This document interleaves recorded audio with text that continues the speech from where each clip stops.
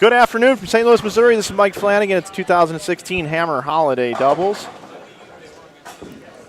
We get started down on lanes 11 and 12. Joining me this afternoon, who was here also this morning, Jason Woolham and Lee Boudouris. Hello, gentlemen. Hello, Mike. Hammer Holiday Doubles, guys. I want to thank Hammer Bowling for their continued support of this event. 2 years in a row they've sponsored the event and plan on for many, many years to come. And also Logo Infusion. You can head over to logoinfusion.com. Enter in the keyword sweater. That's the coupon code sweater. You can save 20% over there. And getting started here this morning, or this afternoon, I should say, the 130 squad, game 1 of 8 today for you. We get started with Aaron McCarthy with Jody Wessner. And who are they crossing with, Lee? Quentin Collins and Matt Jones. Quentin Collins and Matt Jones.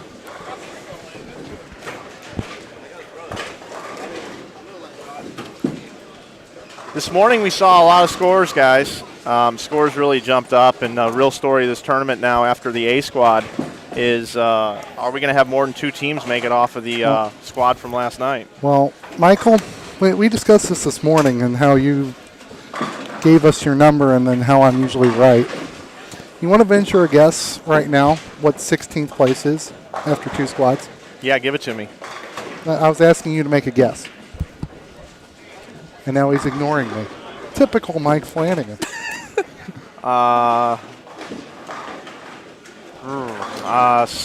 place right now? Yeah. 550? 546. Okay. You told me the number was going to be 650. It could be. How many off the last squad had 650 or more? Off the last squad had 650 or more? 5. And 1 almost did. 5. Okay. Well, yeah. Okay. You think it's going to be 600? No. No, you don't think it's going to be 600? I'm sticking with my number from like 4 hours ago. It's going to be 5-6 something. Okay. 560 to 569. We got 377 people watching us on YouTube right now. We want to thank you for that. Make sure you subscribe to the Inside Bowling YouTube channel. We sure would appreciate it. Lee let us know yesterday that we had over 4 million total views now on YouTube. So thank you, everybody, for that. Over 7,000 subscribers now. Hammer Holiday Doubles has been going on for 38 years. The bowlers are bowling on a house shot. And every year they're dead easy and they're meant to be scored upon. So.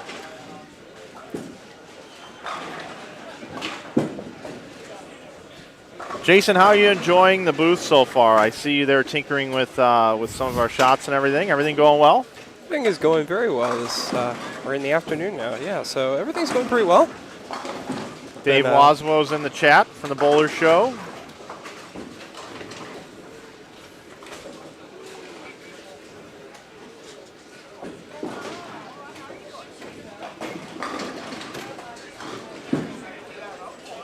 See you're timing out people in the chat. That's perfect. Yeah.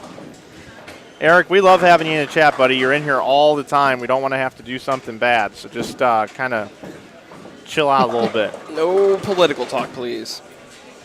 Should do it like hockey. 2 minutes, 2 5 minutes in the box, 5 minutes, 10, and then eject, yeah. but you can skip as necessary. Oh, yeah. Robert Curatiol says, I applaud these girls coming out here and giving their all to beat the boys. Well, these are 2 very, very skilled lady bowlers, Jody Wessner and Erin McCarthy, 2 of the best female bowlers on this planet. Yeah, McCarthy was top seed at the 15 Women's USPC Masters, right? Or Queens, excuse me. Hello, BCAW. And Mike, I think we already knew this, but it's worth refreshing. There has been a female champion of this event. Devera Buckley. Devera Buckley with Terry won. Jones. Of course, Terry was the one who reminded me of that this morning, but, you know, it's all good. I had forgotten that. And we will get some more updated standings for you shortly. They're working on it back in the office, but the beginning of the squad time and into the squad times makes it kind of difficult. So we've got lanes 11 and 12 here for you. And Jody Wessner and Erin McCarthy are perfect thus far. We will stay here before we switch over to our other pair that we have and see how long the girls can keep striking. Oh, and right there is the It's the black cloud. Yeah, there it is. So maybe we'll take her over to 19 and 20 now and see who we have over there. Who do we have, Lee? We have Michael Haggett, Dave Fleming, Garrett Clausen, and Bobby Ogle.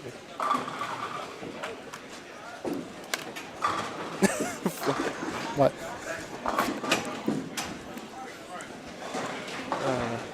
Jody did cover the spare there. If you're experiencing freezing issues, click on the little gear icon down below in your YouTube browser and either put auto on there or take it down to maybe 360p. It's probably your internet connection. Everything looks good on our end on the streaming side of things.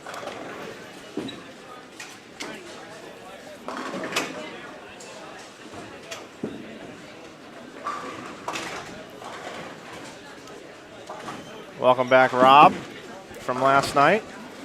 Those of you that were wondering what I had for lunch, I was able to shoot over to TGI Fridays and have some. Well, I went right up to the bar. Nobody was there. Bartender, I said, look, I want some Sesame Jack chicken strips and a salad and a Coke. Can I get that in like 7 minutes? She goes, no problem. And I was in and out of there. Kind of go by myself because if I take other people with me, then it's, oh, let's get a menu. And it's no offense to anybody else, but I knew exactly what I wanted. I knew how much time I had, and I just wanted to get in and get out. Completely agree with that. And I got her done and got back over here and posted a video, and we're good to go. Do you want to take that question there, Mike? Hello again, Mike. What did you have at Steak and Shake last night? Well, if you didn't join us earlier, I went to 3 different Steak and Shakes, and none of them were open. Then I tried 2 Jack in the Boxes, and they weren't open either, so I settled on, I made a run for the border and went to Taco Bell. And apparently got 3 hard tacos. Yeah, 3 hard tacos and a Mexican pizza, no beans. Oh. And that was, you guys should send me thank you cards for that. Did anyone remember when you could put the green onions on the Mexican pizzas? I do remember that. Feels like forever ago. Anybody remember Noggles? You mean like books? Nope, never mind. Okay. What, What, do you know what you was talking about? no idea. So I didn't say Okay. anything.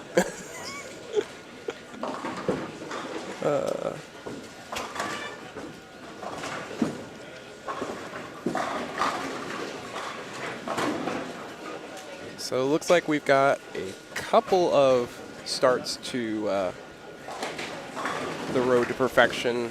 Obviously, we're only a couple frames in on each lane, but, you know, we always like to start talking about it early.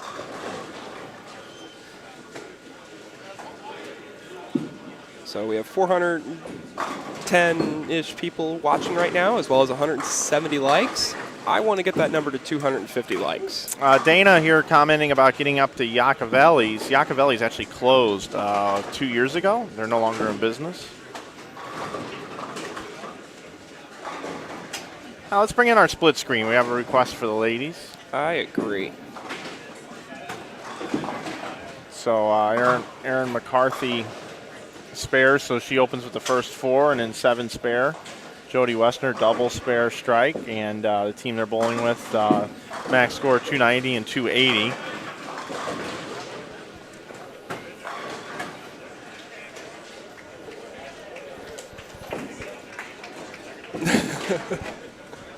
Tom Daugherty and Rob Gotel have both made it into the building. Tom cracked my back. I really wish I would have gotten a picture of that. I was trying to get my phone out, and What's the poll looking like, Mike? Yeah, we probably need to do another poll, actually. Over on Twitter at Inside Bowling, we do run polls from time to time. I think we'll do a poll related to the ladies here. I was thinking that too.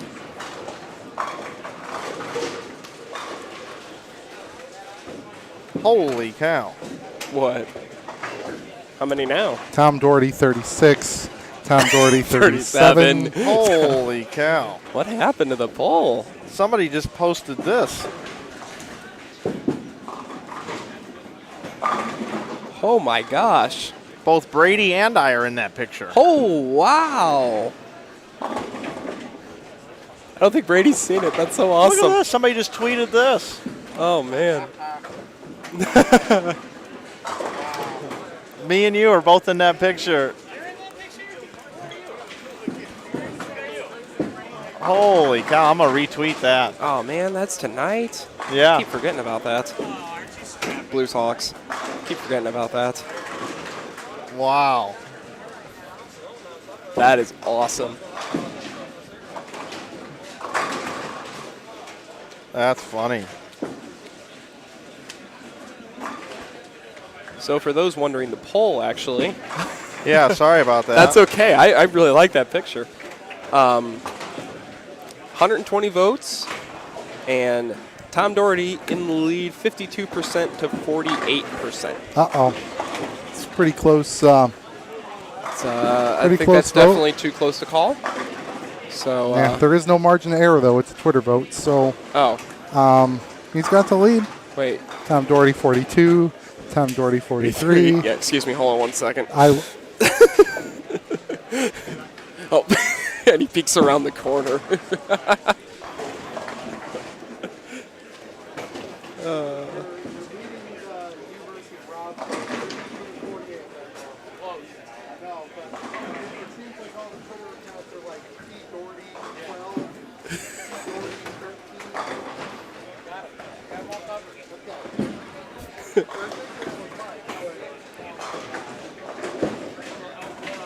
So let me give you guys a score update on the left pair.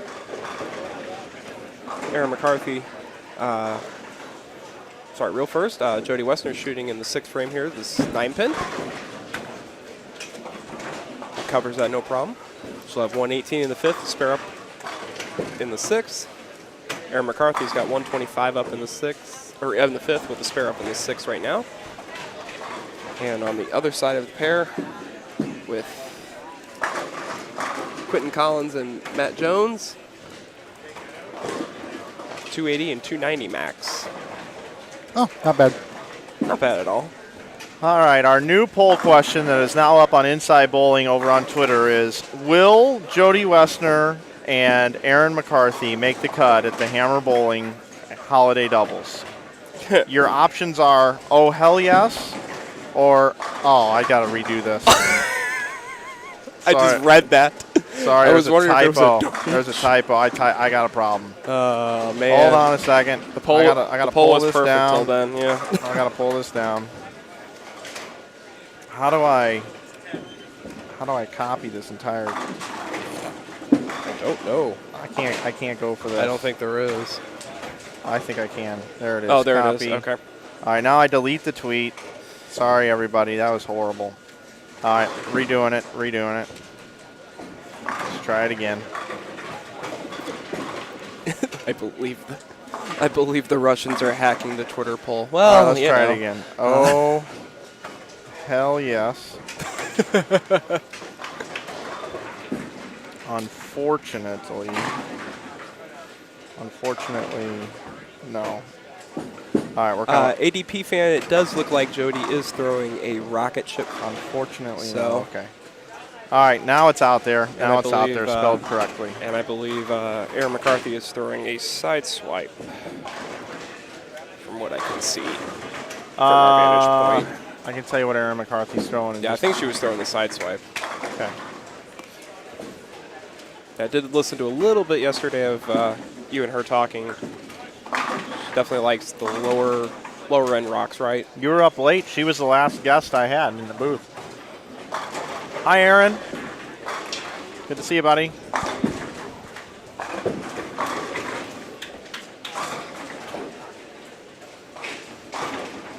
So far in the Twitter vote, 3 votes have been cast, but it's overwhelming of, oh, hell yes. That is a side swipe. She's Yeah, throwing. that is a side swipe. I've been looking at that rock myself recently. She can still bowl 265. Jody can bowl 258. But the team they're bowling with, who are they again, Lee? Quentin Collins and Matt Jones. Yeah, they got a possible 570 left. Let's, I'm going to full screen them.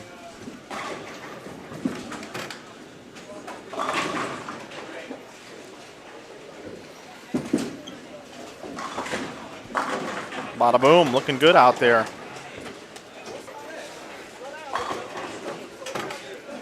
I still remember my one perfect game in this tournament. Mike called it. It was pretty funny. That's right. That was thrown so bad. I believe were the words used. And it was. Can't deny that.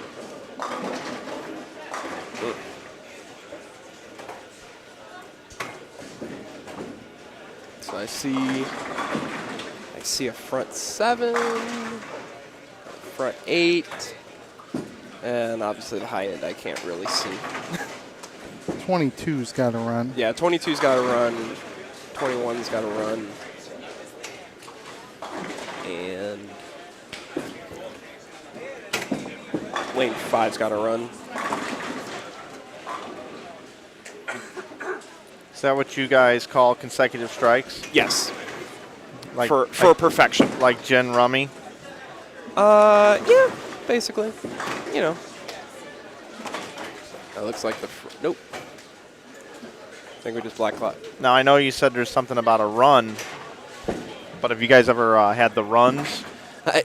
Well, only after Taco Bell. No, I wasn't talking about that type of run. Oh. Talking about when you go and, you want a part of your workout routine, you go and you runs. Jeez. Right.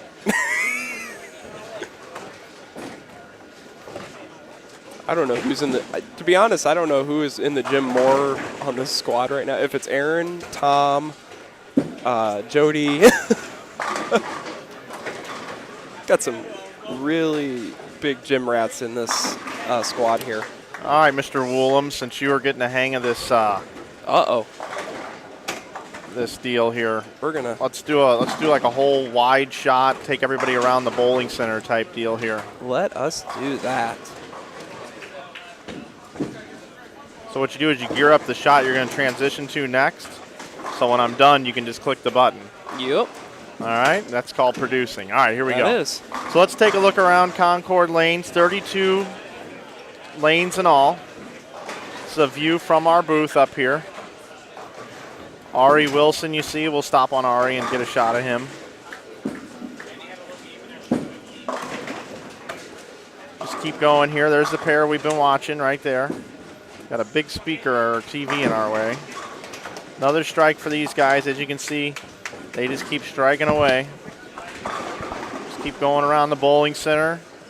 We got Harvey Johnson's here. There oh my he is. God.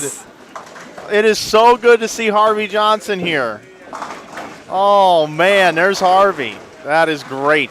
I'm so happy to see Harvey here. So that's a look around the bowling center here.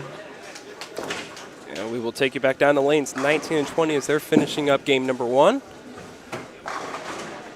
I asked if he was going to be here, Yeah.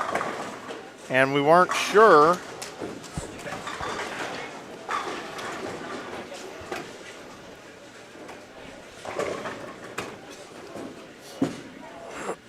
Excuse me.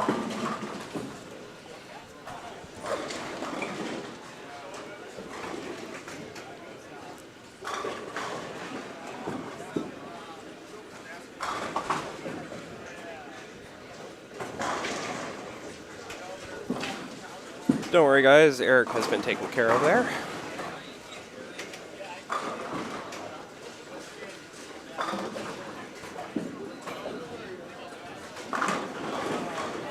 So looks like team on 19, which is really should get.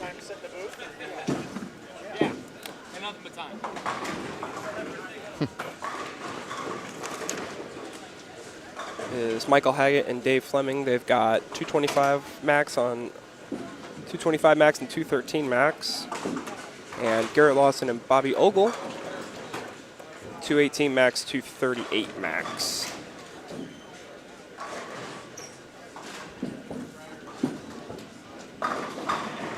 Take you back over to lanes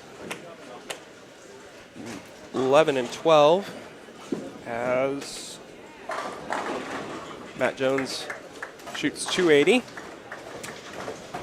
And Quentin White, his partner, or Quentin Collins, excuse me, his partner, has... Quentin White's like, hey, that's a good score for me. I didn't even show up. as Quentin Collins has 290 left.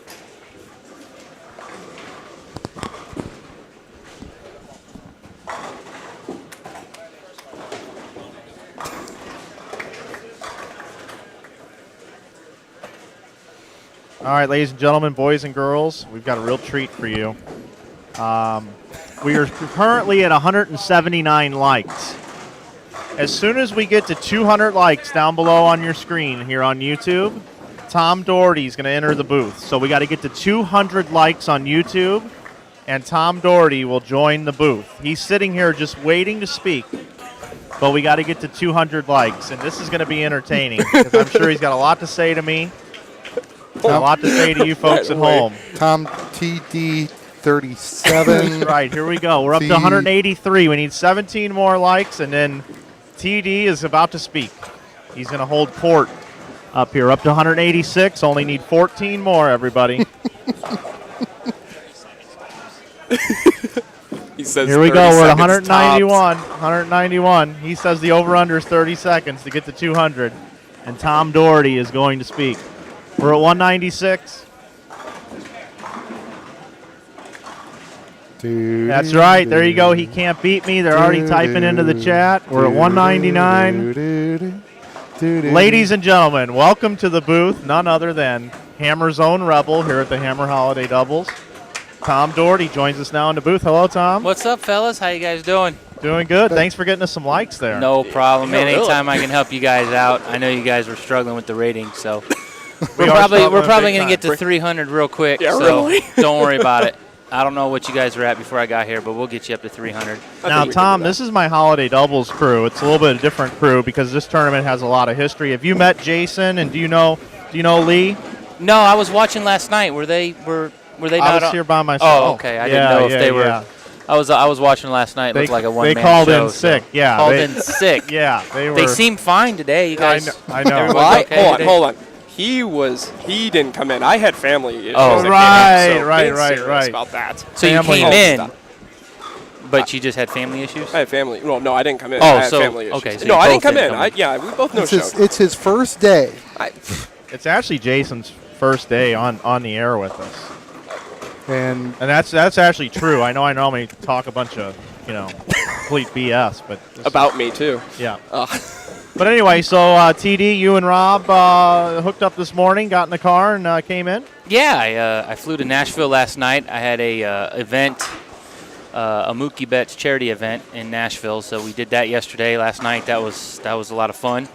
Bowled a couple games last night, and then we drove over this morning. So it was 72 when we left Hopkinsville, Kentucky, and now it's like 22. So I don't know what the hell happened in that 4-hour car ride, but it's the temperature dropped drastically. Welcome to St. Louis. Yeah, it's beautiful. You ever been to St. Louis before? Unfortunately, I have. Yes. Oh, Yeah, okay. unfortunately. This isn't my first trip.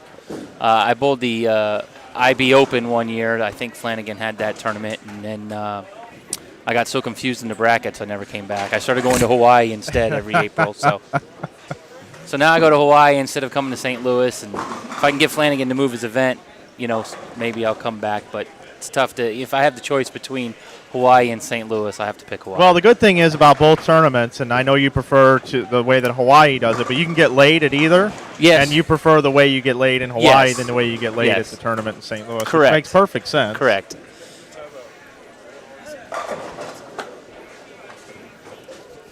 there's Mr. Gotel. He's still trailing in that Twitter poll, 52-48. Yeah, by I the don't way. understand why that's as close as it is, to be honest with you. I should take that personally. I think Belmo's on voting for Gottschall. I think that's the only That reason. very well could be. Yeah, definitely.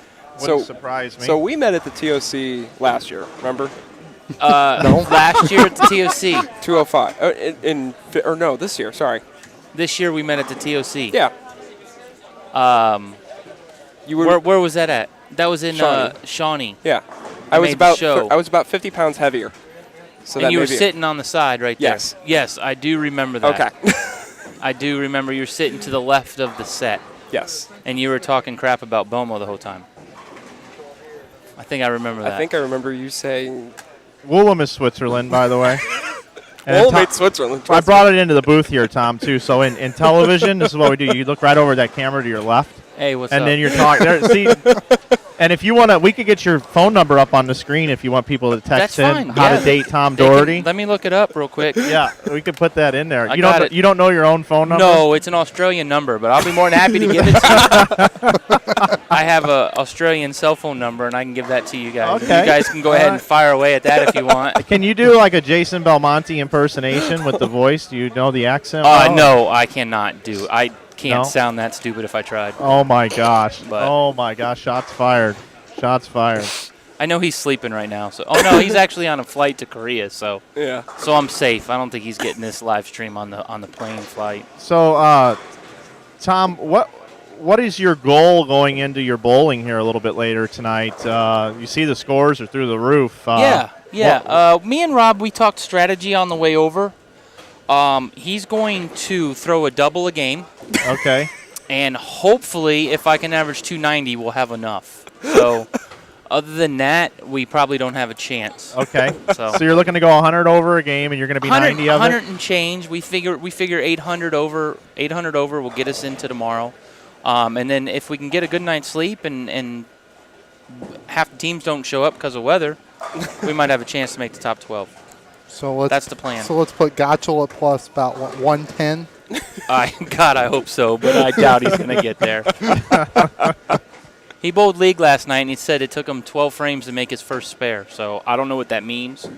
I don't think he struck a lot either. Oh, so okay. So that was the first time he's bowled in a while. He's been battling. I don't know, working, I guess, Yeah, and not you? bowling. It's been battling you. Yeah. So we honestly we talked. We figured if we can both shoot 300 the first game. Okay. Okay, that's a goal. Sounds good. It's possible. I mean, there's 280, 260, 270, 270. So if we can both shoot 300 the first game, then we only have to average 250 the rest of the tournament to get close to the lead. Not in the lead, but we would be just shy of EJ's score. So Yep. that's the goal. If we can just get that 600 out of the way early, then the rest of the games only have to be 5-0. So you're saying there's a chance? There's a chance. There's always a I mean, chance. they shoot 600 and then they average 250. All they need to find is one more mark, Yeah, that's it. and they put you at 910, We're there. and you're there. Just good count, and we got him. No, I still remember this All right, everybody look story. over this way Yeah. for a quick picture. All right, perfect. No, I still remember the story. We were at the TOC, and we were at the TV show. They said because we had talked before the show that you said, if you win your first match against EJ, you got to pull Bomo. Okay. And you said, yeah, I can beat that guy on TV all the time. Right. Because I have. Yeah. So you beat EJ, and second match starts.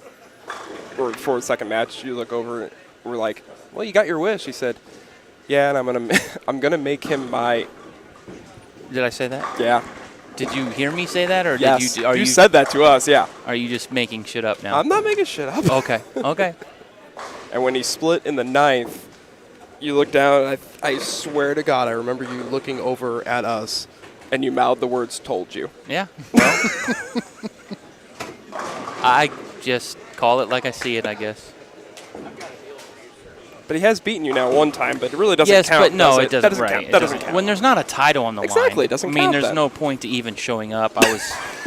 I was leaving that afternoon for Akron for Firestone Golf and Country Club. I just wanted to get out of there. I mean, we were only bowling for money at that point, and God knows I have plenty of it. So, with my new Ebonite contract, of course, that I'm going to get January 1st, I figured if it wasn't for, I let him win that because at least he can enjoy, the victory, and then we'll go from there. Yeah. Are we supposed to be reading these things? Well, just keep an eye on the chat, Jason. I'm getting texts that there could potentially be somebody that needs to be blocked. Got it. I know you're starstruck here with your best friend for life, Tom Daugherty here, but Tom, I do want to ask you a couple of questions here. You and I spent a couple of weeks at the World Series of Bowling together. You and I used to work together in the past when we were both affiliated with a different company. I'd like for you to talk a little bit about the transition over to EBI and how you're enjoying it or not enjoying it so far, and just an honest opinion of how things are going with that. Well, obviously, if you just rate my performance this year, I'm having a career year. So the moving over was pretty seamless. Rob Gotel made it pretty easy on us. So drove a few balls and got lined up kind of quickly with them, and I like the way they rolled. They rolled a lot better than I thought they would right out of the gate, and it seems to now they're just getting better as every month goes by. The changes they made at the end of last year and at the beginning of this year, they're riding that momentum, and they're starting to make some really, really good rocks. And so I got confidence that I'm throwing the best equipment on the market, and it's showing in my performances on the lanes. Currently, right now, say even coming to this event, what bowling balls did you bring with you for this one? I flew, like I said, I had to fly to Nashville, so I was limited to 6 balls. I had to bring the black urethane because I do need to make the one or two 10 pins I leave a game. I need to make them just to hold Rob up. So I brought a black urethane. I brought a track heat. I knew we were bowling on wood, so I wanted to have something in case they started to hook. As you can see, Hess is throwing a little bit of surface, and he's going through the face already. In this game 5 too. counts, yeah. So I brought a track heat. I brought a solid ball just in case we couldn't get it to hook, but that might stay in the car, a game breaker. I'm probably not going to need that. I brought a Cyborg Pearl.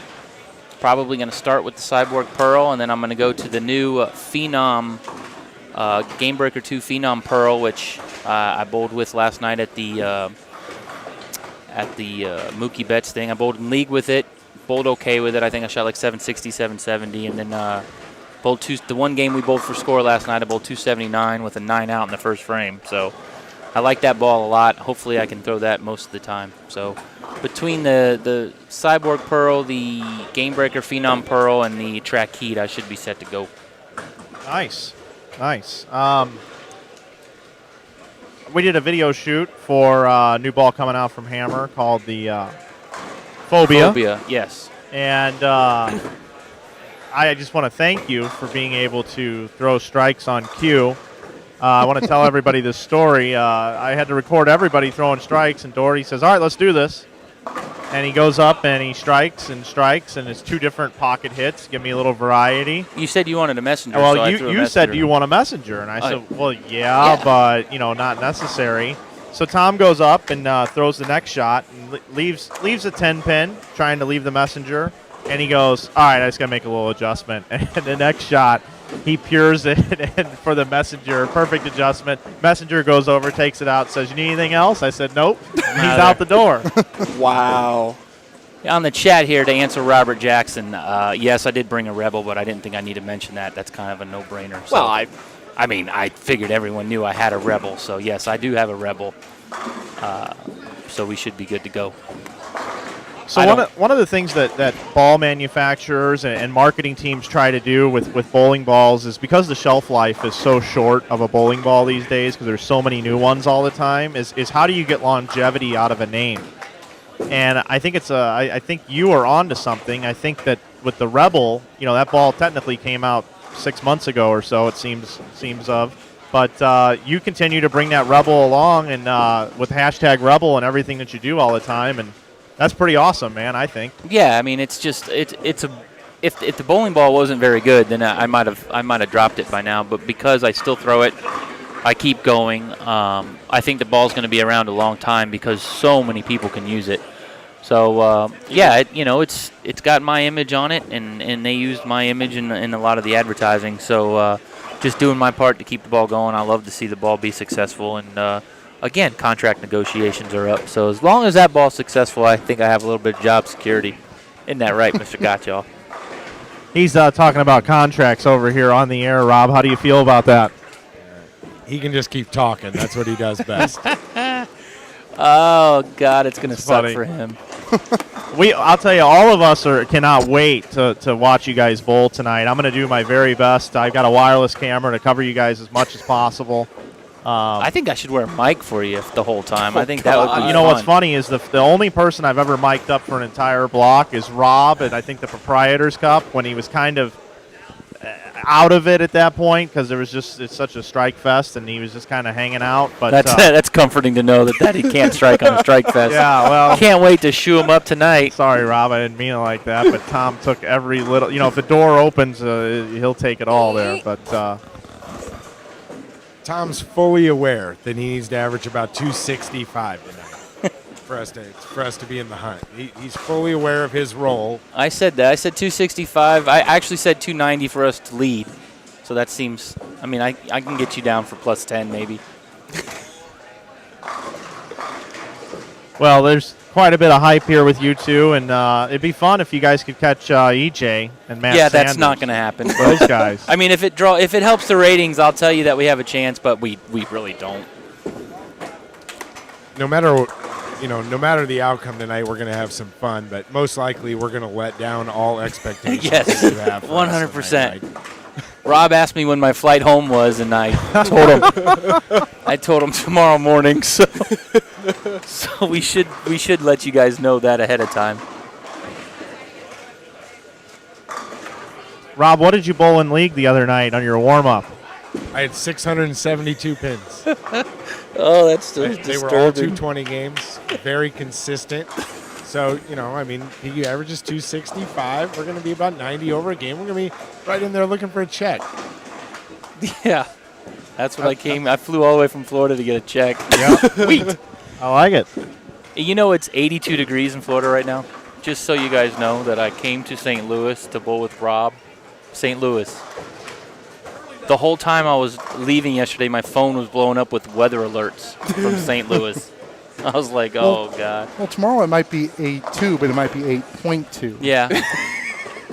So Tom Daugherty joins us in the booth. Tom Hess saying hello. Also up here in the booth, fellow teammates at Team EBI. If anybody has any questions for Tom in the chat, this would be a great time now to throw them out there, and we'll see if we can't answer some of the questions for you. Yeah, let's go, man. What's going on here? Just read along in the chat. If you have any you want to answer, Tom, have at it. Start at 8 o'clock tomorrow or 8:30? 8:30. I don't know. 8:30. I definitely don't know. We didn't look that far.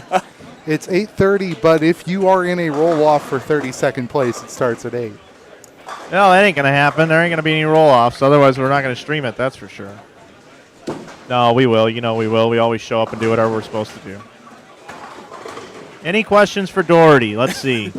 Tom, you said you're bringing rocks. Do you prefer granite or marble? What? How can you not use your thumb with a head so big? Huh. I thought we were keeping this. What do you think about the Scandal Pearl? I didn't know he was going to bring sexual comments into this thing, but Scandal Pearl, Thanks, what do you think Tyler. about that one? Scandal Pearl is a great ball. I like it a lot. I did bring, that was the sixth ball that I brought, but after watching them, that ball's a little strong for me, so I like to throw it when there's a little bit more volume. I threw a lot in at the World Series, but on this wood, I probably don't need that strong of a core, but I throw that ball. It's probably the number one selling ball at my shops, just because where we bowl league, there's a little bit more volume, and a lot of the guys need that ball to help it start up.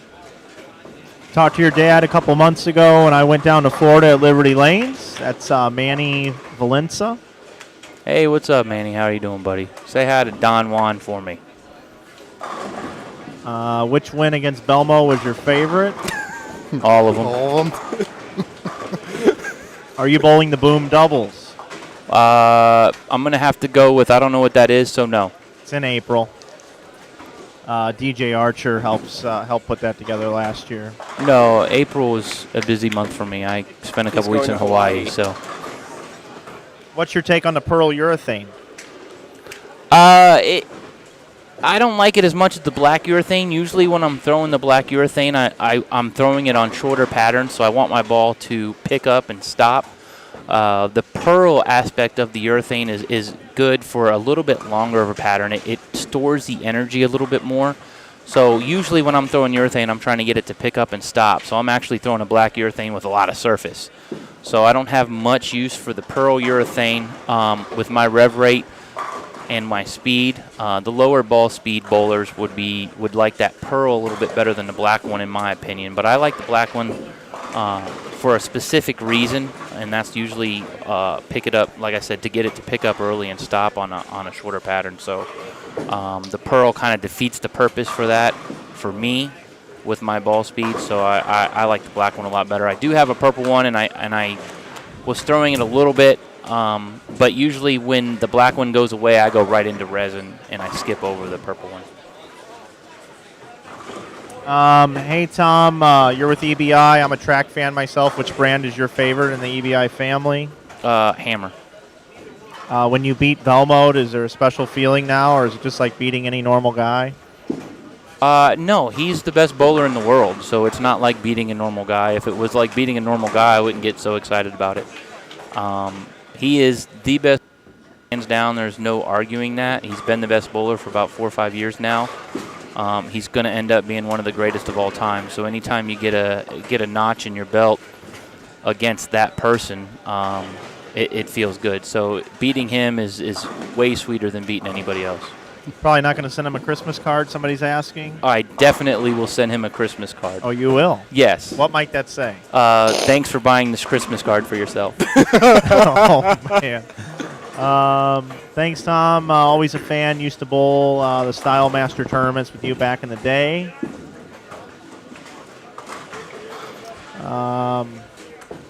When you bowled 100 on TV, how were you feeling during that game, it says?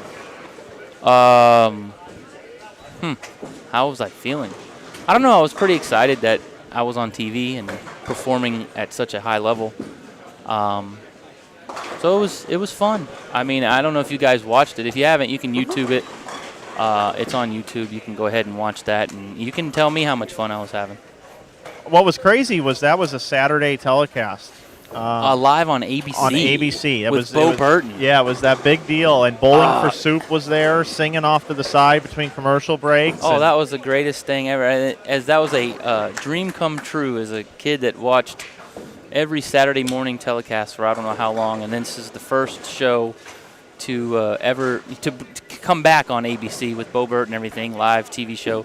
Biggest bowling show in the history of bowling, still to this date. The most money bowled for. So it was fun. I was happy to be there. It was a lot of people don't know this story, but going into that tournament, I always had sponsors and stuff, and that was actually my first tournament that I ever sponsored myself in on the PBA Tour. Oh, man. Really? So I kind of parlayed that, and I haven't had a sponsor since. So that's pretty cool. People can say what they want about it, but I was happy to be there, and that check has freed me up to be the sponsor, be my own sponsor ever since that point. So it was fun, man. It was crazy. If you'd have told me I was going to finish third in that tournament when I left the house, I would have been ecstatic.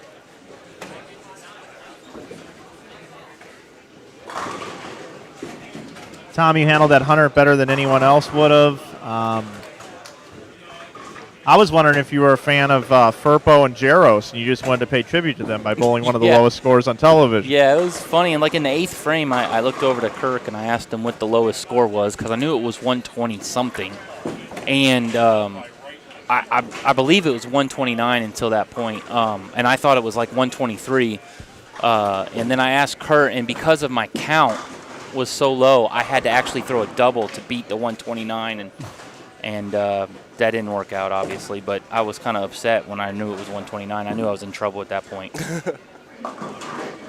I need 2, baby. Yeah, I talked to Jaros, I don't know, a month or so after that. He was actually upset that I beat his record. He enjoyed the fact that he had the lowest game on TV, and he also had a 300 game on TV, which is the highest. So he was not happy that I broke the record, but he was glad I did it in dramatic style.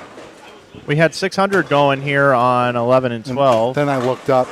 And I looked at it, and poof, Derek Cardinal. This 4-6 just got in the way, but his partner is still on the front 7. There's been 2 600 games in this tournament. It's 38-year history. Wow. Well, if we can get 2 today, we might have a chance to lead. We can double the output. Tom, let me ask you this. If you could just bowl twice and have Rob just sit back there and watch you bowl, would you prefer that today? You think you have a better chance? Is the bar open? If the bar's open, then yeah, I could probably drink enough to watch Rob bowl. But other than that, maybe No, not. I mean you bowl twice. You would bowl both the scores, and No. Rob would just hang out. No, I cannot bowl 16 games. No way. So you'd rather have Rob as a partner than bowl twice yourself? Yeah, I didn't. Okay. I mean, all right. I have no expectations in this tournament whatsoever, and I want to drill his ass the whole 8 games. I actually hope he averages 160 because I'm going to yell at him the whole time. Trust me. It's going to be so much fun. He does it to me. I just put up with it for 2 weeks in Reno. What are you doing? I'm trying to bowl, Rob. Leave me alone. It's amazing. Every time I have an open through 5 frames, he's standing right behind me. When I have a 5-bagger, nowhere to be seen. I don't understand it. Well, I know that you got some food waiting on you. Yes, I do. So I think we're going to let you go do what you need to do and not get in your way and be an excuse later if you don't bowl good that you couldn't eat on time because we had you strapped to the booth. It's all good. It's all good. I'll be back. I'll check come in. back. I'll check after I eat. Yeah. And me and Rob try to change our game plan. I didn't know I was going to have to average 265. That's new to me. So we're going to go over another game plan, see if things have changed. We're going to sit down, talk about this, and then I'll come back and check on you guys and see how the telecast is going. Yeah, don't forget, straighter is greater in this building. No, I'm just kidding. I'm That's not good. kidding about that. Maybe I'll put my thumb in it. If I was bowling, then maybe, yeah, but, you know. All right, Tom. Well, hey, fellas, thanks for joining us. You guys do a great job, and I'm glad I could be back, and maybe we'll check back on and see how you guys are doing. That sounds great. That's Tom Thank you, Daugherty Tom. spending a little time in the booth with us. He's going to go grab some pizza and support Concord Lanes. Thanks for the time, man. That was great. Good luck, Tommy. Oh, there's Lee again, calling everybody with a Y at the end of their last name like he's known him for years. I have. I just never met him. All right, Tommy. At least he doesn't do Jason-y. That's just kind of weird then. No. Now coming to the booth is Donald Trump. Hey, Donnie. Scores are huge. I'm Lee Boudouris. Don't you remember me? Don't. Oh, hey, wait a minute. I'm Jason Woolham. Donald, you're going to remember me from last year. I was at that rally, and remember you looked over at all of us over in the corner, and you said, read my lips. I'm not George Bush. Remember that? I was there. I know you're remembering this conversation we had. Oh, boy.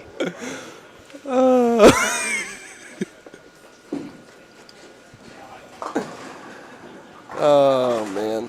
Well, Daugherty doesn't think he's very good, does he? No. No, not at all. I'm looking forward to that. I hope everybody tunes in later tonight for this squad with these two bowling together. I'm going to actually, this is what I want to do right now with you guys up here in the booth. M is for me. J is for Jason. L is for Lee. Okay. Wouldn't M just be for Mike? Same thing. Me. So I'm going to write down what I think they finish at, and I want you guys to guess as well. And then we'll announce it before the next squad. We're just saying total, right? Combined. Yep. Okay. Well, it easily could be just Tom. There's if mine. Rob There's shoots mine. even. Well, that's true because Rob's going to be I'm even. I'm not gonna look. Okay. I'm not gonna look.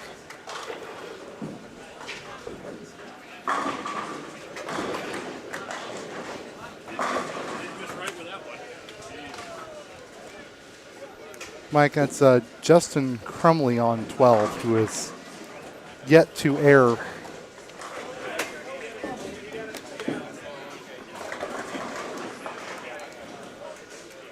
Justin Crumley. Got any other? I'm told Brett Cunningham, our friend down there, shooting for 300. Thinks about it, looks at his ball, looks at it again, looks at the lane. So this is 12th ball. This, I'm told, is his 12th ball. And Messenger for 300. I do believe he carried it.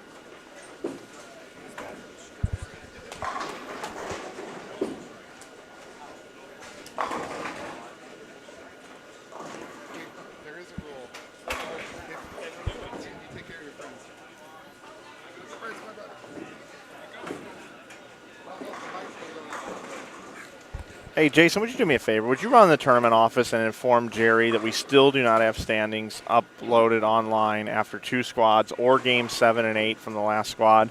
We need game 8 from the last squad and a combo of games of both squads posted online. Sorry, everybody. We're just trying to get that. Oh, it looks like there is some stuff here now. A and B squad standings combined are posted now on InsideBowling.com on the event information tabs. So that is there.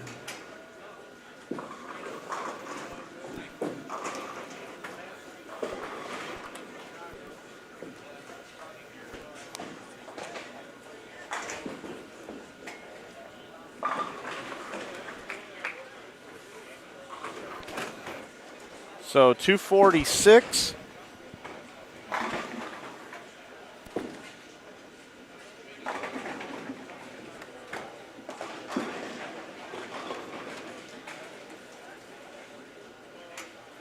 For Derek Hartnell, Justin Crumley now with an opportunity to bowl 300. He is the first 9.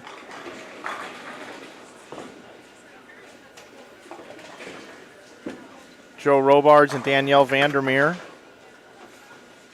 245 and a possible 234.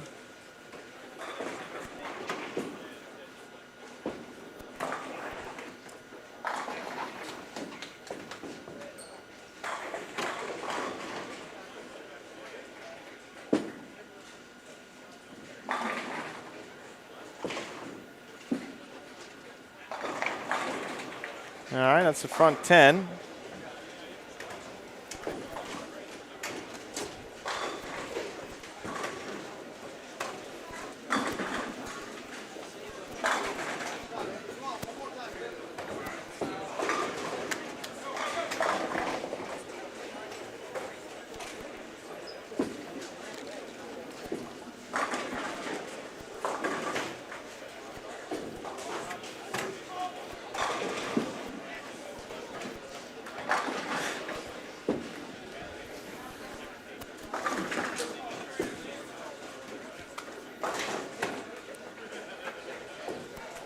Justin Crumley up for number 11.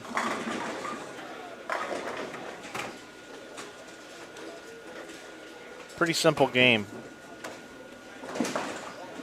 Oh, hook. And it did. That is the front 11. He's going to come right back. Supposedly there's an updated one of those. Oh. He was supposed to get me one.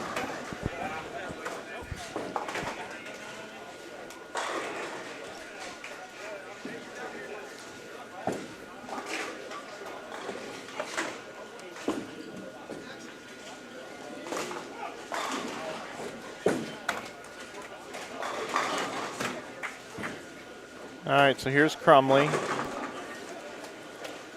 Looking for 300.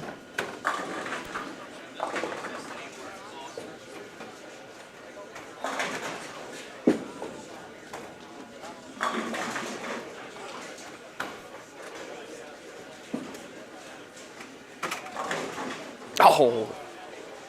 Shaker sat in there. 299 for Crumley.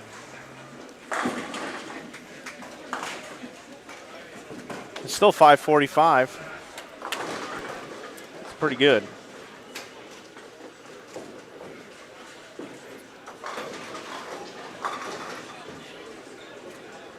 And a little 230 roughly, and or 430 and 450 down there for the ladies pair.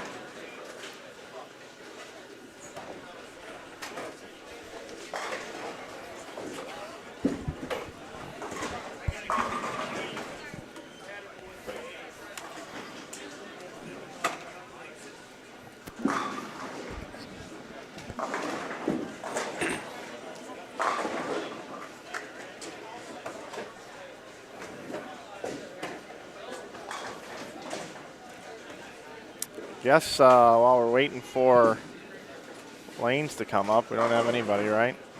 Nope, not on our pairs. Just So bringing in the booth. How's everybody doing? Hope you're enjoying your Saturday afternoon.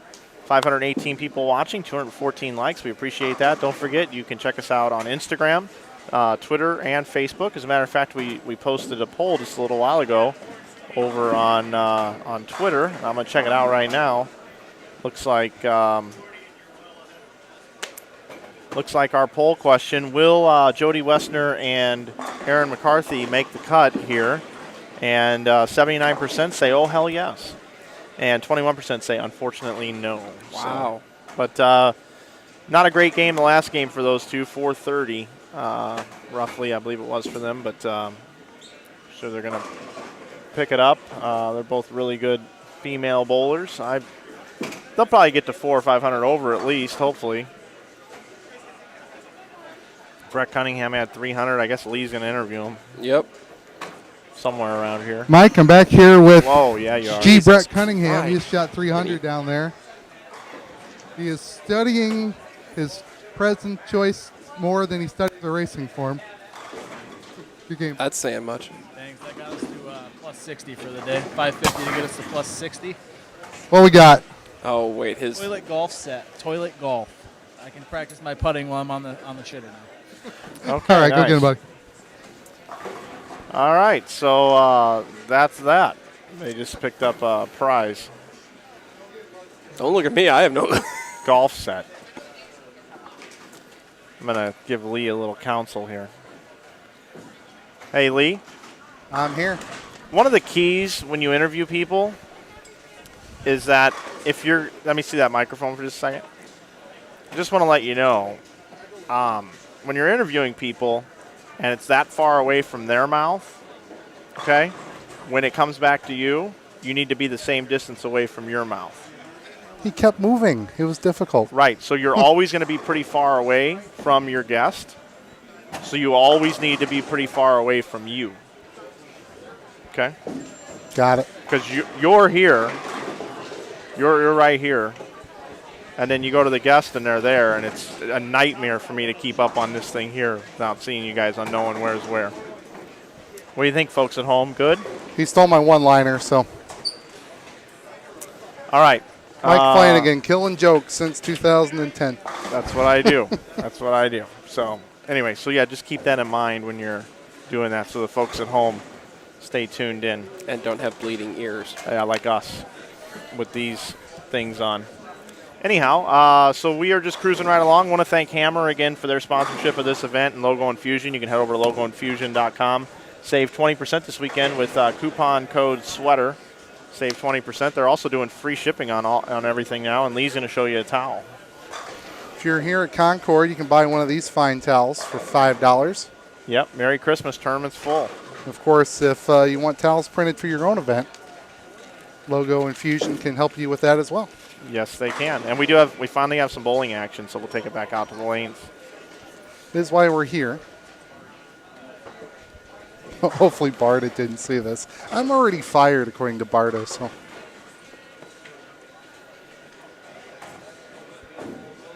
Mike goes on. We are taking the top 32 teams from across all of the squads. So it can be any number of teams from each squad here.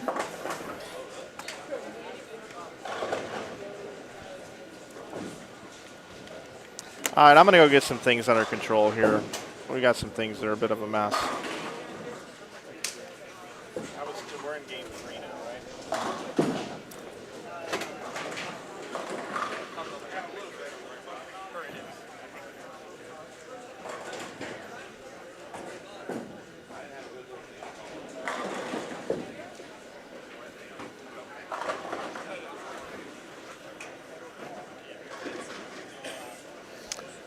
The poll for Gotel and Daugherty is it's now 51-49. People not believing Tom's comments up here. They should.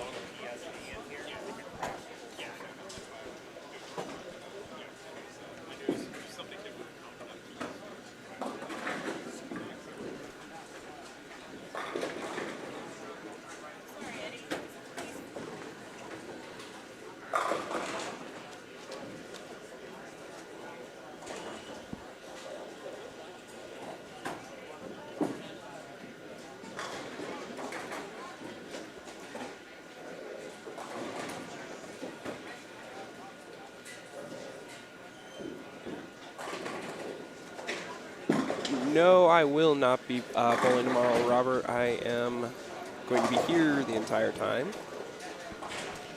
So Yeah, if you, whether or not you bowl this event, there are. You go over to Bel Air Bowl in Belleville tomorrow, bowl the Redemption Tournament, or better known to some as the Griswold. Bel Air Bowl, look at their website or Facebook page for more information. There's also a singles at Crest tomorrow morning. Look at their site or give Terry Jones a call. But the top 32 teams in this event will be right back here at 8:30 in the morning. They'll bowl 4 more. Cut to the top 12, bowl round robin match play. Then we decide a winner.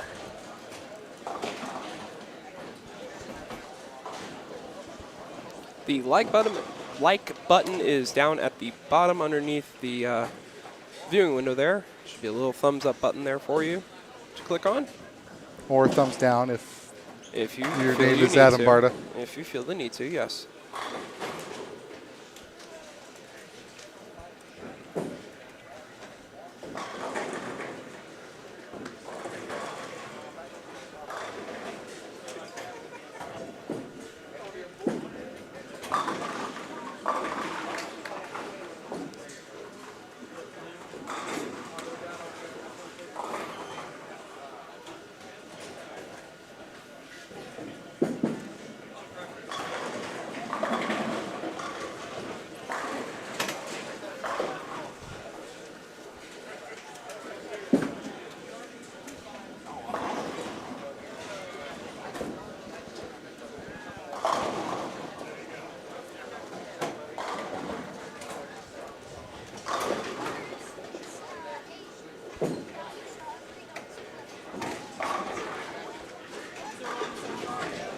So Lee, why don't you give us a rundown of who is on 11 and 12, the pair that we are currently looking at, sir?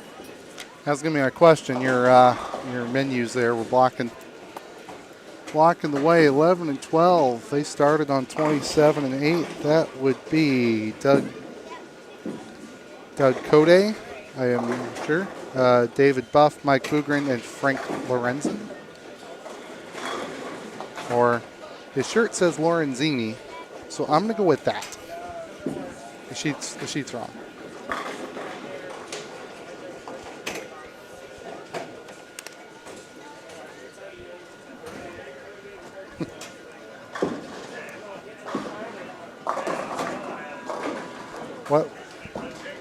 What?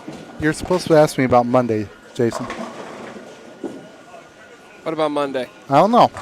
Probably the fact that, you know, you We're have not- to bowl we're not- 6 games or something or whatever. Yeah, we're not bowling you Monday though, so I don't know if we're bowling you. Are we it's bowling not you? it's not division play yet. Oh, Be funny if we were. Could have Mike come live stream it. watch us sit on the bench. It's at St. Clair. Okay, watch me sit on the bench. No, Andrew, we do not have a lane graph of the pattern, So but it is a house shot compliant pattern. I could draw one if we wanted. You could draw one, but, you know. So here's what it looks like. I got too many pieces of paper around here like I do every year.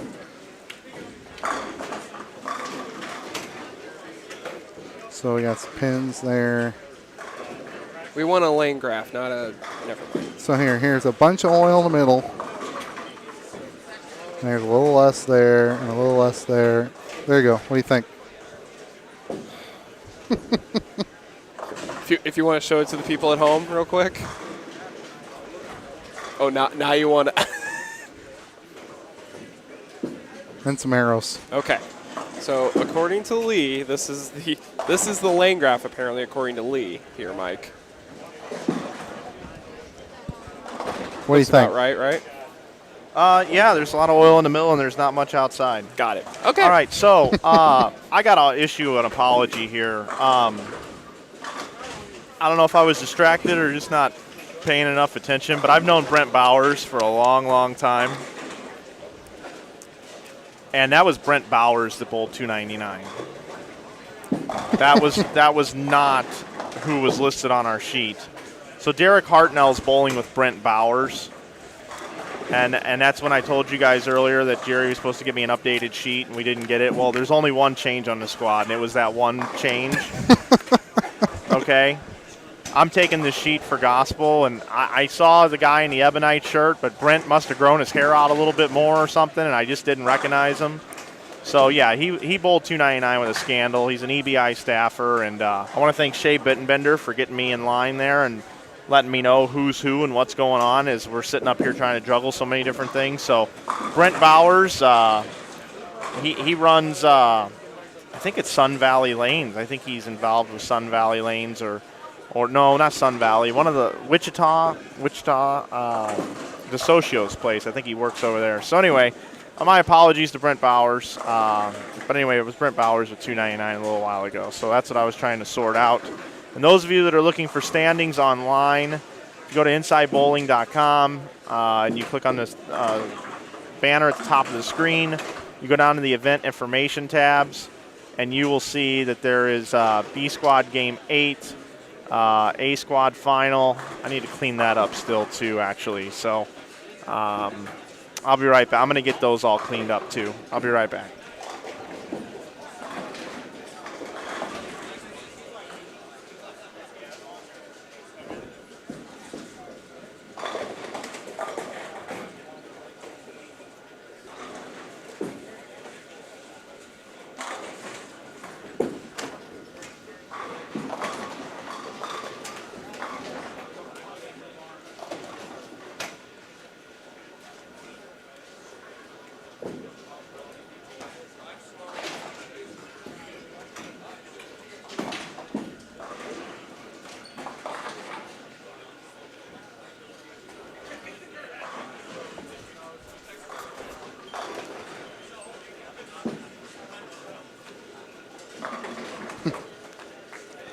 Christo, what's leading the squad? We don't know yet. Shouldn't be too long. Standings will be below at InsideBowling.com, and then they'll hand them to us here. Yeah, had a bad start Monday night. I was looking forward to next Monday, but sometimes people just try and bring you down. You come back in the last game, shoot 240 something, and win the game, the series for your team, and that's that.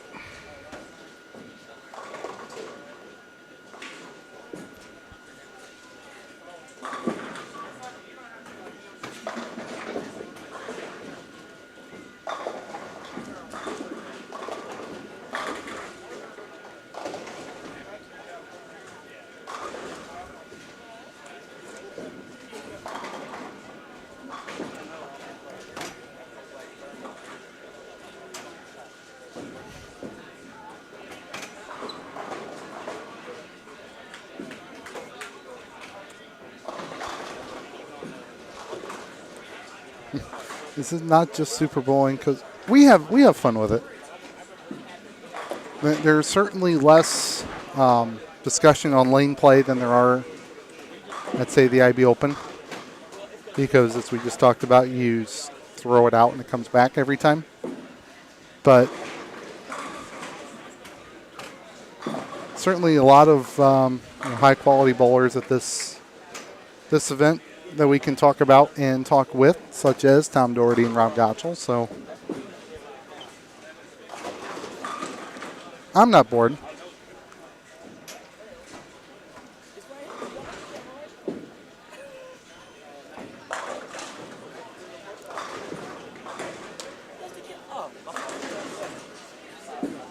Jason and Mike have left me. If you hadn't got that by now.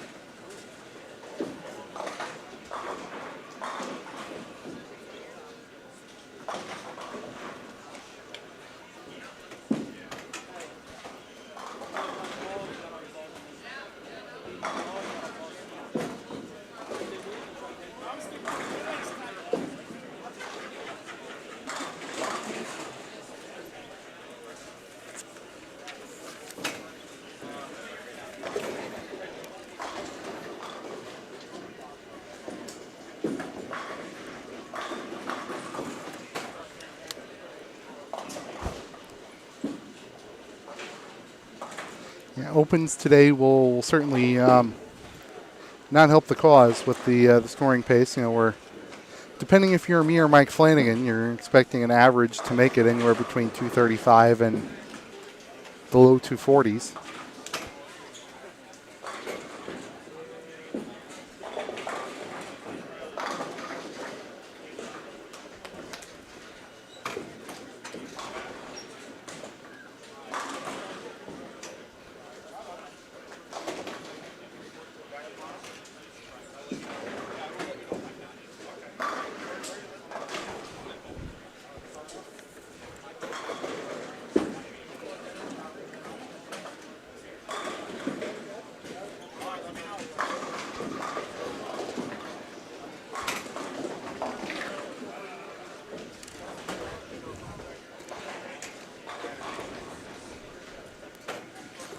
Mike, welcome back. We missed you. I'm back, Lee. I'm back. And I've got standings updates. Have you called out a game C Squad 1? I haven't seen them yet. Okay, so we do have it now on the event information tabs for everybody. Just let everybody know that, that is not C Squad game 1. Oh, boy. All right. Well, be right back.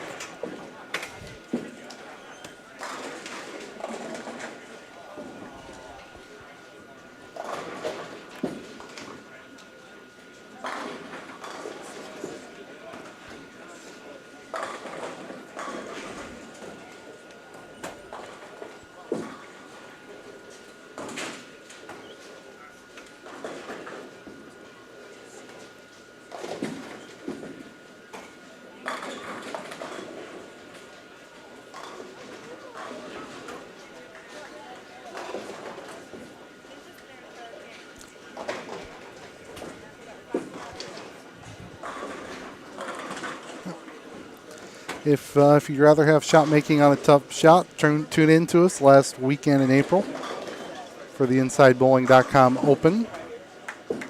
Mike and a cast of dozens. Usually get 200-300 people for that one.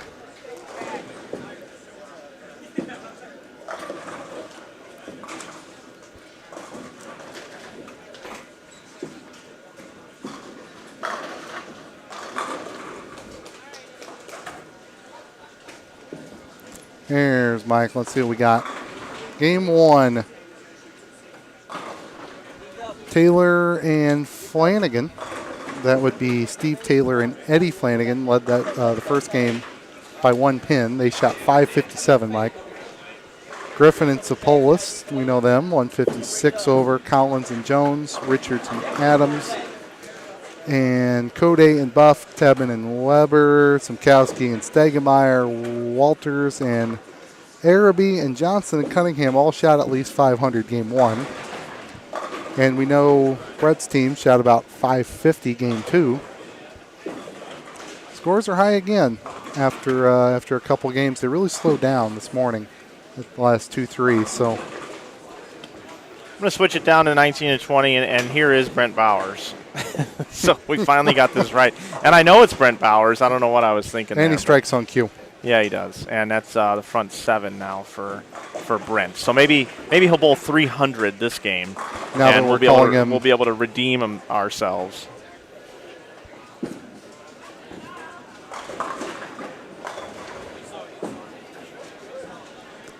Christo says, let me come talk when I bowl the IB Open. You can submit your inquiries for IB Open broadcasting to Mike Flanagan.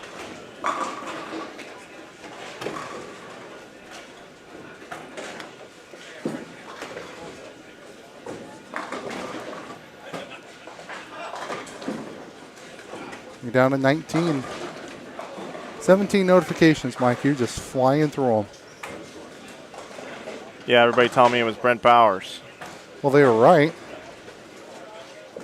To all the people who messaged Mike saying that we had the wrong name, thank you.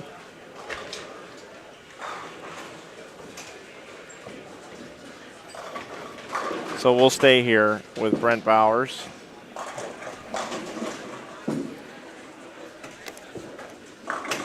Derek Hartnell. Bowling with Joe Robards and Danielle Vandermeer.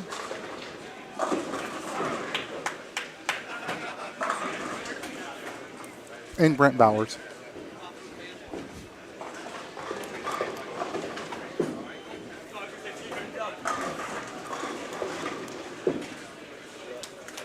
All right, I'm going to pop in on the chat. What's going on in the chat, everybody? I'm going to be looking at it here.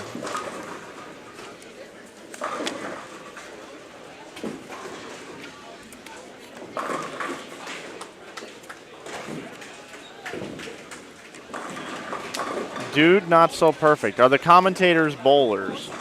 Yes. Or I used to be. your bowler at heart.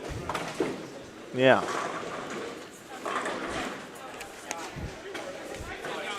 We got a couple of thumbs downs, and that's appropriate, actually. Adam Barta 7, Adam Barta 8. So we're at 500 viewers right now. We've been running 500, pretty close to 500 all day. I want to thank everybody for that. Over 4 million views on YouTube this week total now, so that's a milestone for us, along with over 7,000 subscribers.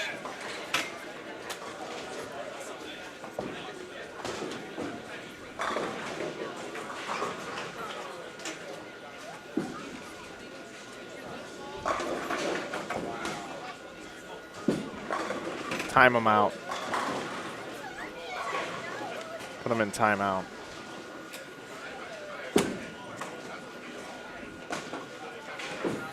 Hi, Andrew. Yeah, Tournament of the Americas. That's a good one. We've had fun streaming that one.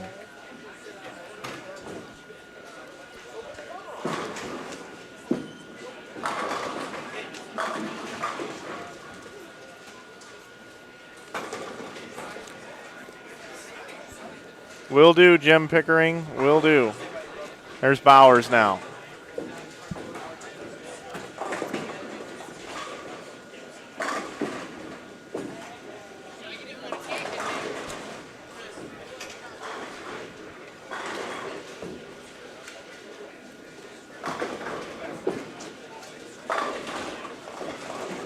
I think that's exactly what's going to happen. Brent Bowers is going to bowl 3 bills this game. And we'll call him his correct name. We promise this time.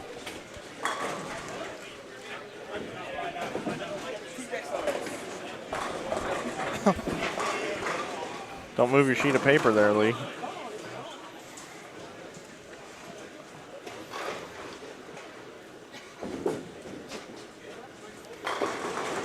Yes, Bowers, a.k.a. Crumley, yes. I mean, somewhere out there, Justin Crumley's saying, hey, I shot 299. I didn't even have to show up.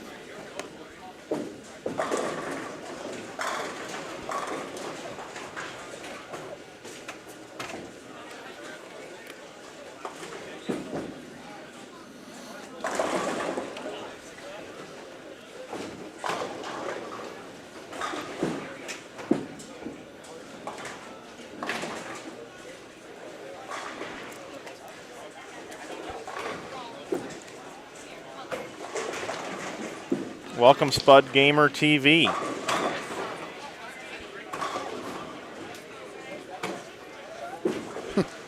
I'm supposed to do better. Okay. I'm on it.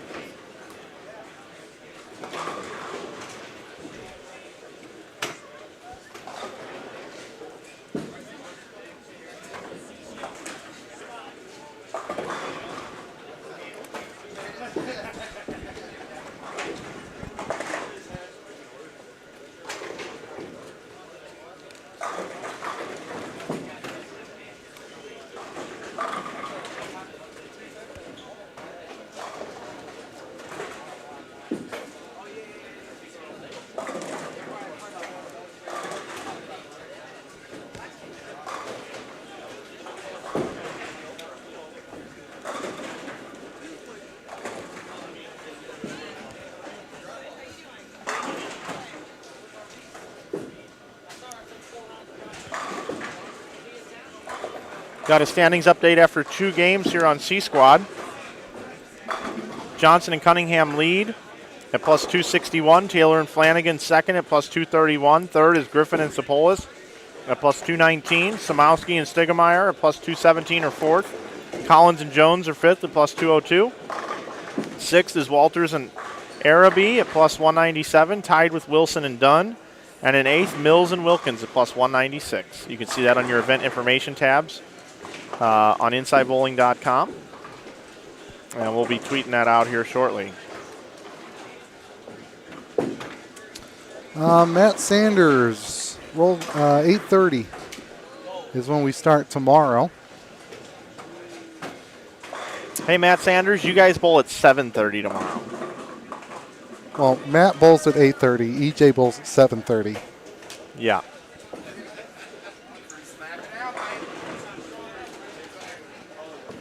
Don Burton, we archive all of our events, so you can't go back and watch it now, but you will be able to Later in the week In the after I near- sit through about 30 hours of archiving.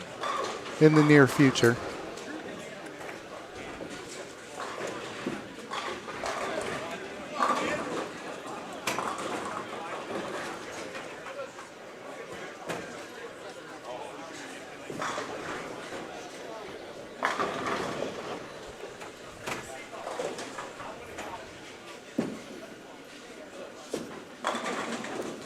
That's 232 for Hartnell, Mike. Yeah, and I'm not sure what Brent Bowers bowled the first game, but game two we know was 299. And now he's got a chance for 3 bills. Well, after game one,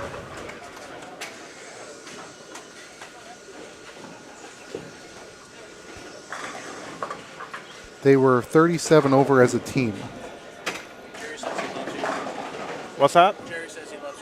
Okay, tell Jerry I still need those individual scores posted on the website.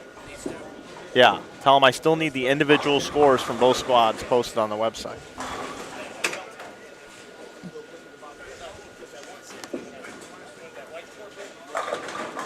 There's 10. Brent Bowers with the front 10 here. Lee, if you end up going down there to talk to him, I'd be interested to know what he had the first game. Well, Brady's already beat me, so. No, he's down there taking video of it. He's not going to talk to him.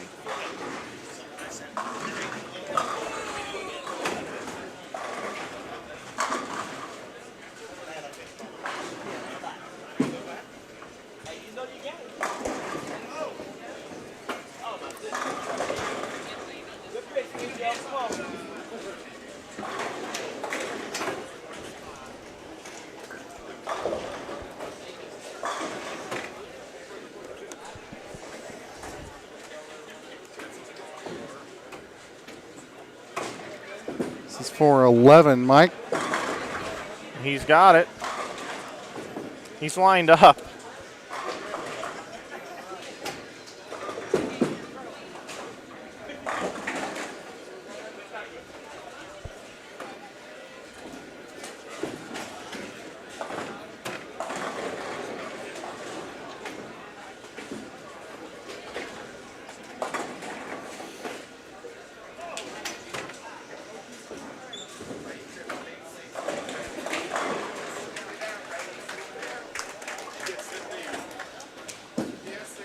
Here's a 300 on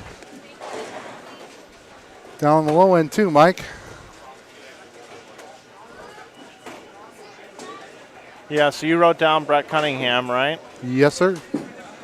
And now I'm going to write down Brent Bowers. Brent Bowers with 300. Good job, Brent. 299, 300.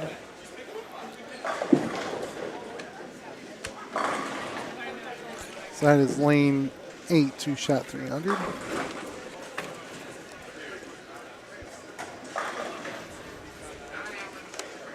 So you going to go down and talk to him? I will.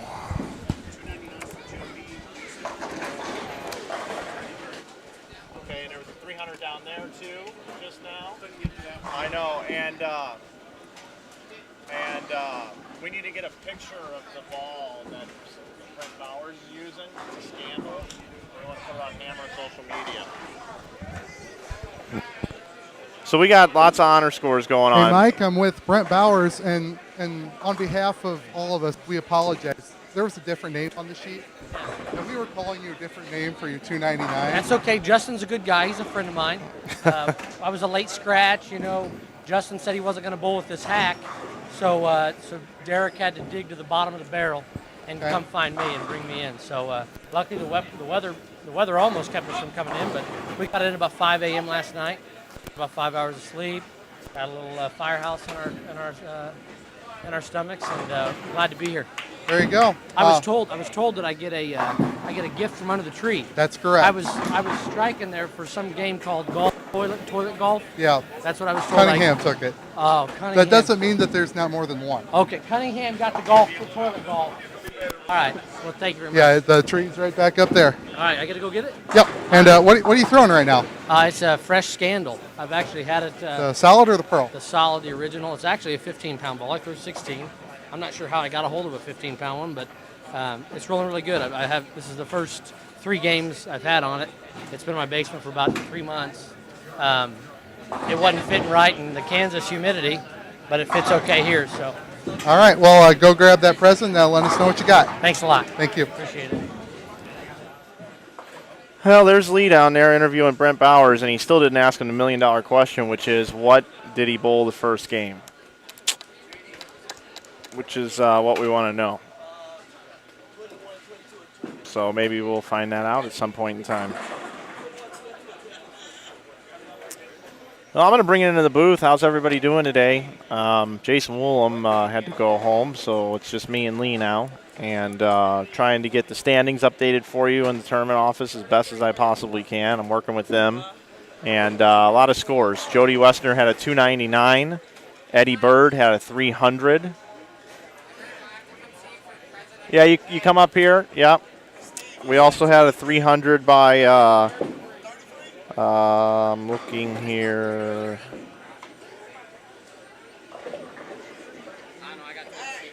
Yeah, they had 300. 300, Lee. Zach Wilkins. Yeah, Zach Wilkins, 300. Lee, this goes about here. That one goes about there. This one always comes in hot. All right, Mike, we got Zach Wilkins here. He just shot 300. Yeah, Zach had 300. Did you try and copy your wardrobe out off of Andy Mills? Yeah, we color coordinated. He usually has every color of the rainbow.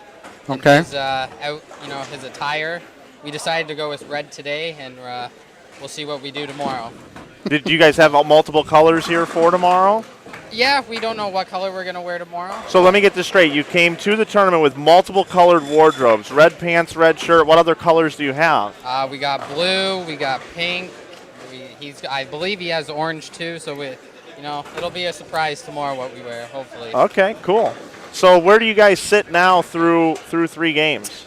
We are plus 317. Nice. So that's so far after 3. Yeah, so that's over 250. Yeah, we're taking one shot at a time. And tell the folks at home what I told you guys when I walked through the bowling center. He likes our chances. Mike likes our chances. So that's what I said. Here we go. I like their chances. These guys can bowl. All right, well, good luck to you, man. All right. And you go pick a present out from underneath the Christmas tree. Awesome. Thank you, guys. Thank you. Thanks. Zach Wilkins. Lee, that was a great interview with Brent Bowers. I like just about everything you did there.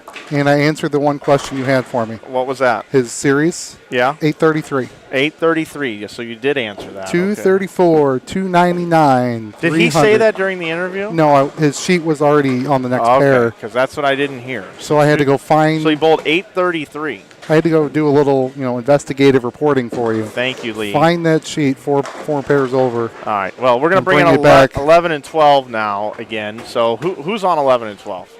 Can you tell me that? We can do that.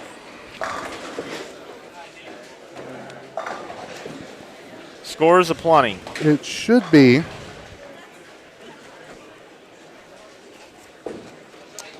Doug. No, that's not right. How about Michael Haggett, Dave Fleming, Garrett Lawson, and Bobby Ogle? Okay. Yep, that sounds about right. Okay. All right, where's your 300 sheet? I think we've got to update that now. I think we're good. You've got Brett Cunningham, Brent Bowers, Zach Wilkins. Yeah, I think that is right. Eddie Bird had 300. Did he really? Yeah, Eddie Bird had 300. Yeah, and Jody had 299. Jody Westner had 299. So We got to find Eddie. Cousin Eddie.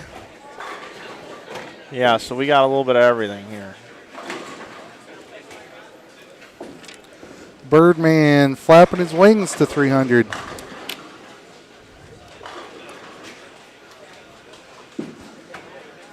Who's Eddie Bird? We know. That's a good team name.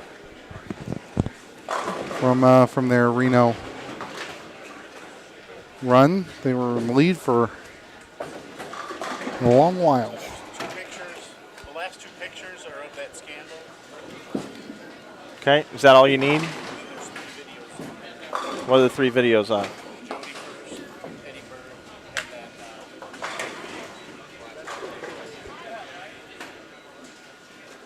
last 2 pictures. The last 2 pictures.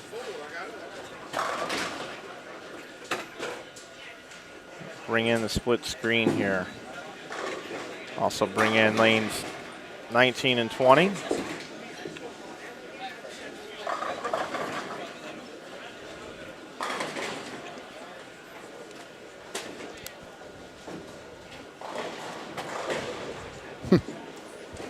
Mighty Mouse disappointed with the Brett Cunningham sighting.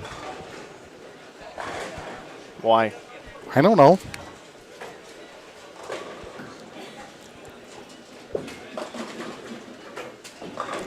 Mighty Mouse, why don't you want to see our good friend there, G. Brett?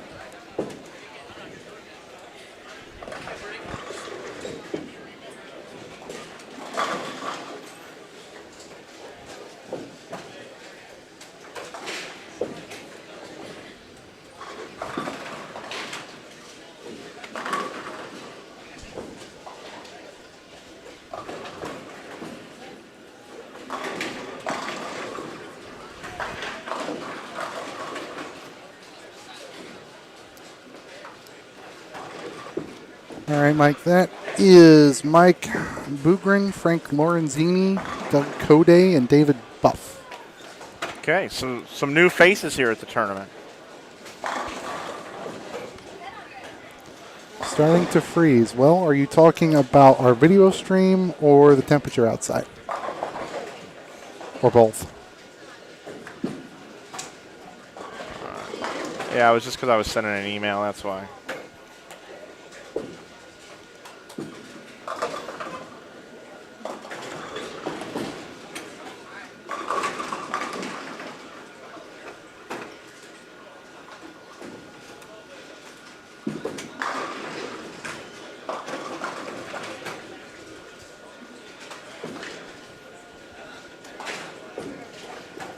Gentleman here on 13, Mike, throwing the hammer fly at the 10-pin. 10-pin had no chance. Soon to be a collector's item as they're not making those anymore. Process is too hard to manufacture.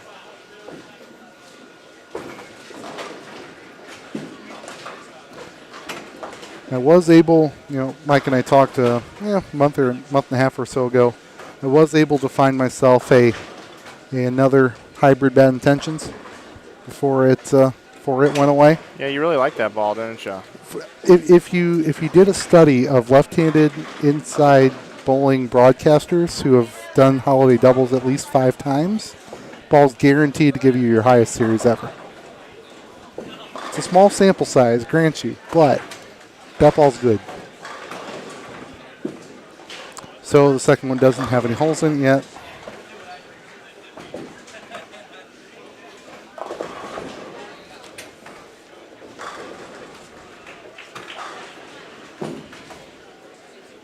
But now the Scandal series is out. The Widow series is alive and well. The Rebel series looks good. So lots to pick from Hammer, even if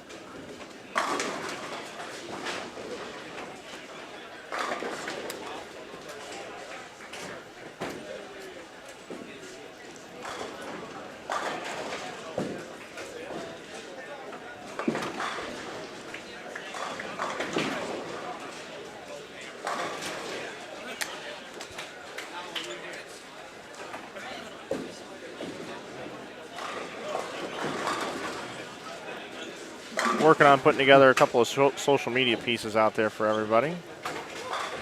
Those 300 games. Make sure you follow us on Twitter, Instagram, and Facebook.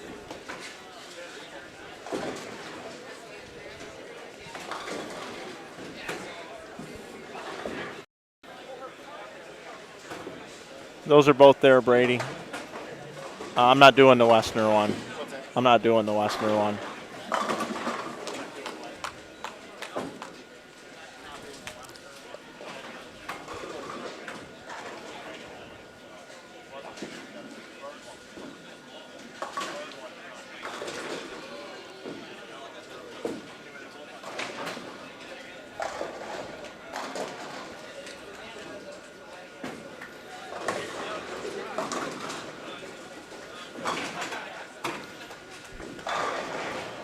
All right, let's check on the scores for these two pairs.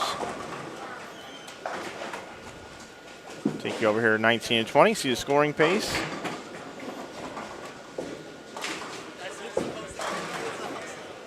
One cool thing about this tournament, Lee, is there's always new bowlers that we see for the first time. I bet over the last 6 years, we've probably seen 500 different bowlers. It's probably about right.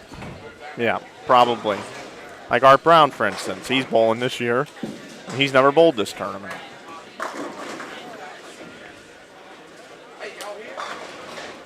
Check in on our other pair. We got the first four here.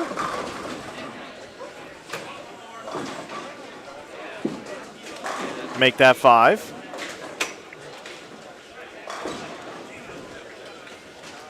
Bring it back into the split screen.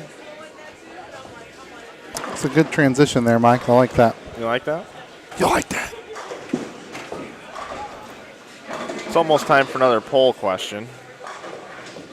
Let's see. What do we have going on here in the chat? Let's see.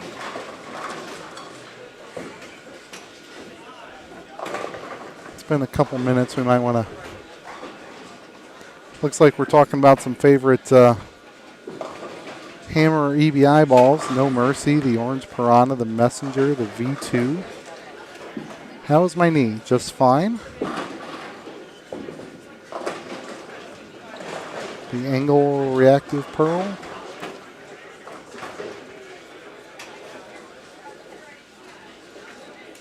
What else we got? First 300 was with a Sports Tech React Attack. There you go.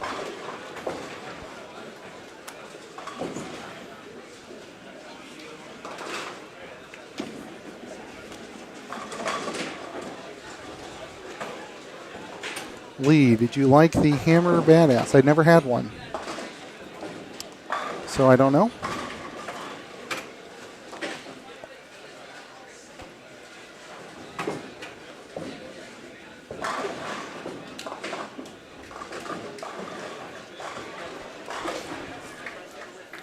What did Brent have, 833? Yep.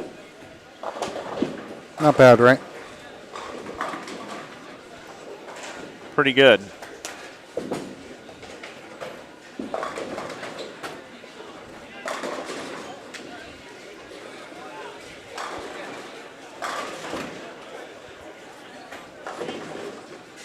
So if Tom Daugherty starts with 833 and Rob Gotel starts with 600, they'd be at 233 over? Yeah.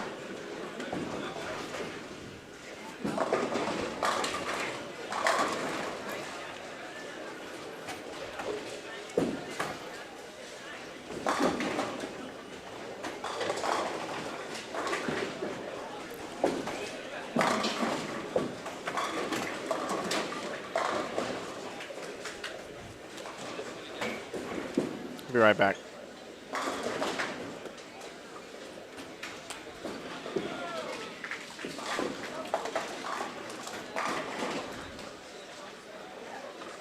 What happened to the volume? DJB, can you hear me?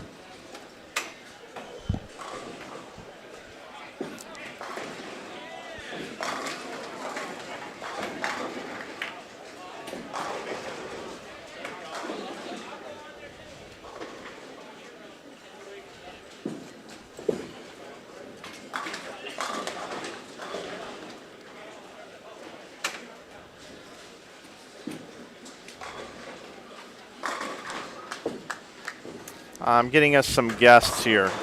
Okay. You seem tired, and I keep getting distracted. So I think our folks at home need a little help here in the booth. All right, who's going to give the folks at home some high-quality free entertainment? I believe Gotel's going to come up here, and Daugherty might come at the same time. All righty. Happily make room for them. So we are now 20. We're in our 20th game of coverage. 8 last night, 8 this morning, 4 now, 4 more to go in this block, and then we have 8 more tonight for you.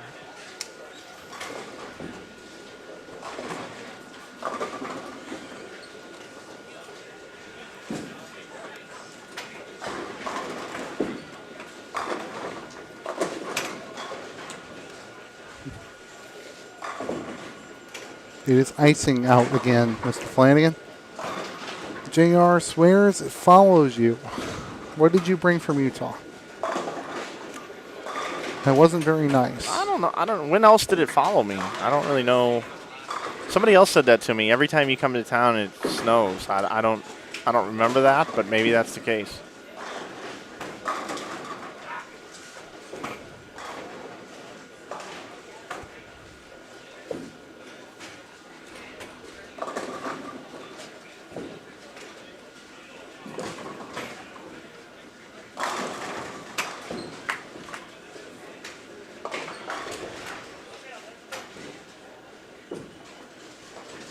Starting to see some corner pins out there.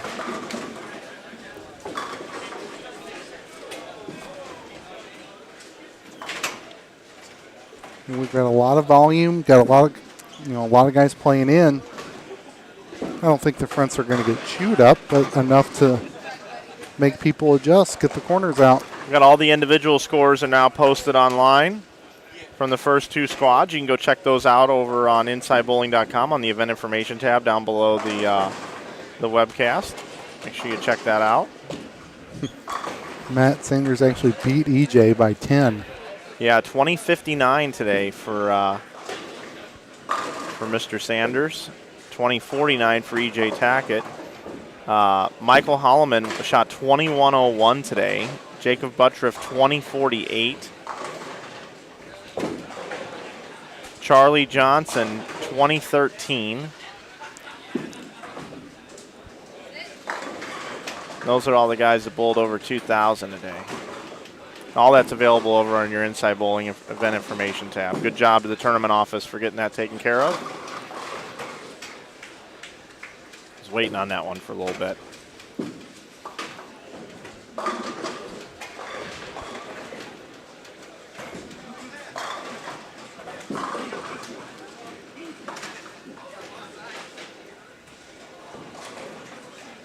Tony Campagna selling some hammer stuff while we're on.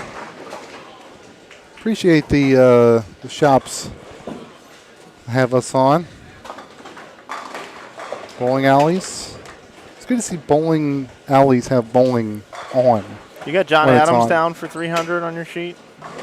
No. Congrats to our Imperial staffer John Adams on his 300 just now at the InsideBowling.com holiday doubles.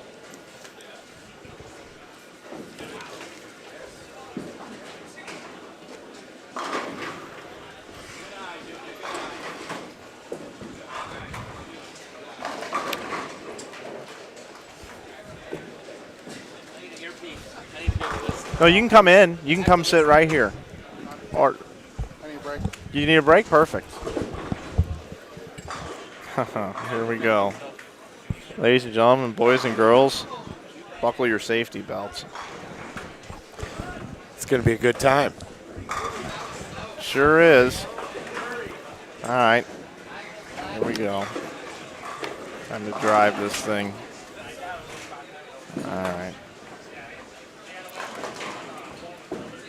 All right, joining us now in the booth is not only Tom Daugherty, who you got to speak to earlier, but now Rob Gotel as well. Hi, guys. Everyone. How'd you guys get hooked up to bowl this thing together? Well, I guess Tom kind of called me out on Facebook just asking if I wanted to bowl. And, I guess I had to say yes. Well, it was definitely on Facebook, and I don't know if it was you, Mike, or somebody else, but somebody else asked if I would bowl, and I said the only way I'll bowl is if Rob bowled, figuring he was going to say no. So it was my out, but he said sign us up, so here we are. Nice. Well, I can tell you that having you both in the field is going to be quite entertaining tonight. Normally when I run out of fuel late in the day, you guys are going to keep my Red Bull up a little bit. I'm looking forward to watching you guys. I know I've been putting a lot of pressure on you as far as bowling good and everything. I know, Rob, you haven't been bowling a lot, but you guys can flat out bowl. The last tournament that we watched Rob bowl that we ran, he finished number 1. Yeah, that's about the last time I bowled. No, I bowled a little, in September and stuff, but the last couple months I haven't been bowling much. Do you miss it, Rob? Oh, absolutely. I miss it quite a bit. I was, telling my girlfriend this morning that, I miss competing. But at the same time, I love what I do for work and stuff. So it's, it comes with the territory. Yeah, you've had a lot of success. Obviously, we worked together quite a bit, and the success over the last couple of years in Hopkinsville. Thank you, Jerry. Is awesome, and getting this guy here sitting next to you, Tom Daugherty, to come over is awesome. But real quick, let's just take a look at the scores through game number 3. Johnson and Cunningham lead at plus 325 on this squad. Taylor and Flanagan at 317 over, tied with Mills and Wilkins. In 4th, Hartnell and Bowers is at 314. Samowski and Stegemeyer at 299. In 6th, Collins and Jones at plus 283. 7th is Walters and Araby at plus 260. And rounding out the top 8 on this squad is Richards and Adams at plus 250. That's through 3 games. It'll be updated on InsideBowling.com here momentarily. Are you mailing in your scores, Mike? I see you're in 2nd place on the squad. Yeah, they got it spelled a little bit differently. But yeah, there's also, I think, an Eddie Flanagan that bowls sometimes. And then, of course, the Sam Flanagan. He doesn't bowl these events, but I see his name up there sometimes. I get that question quite a bit. Am I related? There is no blood relation. But anyway, how awesome is it to have, your staff getting bigger over at EBI and having Tom Daugherty on staff and having so much success early on? Oh, it's been a lot of fun. I've always loved team competition, and now I'm kind of involved in a team in a different way. And we're building a team. Our team's getting stronger. We just had a real good trip out in Reno. Tom's obviously had the best year of his life, and I'm going to take all the credit for it. Shockingly. So no, things are good. The vibe down in Hopkinsville is really good right now. We just came off a really good, mid-year sales meeting this week. And, we did a Mookie Betts charity event last night in Nashville where, Tom was there, Tommy Jones, Bill O'Neill, Dave Wadka, Randy Schickert, our CEO, was there as well. Good time. Good things are happening for, Ebonite International, and I'm just blessed to be a part of it. Somebody wants to know what's in your bag for the weekend, Rob? I got, based on what I'm seeing out there, I always throw my game breaker too, usually somewhere. We actually stopped at the test center this morning because I hadn't been able to drill up the new ball since I've been gone. So I drilled up a Game Breaker 2 Phenom Pearl that was just announced this Thursday. I brought a Rebel just because I'm bowling with the Rebel. Yeah. So, It was mandatory. It was part of the entry form. Yeah. Right. And I got my trusty Maxim to shoot hopefully as minimal amount of spares as possible based on the scoring pace. But, that's what we expect when we come here to the holiday doubles. It'll be a little different bowling with Daugherty compared to Rick Miller. I'm not so sure that there's two polar opposites when it comes to how they express themselves on the lanes. Yeah, Tom's a little emotional. Kind of drives me crazy sometimes. But, Rick Miller, everybody always kind of gave my old buddy Rick he was very calm, cool, collected. And we always used to joke that it was waddle toss was his game, and he's very good at it. Kind of sad that he didn't make it this weekend. He got stuck on the interstate last night in St. Joe, Missouri. He was coming down to both Keith Hubert and was unfortunately unable to make it because they closed the interstate. So would have been good to see him this weekend, but I'm glad he got back home safe. Now, Tom, earlier you were able to get in a few words regarding bowling with Rob. If we could play it back here for the court reporter, we would, but I can't archive stuff that quickly. But you were speaking about how you're expecting Rob to catch a double a game, through 2 strikes a game. Yeah, based on what he's been telling me, obviously, because nobody's seen him bowl. He's like a ghost, but apparently he bowled league once this year, so he's got his 3 games in for his card that he needs to buy every year. But he's a solid 220 average bowler right now on a house shot. So that's basically what I'm looking for out of him today, and then I'll be able to catch that flight in the morning as planned. When is your flight actually booked for? I think about 9:05 a.m. I'd have to look it up to be sure, but it's 9:05. I got a layover in Atlanta. Do you consider this a donation? No, it's a holiday doubles, and I just wanted to. We bowled for 14 days out in Reno, and I got yelled at the whole time by Rob and Calderon and everyone telling me how bad I suck and all this stuff. So I figured I'd come, loosen up the arm swing on the house china, and have a good time. So that is what it is. I came all the way from Florida, so I'm going to have a good time regardless of what happens, and that's what it's all about. He wanted to experience the holidays in the right climate, It's way too nice. It's like 82 in Florida, as mentioned earlier. I will be bowling in shorts because that's all I packed because I was in Florida. So 82 degrees, I figured, well, it's going to be nice and hot in the bowling center. But so wearing shorts around town's kind of, I get some funny looks, but hey, it's all I got.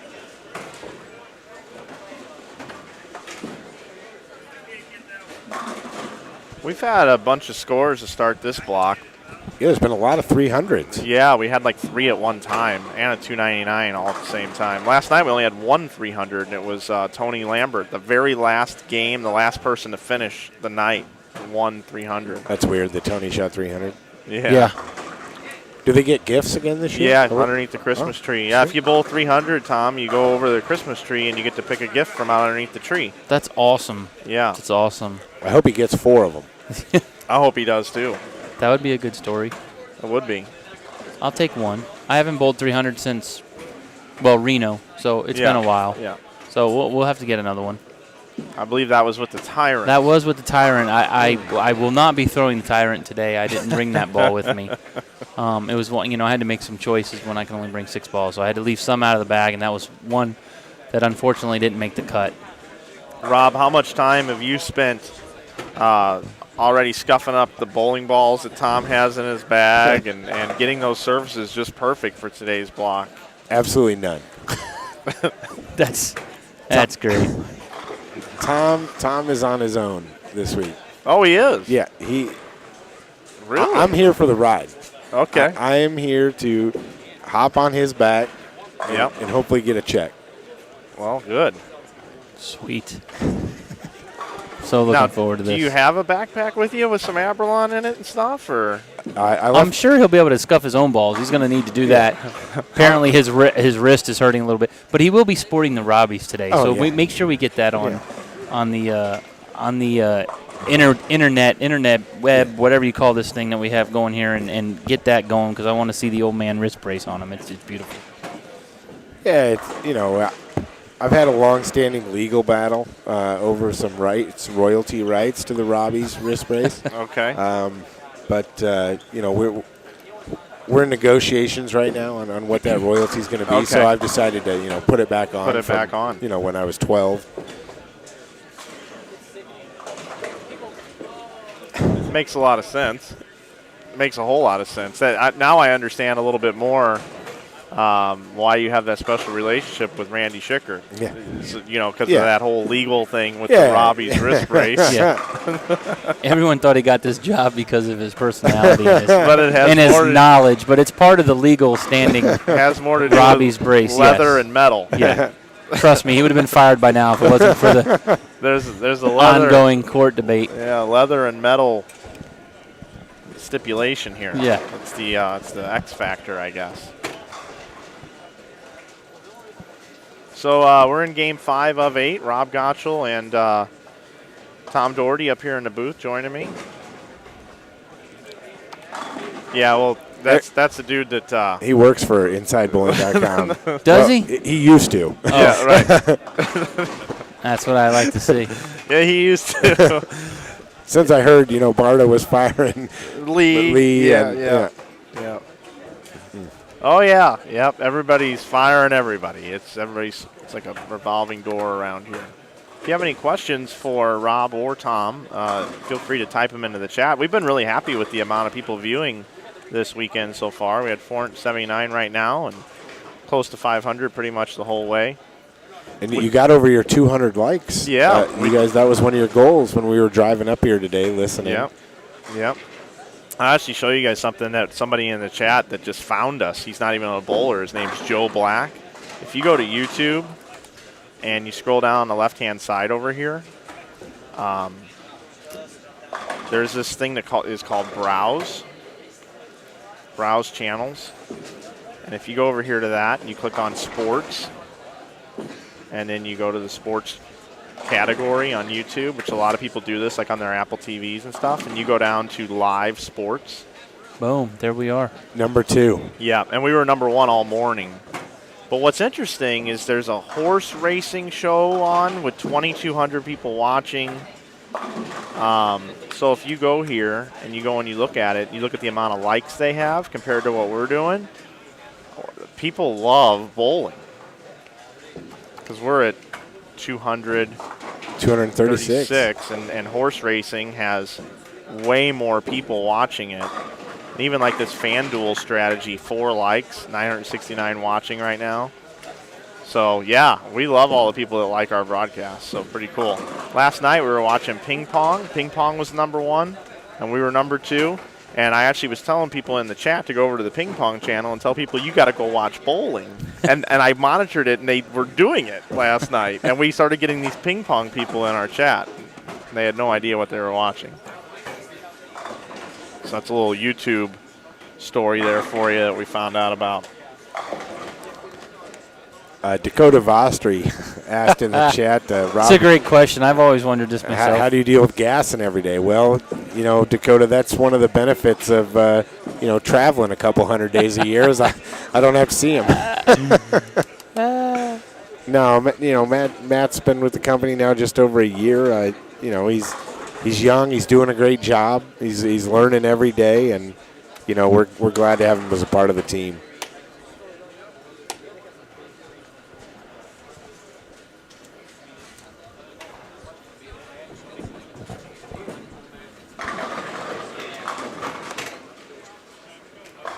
Doesn't look like they move any. I'm not used to this, standing in the same spot for 8 games. This is Game 5 now we're watching? Yep. And it looks exactly like what they were doing Game 1. This is cool. I'm looking forward to this. Just a huge puddle in the middle. I like it. This place has always been real tricky with carry. Just really tricky.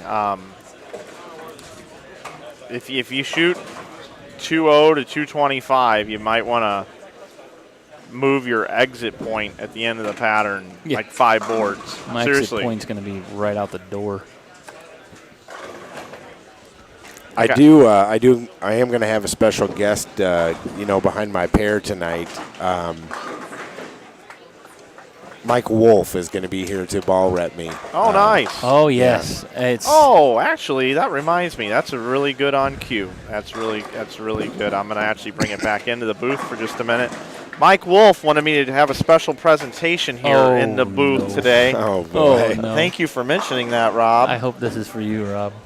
This is the bowling ball right here, everybody. This is a Rebel Solid that was drilled at the World Series of Bowling for the Cheetah Championship, which is already aired on ESPN3, or you can watch it live tomorrow on ESPN.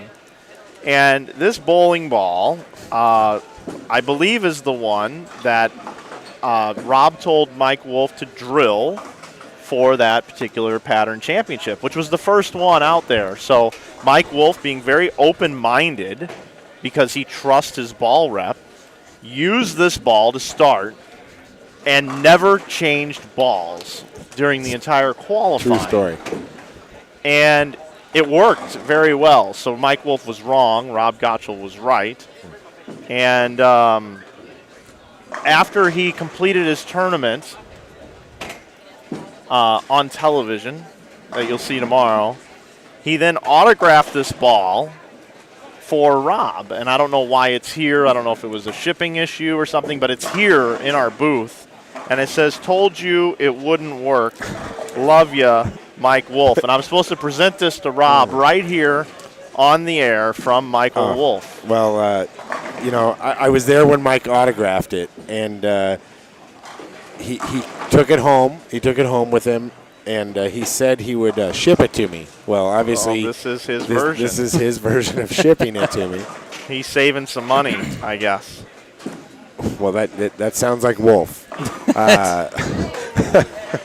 But no, yeah, it's one of those things. I threw this ball suggestion out there 2-3 times after the practice session, and he's like, "No, let's try something different." And I'm like, "No, I think this is going to work. I really think this ball is going to work." And the rest is history. He made the cut, threw it pretty much every game, threw a couple different balls in match play. We went to in match play Paradox and a Scandal, and he threw this one a little bit.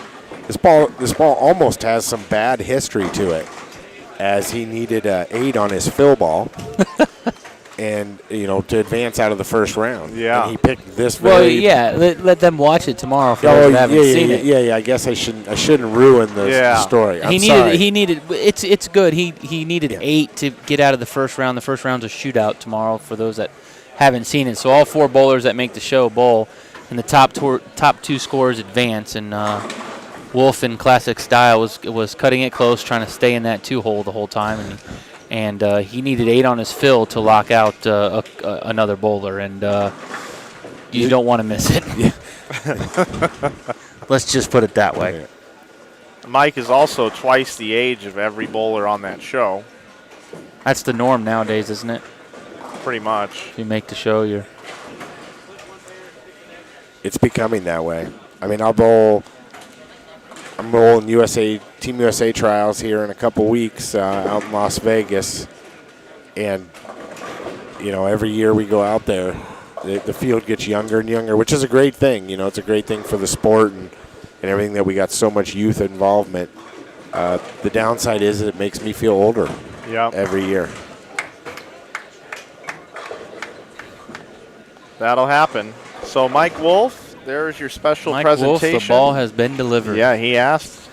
We got it done right here. Tomorrow would have been a better day to do it, but I found the opportunity and just jumped right in there. You did what you had to do, Mike. Yep. Checked it off the list. Did you guys see our towels? I did. It's a play off of the Griswold Christmas, right? Yeah. Cousin Eddie said the shitter was full. Yeah. This tournament's full in 16 days. Yeah. We tried that noon squad thing. It just didn't work out. That was the request of the proprietor here. Hey, if you guys sell out this quickly and I'm giving you pretty cheap lineage, would you mind trying a Friday afternoon squad for me?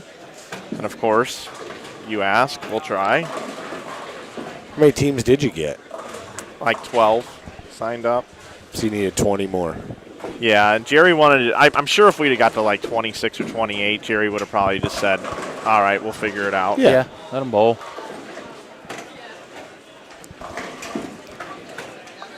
Okay, here's Wolf. I guess he's not watching. Shocking. Now he wants me to get up out of the booth and go ask the bar if they have the Big Ten Network. Well, Mike, if I went over to the bar itself and I asked the bar, I'm going to be there a while, waiting for it to respond. I believe Mike would probably have BTN to go on his phone. He should. And he can watch the Hoosiers on his phone while he's here.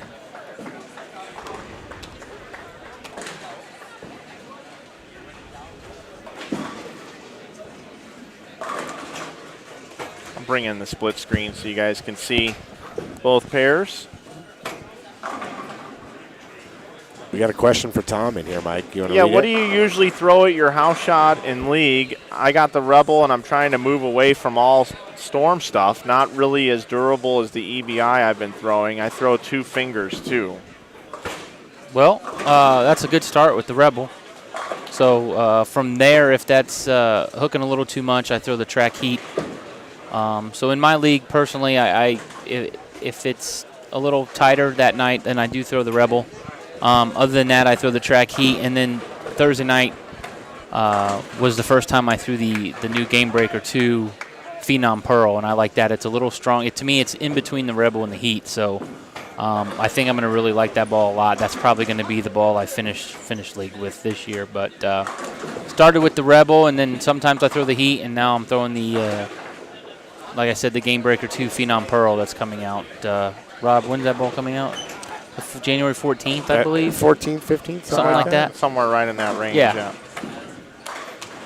So, I've got a question for you, Tom, in regards to the EBI arsenal of bowling balls. Have you thrown a Tundra yet? Is there any interest in throwing a Tundra? I haven't thrown one yet. It's a little too clean for my ball speed. I may throw it on some really, really, really hooking lanes. I almost brought one this week because of the wood surface, but again, when that ball comes into play, I kind of like that black urethane to do that little trick. So yeah, that's the reason why I asked the question. Because you really like the heat, and then you really like the black urethane, and I haven't because Reno is such a tight surface and there was so much volume. Mm-hmm. I mean, I barely even threw a heat a couple games, but I did drill one in Reno. I just never got to it, so I can't answer that question yet. I'm sure I will get to it, but I just drilled one for the first time in Reno, and I haven't seen enough friction to throw that ball yet. But it will be going with me when I go to a short oil pattern or to a place that I know that's got a lot of surface to it and a high hooking surface, I should say. Then I will be bringing it. But as far as right now, I haven't had the chance to throw it yet. Have you ever found yourself, going even further down the progression chain as far as like entry-level reactive balls ever? Like, do you ever throw like a Cyclone or an Nitrous or something like that? I usually don't have to. I can still, even though I'm old, I can still throw it far enough down the lane that I can throw the strongest ball. The weakest ball I throw right now is probably the track heat on a regular basis. Yeah, because what I kind of have found, and just through the grapevine being around the industry, is those entry-level balls are entry-level balls for a reason. There's a lot of performance for the money, but the reason why those balls that you're throwing, going down to even a track heat and trying to stay above it, is because there's so much more technology and hitting power in them. If you can throw them, you should, right? Well, you should, and with my ball speed, the core is so weak in that ball, it doesn't ever pick up. So it goes 60 feet. Now, back home, I've sold quite a few of them, and everybody loves them. For some crazy reason, I've sold like 6 or 8 14-pounders in the last couple weeks, and it's all to the senior players that like to play out in the dirt with that low ball speed. It's a great ball for that, and I'm selling a lot of those right now. So it's just, for me personally, because of how hard I can throw it, I need the bigger cores to help my ball pick up, or it will just go through the back of the lane. Yeah, for those of you that don't know that may be watching, we're talking with Tom Daugherty and Rob Gotel. Tom Daugherty also is a pro shop operator. back home in Florida. Can you tell people a little bit about your shop and, Yeah, I have kind of who you got working for you and stuff like that? I have a couple shops in the Tampa Bay area. I have one up in Lutz, Florida, where a buddy of mine, Jeff Mark, he used to be called the Bowling Doctor on the PBA Tour. He works for me, and best ball driller I ever met. He used to drill balls on tour, so he's really good. And then I have a pro shop in the Brandon, Florida area, which is about 30 minutes south of my other shop. And I have a hammer staffer, Anthony Wigan, that covers that shop when I'm out of town, and that's the one I'm at most of the time when I'm home. So those are the two shops, and I also have tdbowling.com, which is an internet store. So you can reach me at any one of those shops. They know how to get a hold of me, and we love it. It's fun. It's something to do when I'm at home, so I like it a lot. And you also have a YouTube channel as well that people should go subscribe to, right? I do. One of your videos has over 1 million views. 1 million views. It's crazy. Biggest hook in bowling. We might see that tonight. I might have to bring that hook ball out tonight. Yeah. Looks like we're making somebody Sunday morning, like Stevie Wonder or Lionel Richie. Can't remember saying. Is it Saturday? Not in other parts of the world. Oh, this is true. This is the World Wide Web, isn't it? It is. Oh, I forgot about that. We actually do get quite a few people watching from all over the place.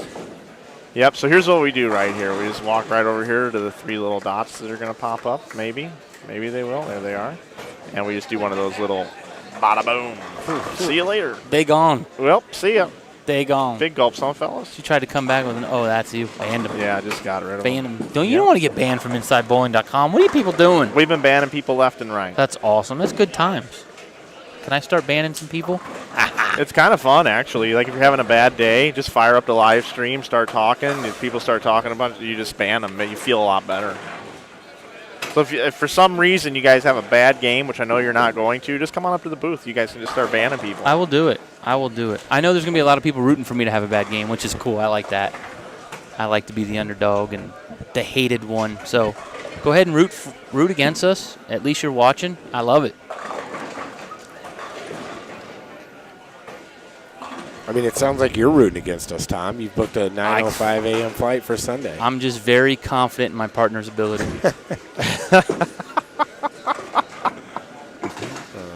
This kind of brings back memories a little bit, Rob. You and I kind of broke bread and became friends on this webcast. We did. At the Fusion, wasn't it? I think so. You were out bowling every weekend, and I didn't know you, and the next thing you know, I'm streaming every weekend at the tournaments you're at, and I'm like, man, this guy's pretty good. That's when you read my palm. Yeah, I read your palm at the Fusion, and you fouled on a shot too. Remember that? I fouled at the Fusion. We got that interview out there somewhere. We talked about the old internet chat rooms at the on proprietor scrub. Yeah, the hot tub chat. Yeah, were you ever on America Online, Tom, or American Online? AOL, yeah.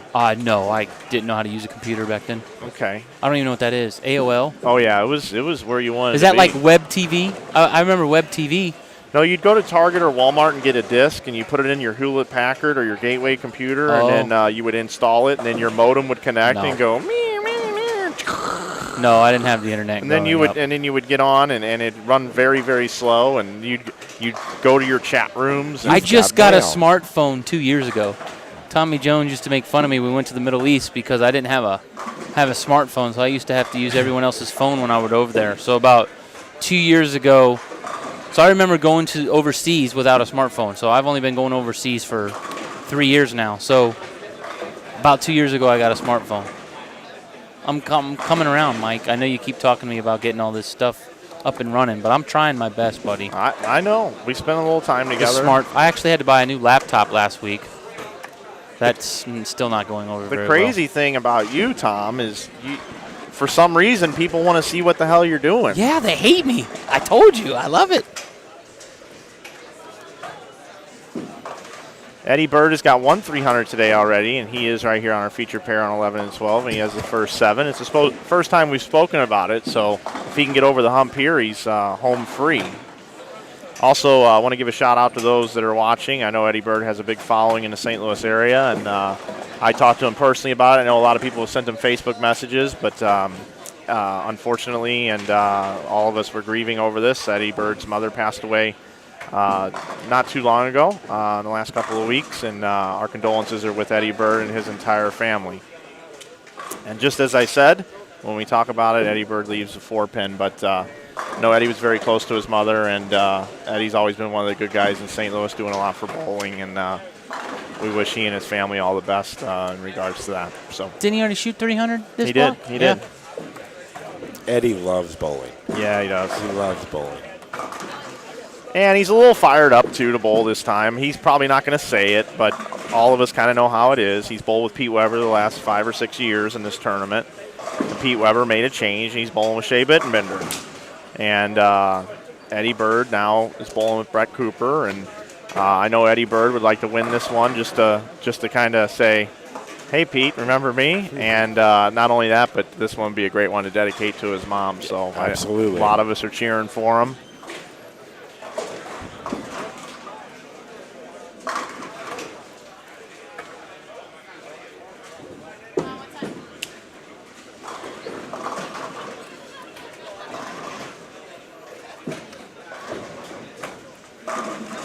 Tom, do you think if you were able to some way, somehow average 290 or so and actually win the tournament, you personally averaging 290 as you stated, do you think you would sign the masking unit down there? Which masking unit is that? The Holiday Doubles masking Yeah, unit? would you sign it?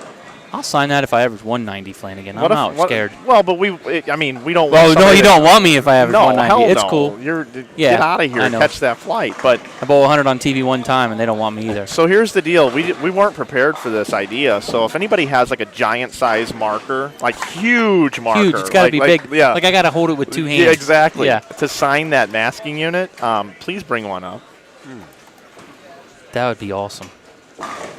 We did see a 3-foot Twix at the Yes, gas we station did. today. Would that work? At multiple locations. That would probably work. Yeah. We need a 3-foot Sharpie. Brian Ross says, I don't picture TD chatting it up on AOL in a hot tub chat room. All right, see? But Thanks, Brian. but I think you'd like this, Tom, because what happened was it was called Hot Tub Chat, and then what would happen, you would get in this chat room, and people would be like, oh, welcome, and you'd have to say, hey, can I get in? And they'd say, yeah, come on in. And they'd be like, hey, pass me a beer. It's like you were all really hanging out in a hot tub. Oh, man, I'm sorry I missed those times, Mike. Sounds like a hoot. Don Parks had a great suggestion. Spray paint. That is a good suggestion. You could do some graffiti art down there with your autograph. Just spray paint your name on it.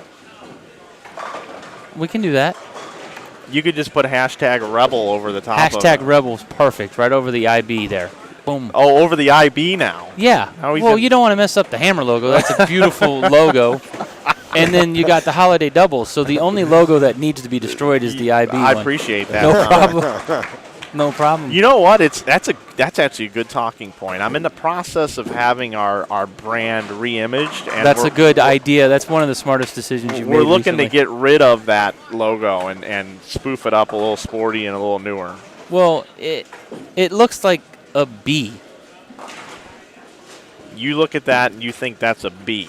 It looks like a bee sitting on the beach with a cocktail. Okay. All right. Wow. I might keep it now. I'm just saying. I I mean, I'm from Florida, so I see everything sitting on the beach with a Looks like cocktail. somebody's on the beach. Well, Right. You got the sand right there. You got the sun in the back, the shape of a star. I don't know why you did that, but that's the sun in the back, and you have a cocktail. That's what I see. Man. What's the problem? He needs to come to more marketing meetings. Thank you. I've got an update after 4 games here on this squad. How about Taylor and Flanagan at plus 444? You're bowling great, Mike. Thanks. In second, Mills and Wilkins at plus 428, tied with Johnson and Cunningham. Samowski and Stegemeyer is fourth at plus 372. Fifth is Collins and Jones at plus 366. Sixth is Hartnell and Bowers at plus 347. Seventh is Walters and Araby at plus 336. And eighth is Stinger and Driscoll at plus 324. Scores seem a little bit lower than this A squad, doesn't it? They are a little slower on this. That's squad. good. We need them to slow that down even more, and we got a chance, Robert.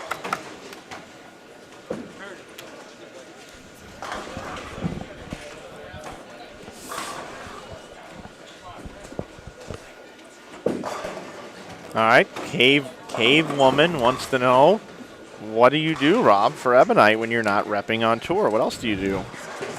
Well, the ball repping on tour is actually it's a time-consuming thing, but it's a very small thing that I do.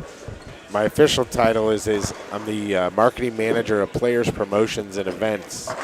I guess what that entails is I oversee basically our entire staff program. Our district sales managers acquire a lot of the staff in their territory, from pro shop operators to bowlers to just all kinds of different things. And I facilitate that program, try to create new things for the program. I also oversee all of our major sponsorships from the PBA to USBC, PWBA.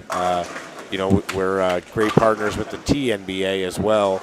And then, a little step below that are events like this, the Holiday Doubles, the IB Open, the Bud Light Scratch Challenge up in Syracuse, New York. So I kind of oversee all that, and with the USBC sponsorship, as many people may know, is we're now the sponsor. Ebonite International is now the sponsor of Junior Gold, which is a very, very, very large undertaking, and I've got a great promotions coordinator that works under me, Jackie Carbonetto, and she oversees that program and has been doing a fantastic job with that. And I also negotiate all our contracts with our pro staff, and in a way I'm their agent as well, because I also get them for events and demos and trade shows and schedule all and coordinate all that. So it's a lot of stuff, and some of it just comes in at different times, and then there's obviously a lot of travel with the ball repping side of things. But I kind of choose to do the ball rep thing because I'm a bowler. The guys and the gals like me. We work well together as a team, and I think things are going good. I mean, Tom just acts like he likes me, but right.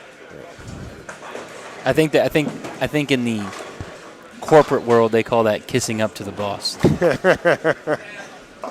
Yeah. Tom knows where his bread's buttered. Yep. Yep. Pro shop. The pro shop. I'm surprised he even knows what his pro shop looks like. I have a camera in there I can pull up on my phone, so I watch it that way. You actually did some live streaming from your pro I did. shop. Thanks, Flanagan. Thanks for noticing Well, how much I actually do. Did you notice he was sitting on the couch? Well, here's what didn't do that. Well, here's what happened. His pro shop manager sent me a personal thank you note that said, "Thanks for having Tom do this day where he takes over the Facebook page. It's the first time we've seen him in the shop in 7 months. Do you think you could do this more often? See, customers are asking for him." See, this is what happened on our drive over. You're full of lies, Michael. And you're telling lies to the people. And so I had to come in here, and we had to speed up. I told Rob that he had the cruise control set at 61 because Nebraska guy is afraid of ice all of a sudden. I don't know why, but so I had to actually have him go at least 65 so we can get here a little sooner so I can defend myself. So I didn't stretch the truth too much. First time in 7 months. I might not have drilled a ball in 7 months, but I do lay him out. The video Tom did for Mike Wolf Day was far more like his normal day. Right. When he got out of bed and he was late for his tea time. Yes. Yeah. That is true. I can't deny that one. And I can't thank you guys enough for sending over the photos today on the trip in, reminding me of a nice chain fast food restaurant. We didn't know what happened. We don't know why. We don't know why you guys were talking so much about Steak and Shake. Because we weren't on the initial part of the broadcast. Okay. We didn't come into like game 3. I think we figured it out though. And then you must have went to multiple Steak and Shakes last night. Yeah. And they were all closed. What is it about Steak and Shake that you had to have last night? So I'm from St. Louis, and as a kid we had Steak and Shake like all the time. It was the chain was predominant in St. Louis. It was a really big chain, and it was just a treat for us to get Steak and Shake as a kid. So it just I always stuff when I'm a kid makes me smile. That's just how I am. I like it. So in Utah there's no Steak and Shakes, and the one at South Point isn't like a real Steak and Shake. The chili doesn't taste the same. the pattied hamburger meat doesn't taste the same. It's close, but it's not the same. It says Steak and Shake, but it's just not. So when I come back to St. Louis, I get Emo's Pizza. I'll get some White Castle sometimes. I'll get Jack in the Box and Steak and Shake, and Lion's Choice, actually. Those are 5 fast food chains I usually try to hit up some way, somehow while I'm in town. And so last night, I was on the broadcast kind of by myself, and we were talking with people in the chat, and somebody brought up Steak and Shake. I'm like, ooh, that sounds good tonight. And I'm like, what should I order? I'm like asking people, what should I order from Steak and Shake and all that kind of good stuff. And people are giving me all these ideas, and I'm going to get like an orange freeze made with real ice cream instead of the shake mix. It's even better that way. Like, there's all these little secretive things, kind of like In-N-Out Burger with Steak and Shake. So I'm craving it. So we're an hour and a half behind. I hadn't eaten. I leave here, boom, on my way. I got a 40-minute drive to where I'm staying. So on the way, I'm like, I'm going to hit the one at Cave Springs. I go there. It's open 24 hours. The light's on, everything. I go there. There's a sign written like on a piece of paper like this, closed. I'm like, I'm already tasting me dipping the burger into the fried cheese sauce. Like, that's how I eat my burger there. So I'm like, no problem. There's another one 5 miles away. I'm going to go to the one off Jungerman. I go over there, closed. Now, I should have called, I guess. I go to one more. Meanwhile, I should be in bed sleeping because I got to get here early, but now I'm on a mission. So I called Kim. I'm like, hey, I'm going to Steak and Shake. She's like, you're nuts. You need to just go home. You don't need anything to eat. So then I finally go, all right, 3 are closed, so now I'm going to go to Jack in the Box. I go to 2 different Jack in the Boxes, both closed. It's supposed to be open 24 hours. Because of the weather, I'm assuming. I guess, yeah. So I ended up getting Taco Bell, which I really didn't want. So I ended up getting 3 tacos, Mexican pizza, and I scarfed it down and fell asleep about 3:15. So anyway, so this morning I told that story that Steak and Shake, and I still haven't had Steak and Shake. Did it take you as long to tell it this morning? Because that was awful. Yeah, pretty much. The best part about that story was you mentioning Kim.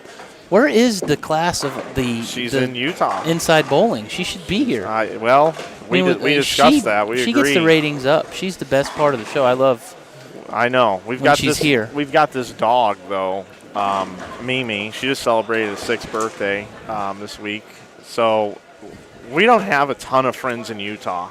Okay, so we don't have a lot of people that can watch our dog. Our neighbor across the street will do it for us. But he just did it for 6 days when I brought her out to Reno.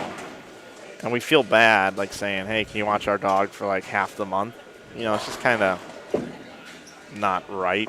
I mean, because he's our neighbor. It's not like I've known him for years. I'm like Rob with Josie and Kyle and stuff. You friends, you hang out.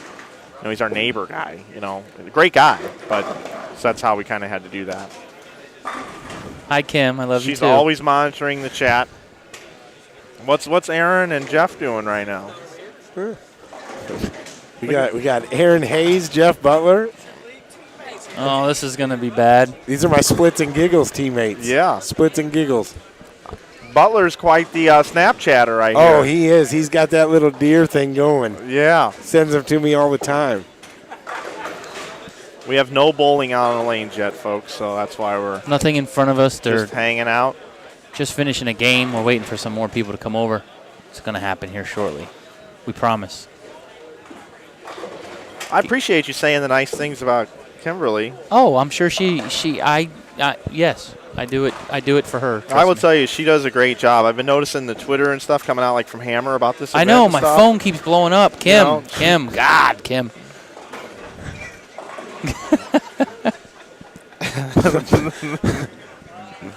Bobby Schmidt with the Lookout Snack Bar, gassing in the house. Matt arrived a little while ago, and he was here for 10 minutes. And me, him, and Daugherty ordered 2 pizzas from the snack bar. One for Gasson and one for Rob and I.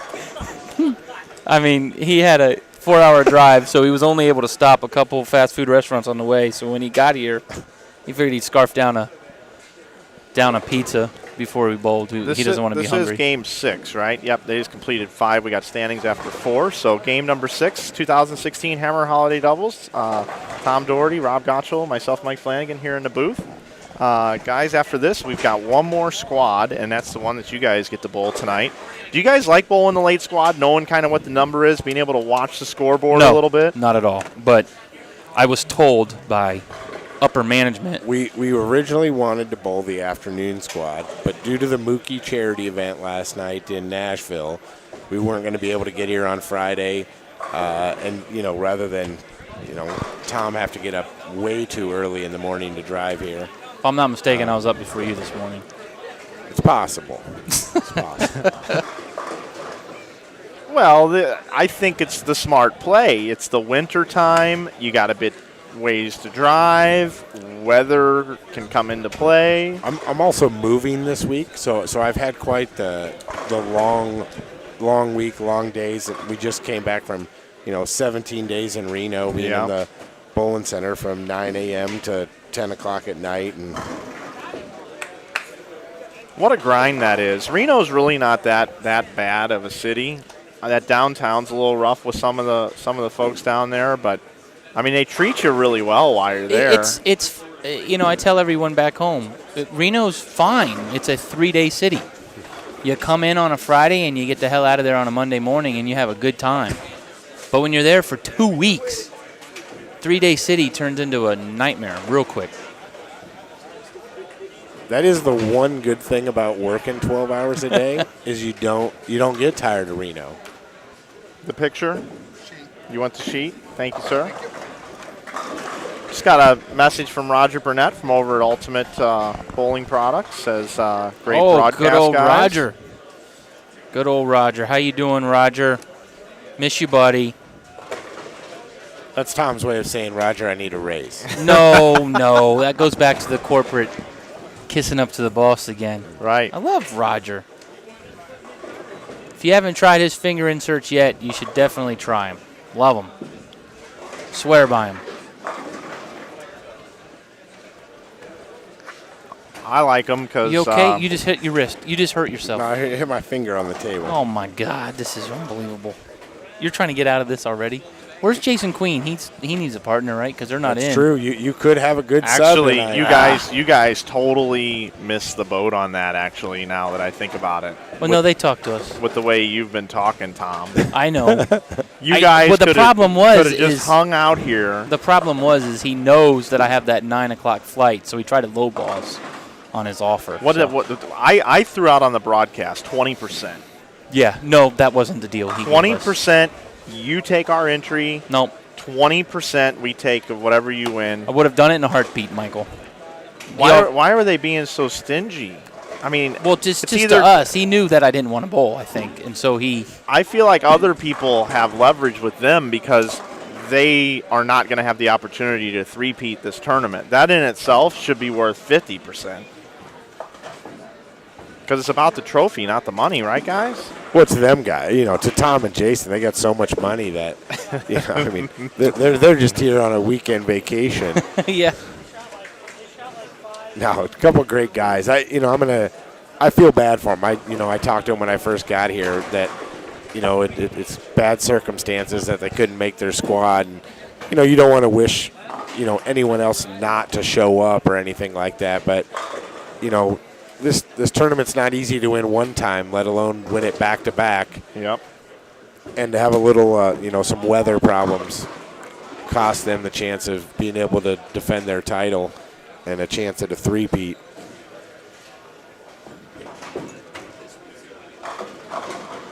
Is 13 and 14 a TV pair? No, it's not. Oh, that's funny. It's right in front of me. I can turn it into one. No, it's okay. No, here's what happens, Tom, is when we go into a venue, just for a little TV production notes, in case you ever run a TV show in your with your pro shops and stuff.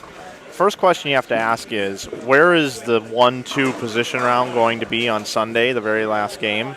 And I was told it was 11 and 12. So that's got to be a TV pair. Yep. So then I said, where's the next match going to be in case multiple teams can vie for this?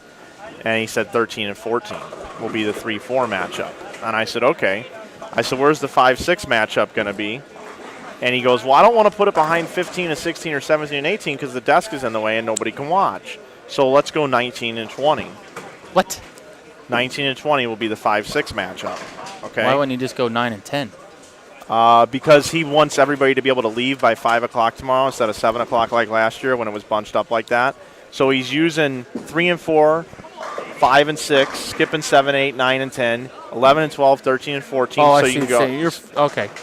So people can get out of here. And then 19, 20, 21, and 2. Gotcha. So since that's the case, I am prepared to be able to tell that story at that time by I can take this wireless camera right here and I can turn it around and capture this pair with no scoreboard, but can call the action. And then I've got the 5-6 match down there already. All my cameras are set in where they go. So that's kind of sort of how we do that. So if there's something on 13 and 14 you'd like for us to cover, all I do is just grab my little Joby Gorilla Pod here, switch that bad boy around, see where we want to go here, and I can kind of sort of get you a decent shot of that pair. I like it. You know, that's kind of how we do.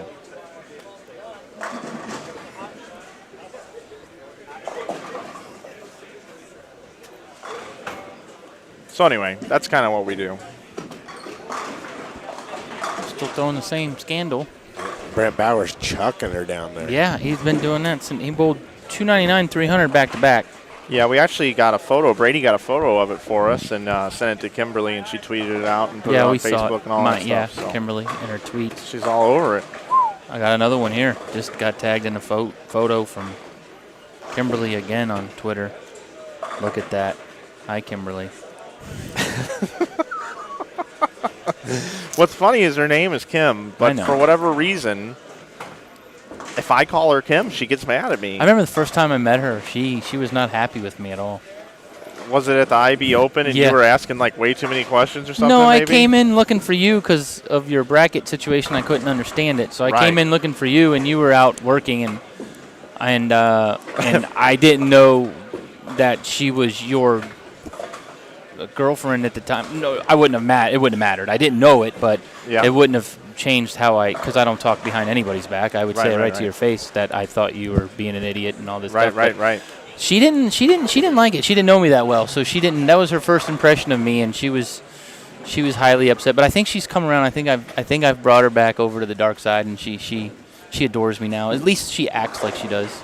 Yeah, no, she likes it. When you were doing all that stuff on TV recently, oh man, she was sending me. I don't know where I was, but she was sending me screenshots and recording it, playing it back on DirecTV, and sending me the shots, saying, "I love this guy," with all the comments and stuff that you were saying. Tom does the same thing. Yes, he sends himself screenshots. He replays the stuff. And I have it. You should see my DVR. And he says, "I love this guy." Yes, that's Tom.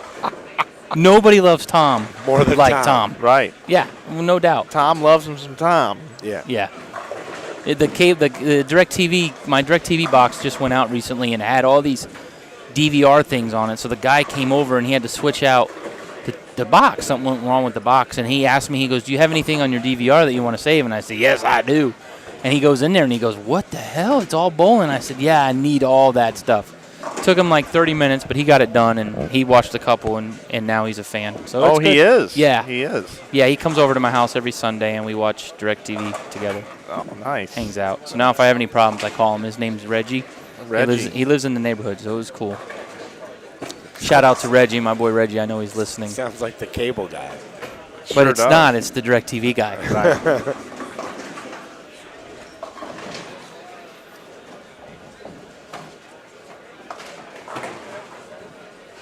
All right, Michael, I think I'm going to step out. I need to go use the restroom The there. facilities Yeah, here, the facilities. yeah. But thanks for having me. Oh, yeah, man. Thanks. Are you going to bring your balls in ever? Yeah. I'm letting them stay cool before they come in here and I heat them up. Yep. Oh, my goodness. I remember when you told that story, Rob, about how to take care of your bowling balls perfectly when going to a tournament, depending on the climate. Yeah. And I knew you were going to keep them out there for an extended period of time. Mine have been in for a couple hours now. I guess I did it. He should have told me. Yeah. Well, you still got time. Yeah, but you're not used to throwing those cold bowling balls. No. You're a Florida guy. Florida guy. Right. And you're Florida. used to having that, that Cush PVA. Right. I came in looking for the locker room, and there is no. There is a locker room. Is there a locker? Yeah. No one told me where they told me It's there down wasn't on the a high locker. end. We walked right past it. See, that's why I need you, Rob. Robert, you're supposed to tell me these things.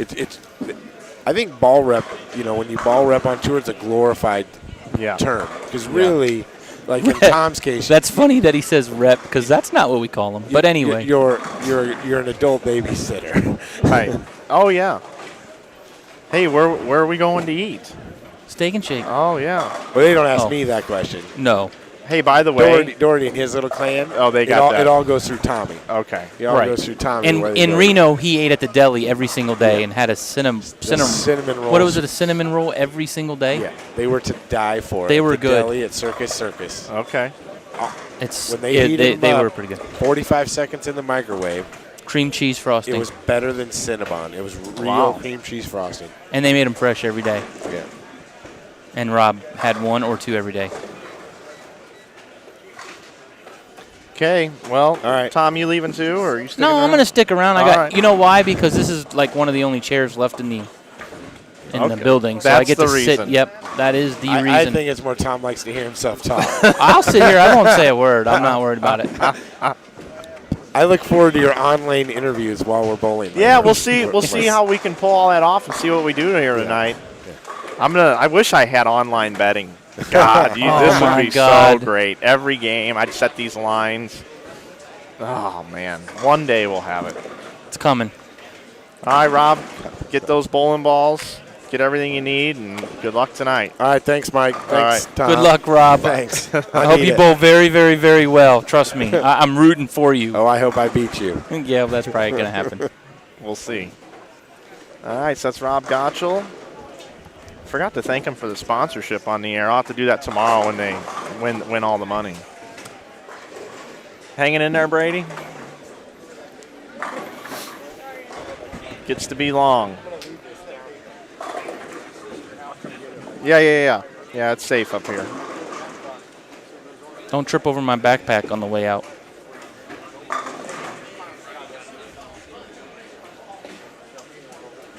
Tom, I just realized this. You have some Umbro pants on. Yeah, they're sweatpants. Do you know that when I borrowed was in some grade because I'll have his school, shorts. when I was in grade school, I wore Umbros all the time. Yeah, I got these at Sam's Club. What is this right here? It looks like my airline tag. My carry-on tag. is. It's a baggage claim ticket. I didn't know that was on there, but thanks for getting that. You know what? You know what? Is that mine? That might be yours. Hey, mine. I don't know. Let's see. Yeah, Atlanta, Nashville. That's mine. I don't know where it came from, but we're going to put it right here. All right, we finally have a new group of bowlers on 11 and 12. We'll take you over there now. Tom Hess. How you bowling, Tom? Oh, he can't hear me. He's talking. He's talking to Jim. How you bowling, Tom?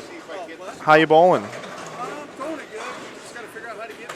How's your partner? We are 283 over. Oh, okay. Andy's 160. I'm 130. There you have it. So you need 250 or more the last 3. It's out there. Yep. We're both throwing it good. It's just a matter of getting the ball to go through the pins the right way to knock all 10 of them down.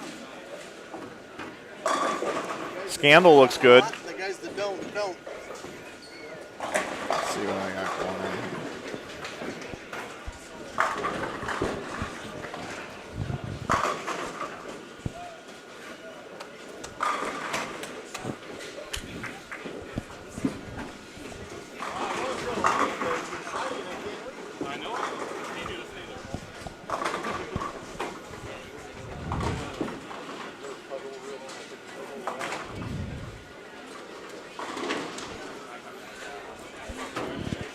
Do you know how much success Gotel's had on this particular bowling channel? I know. The guys killed it on Inside Bowling. He loves the Inside Bowling events. I mean, I've streamed the Boot Hill and the guys bowled unbelievable.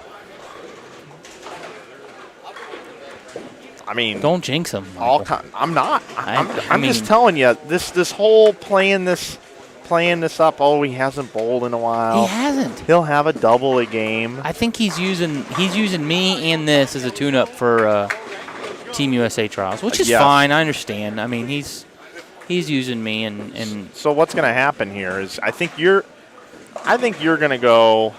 I'm tired. I'm tired, Michael. 400 over. No chance. And I'm he's tired. going to go 370 over. No, I'm tired. You guys will be 770 over.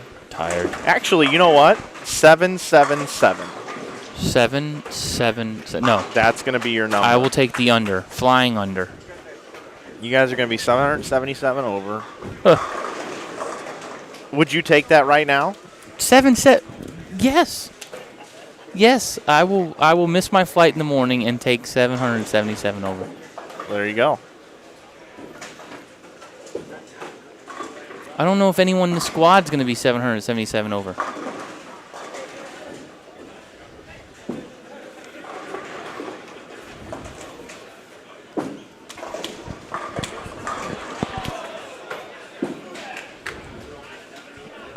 How long has this event been going on, Michael? Seems like it's been going on 38 years. Wow. And this is my first time. But what happened was, for many, many years, it was just a local event for St. Louis bowlers, and it was in a 24-lane bowling center. They could take 48 teams, and that was that. And then Jerry Anderson and Mark Brevard came to me about 6 years ago when I started this Inside Bowling website and everything, and started doing some streaming and stuff, and said, hey, can you help us potentially fill this tournament? You want to work together? And I really like those guys. So I said, I'll go online and promote it. I'll stream it as if it's my own. I'll put my logo on it, and let's see what happens. And this is before I got paid to do anything. I was just learning how to do stuff and everything else. And they said, here's what we'll do for you. Last year we had 36 teams. Anything over and above 36 teams, we'll give you $20 a team to fill our bowling center. Nice. And I said, okay. And we could sell out at 96, and we sold out. So it's 1,200. Yeah. So I was like, wow, look at all this power. Facebook and Twitter and Instagram wasn't even out. I didn't send a single flyer anywhere in the country. It was all done through Facebook. Yeah, and honestly, I stumbled across it. I'd never even heard about it. So I think I heard something about it last year, but yeah, that's crazy. So we sold it out, and then the next year we added another squad.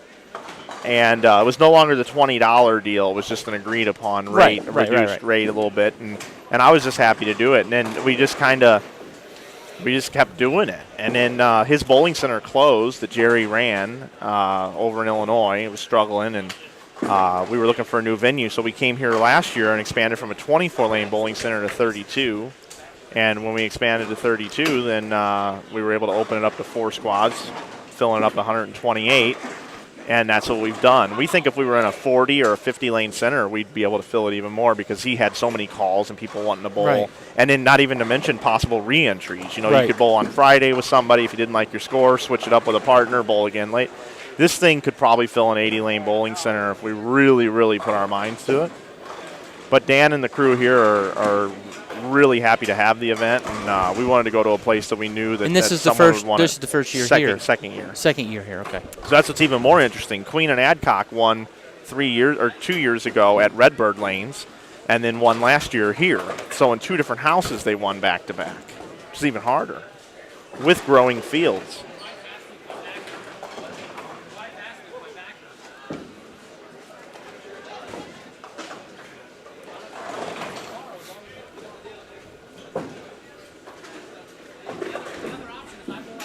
I know you guys that I work with like the pro athletes like yourself and things like that.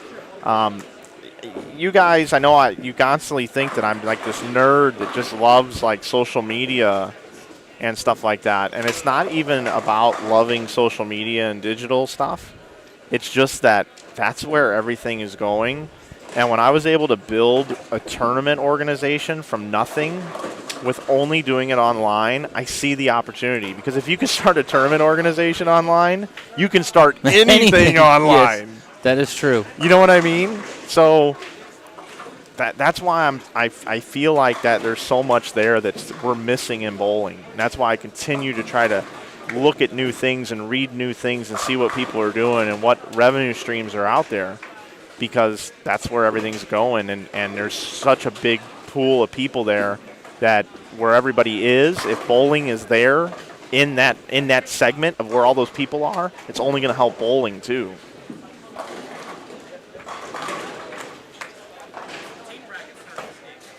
you turned on every channel on TV, whether you were watching a murder mystery or you were watching a comedy show, and everybody was doing something bowling. So maybe a guy gets killed in the bowling alley, and then somebody else is making a joke while they're bowling, and then, all these different things. Like, I love it every year during the Thanksgiving, the Lions game when Phil Simms is announcing. He has a Phil Simms celebrity bowling thing every year, and they recap it for about 30 seconds on the Thanksgiving game.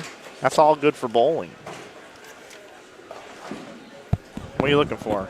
Is that right? They're in the last game? Nope, somebody clicked on the wrong thing. Oh. Must have been me.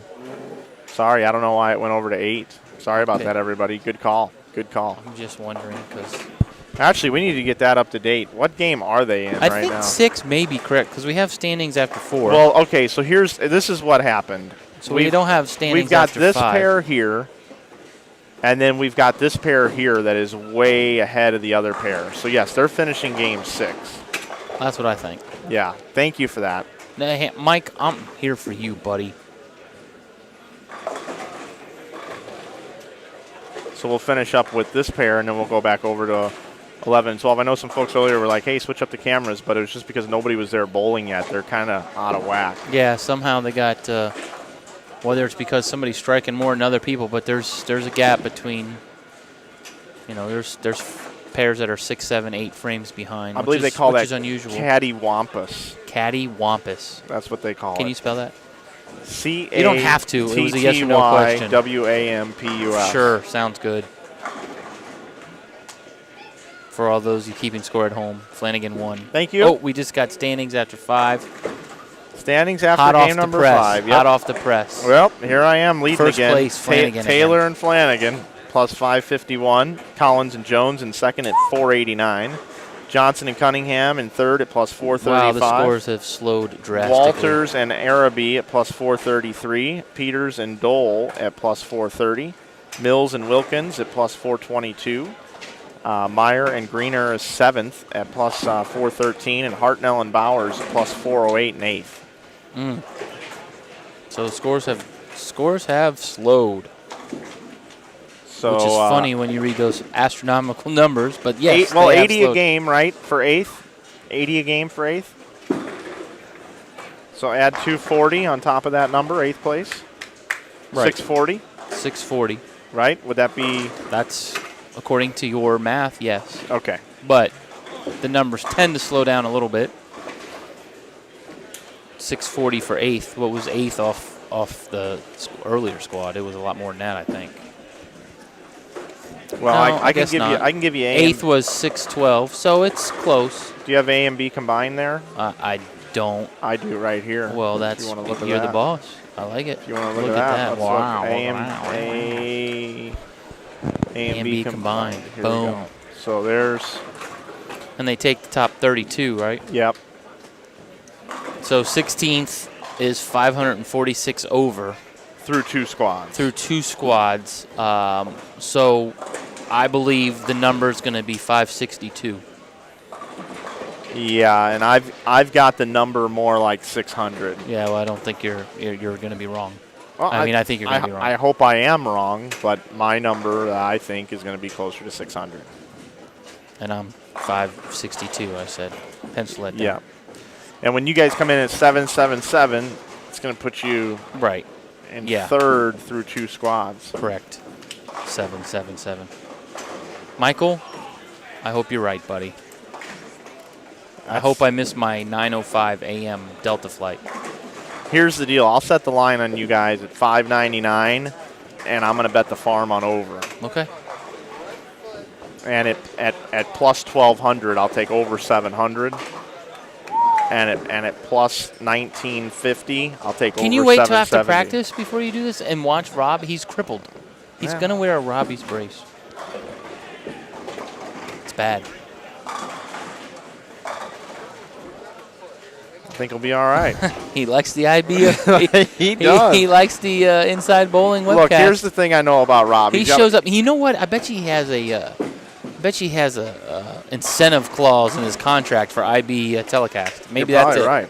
So he steps up, try to make an extra coin when he's here. Well, he wouldn't be here if he couldn't bowl, because he's got too much going on in his life to just waste time.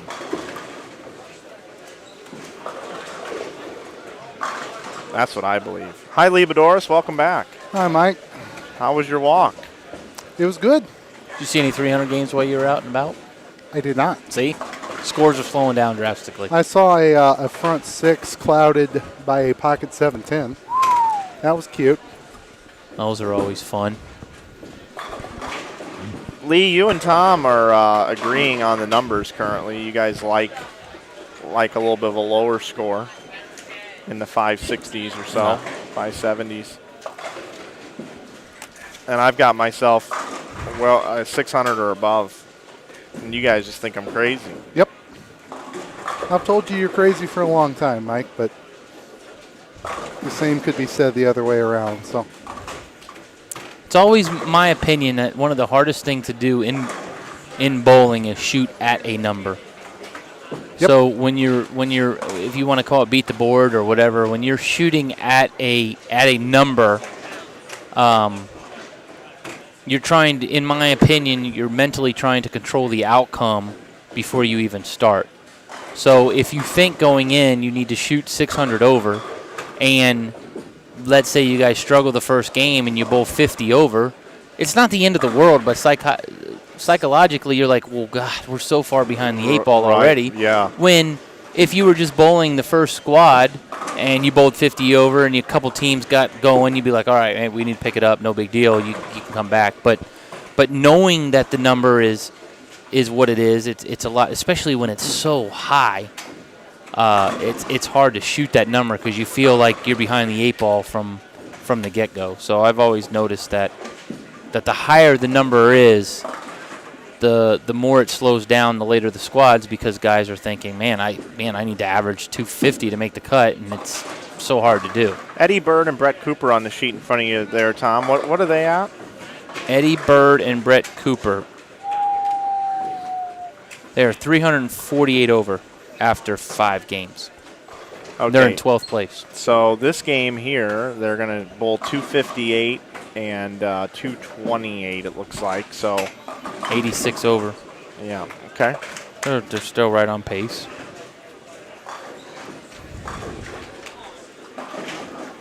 Is there brackets in this tournament? Yep. Oh no. You'll have to go into the tournament office. Thank you. You have to go into the tournament office and figure out how they run them here. I actually might send you in. You can figure out all the crazy angles, I would have sure. Take you over to our other pair that's a few frames behind. Our final pair, actually, for tomorrow, 11 and 12. That'll be the position round pair. Another big story, Adam Barta and Liz Johnson. They're normally in the title match like every year in this tournament. And where did they finish, Lee? Not within where they need to be, right? Here we go. I got it right here. They are 495 over. Lee, what in the world did you just do? I bumped something.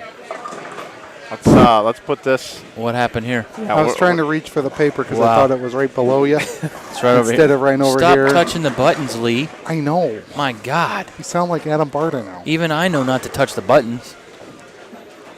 All right, so they're plus 495. That's not very good. No, it's not. So they can probably go back home, right? I think so. I would imagine. Beat the weather. Yeah, I think so.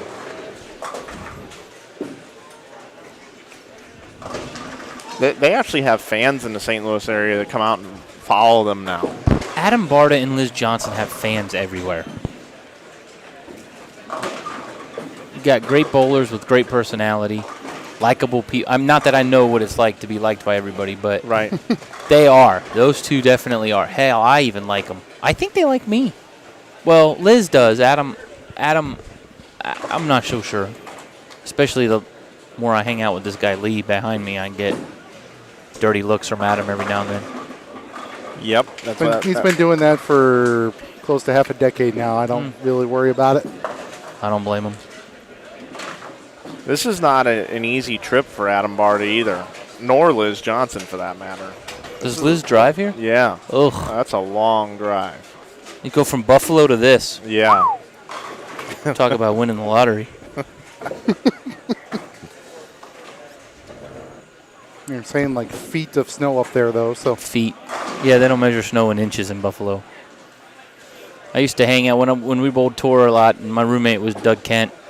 I roomed with him for a couple years on tour. When we had a couple down weeks and we were in the north, we would just go back to Newark and hang out at his house for those couple weeks so he could get to the shop, and I had nothing better to do. So I remember once playing out in his yard in late January or early January, right in between swings. We had, like I said, we had a couple weeks off, and I was playing with his dog in his backyard. And I was driving my car at the time, and my keys fell out of my pocket playing with the dog. And so I had to, we couldn't find them, obviously. It was feet of snow. And so that was it. I wrote the keys off. We couldn't find them. I had to drive to the Jeep dealership, get a new key made. It was a whole ordeal, but no big deal, no problem. So I'm home for the summer, and around August 15th, I get this package from Doug Kent. And I open the package, and there's my key, and with a little note that said, "The snow has finally melted enough for me to find your key." And it was the middle of August. I said, "Oh, my God." So I got the key back. So where in Florida do you live, Tom?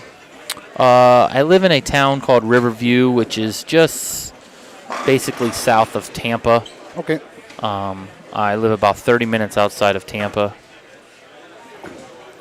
In a little slice of paradise we call Riverview. And you can dissect that word if you want. So I have a view of the river. And I'm about 15 minutes from the beach. The sandy nice. one? Yeah, where there's ocean waves and stuff. Oh, cool. Yeah. I don't know. You ever got stung by a jellyfish? I have never been stung by a jellyfish. Ever been bitten by a shark? I've never been bitten by a shark. I've never been evacuated for a hurricane. And I've lived there my whole life. I've never had to evacuate for a hurricane. Well, those news reporters are full of shit. It's unbelievable. That's the one question I get asked on the road all the time. Well, what about the hurricanes? I'm like, well, let me tell you, if you live on the beach, you might want to think about leaving. But if you live a few miles inland, you'll be all right. Hey, just a little update on something we were talking about a little earlier about Liz Johnson. She just texted me. She's listening on the way home. Hi, Liz. And she now lives in Chicago. Oh. So it's not as bad.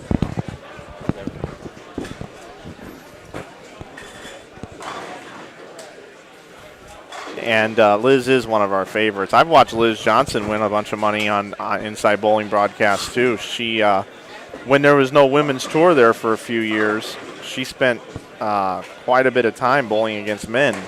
And it seemed like almost every weekend I'd go to an event, and there she would be bowling. I'd be like, hey, Liz. Hey, Mike. I think there were rumors there for a while that Liz Johnson and I had a thing going on. But we don't. I just love her like a sister.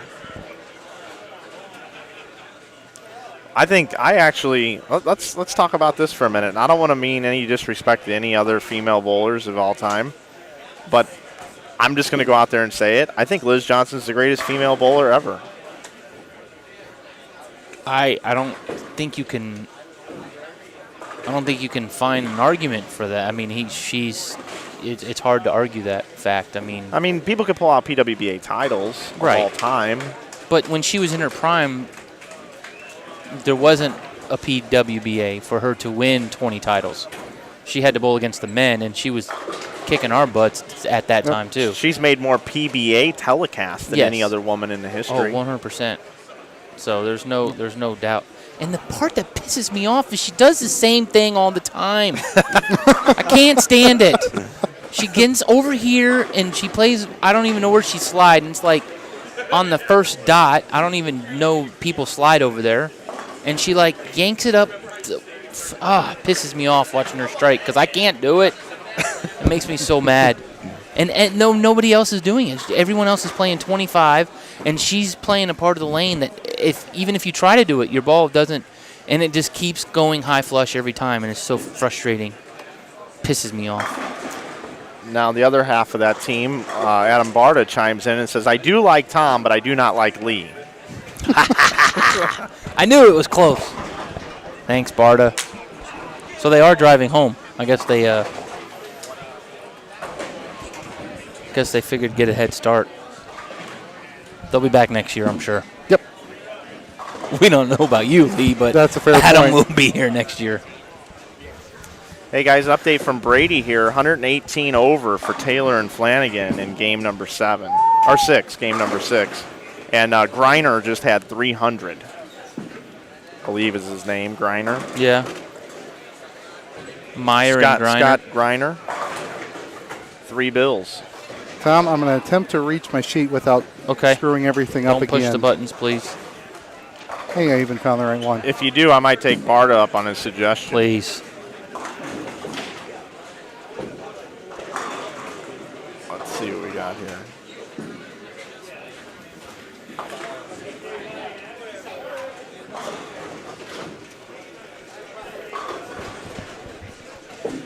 Good job, Brady. Thank you, sir. All right, I did it. Adam, you hear that? I did something without screwing it up. Liz is still here. Weather was getting bad this afternoon after last night. Didn't want to risk it. Ah, smart woman. So where's she hanging out listening to the broadcast? That's the question. Top floor at the Four Seasons, maybe? Maybe. Probably. Like Kid Rock sings about. If I had her money, I'd burn mine. Boy, you and me both. I know. All I see is she's always out having fun all the time.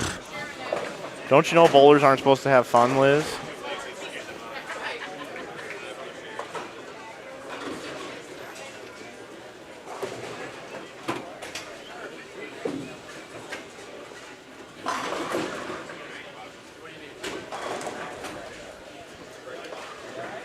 What are we're going to try to preview a 300 game here?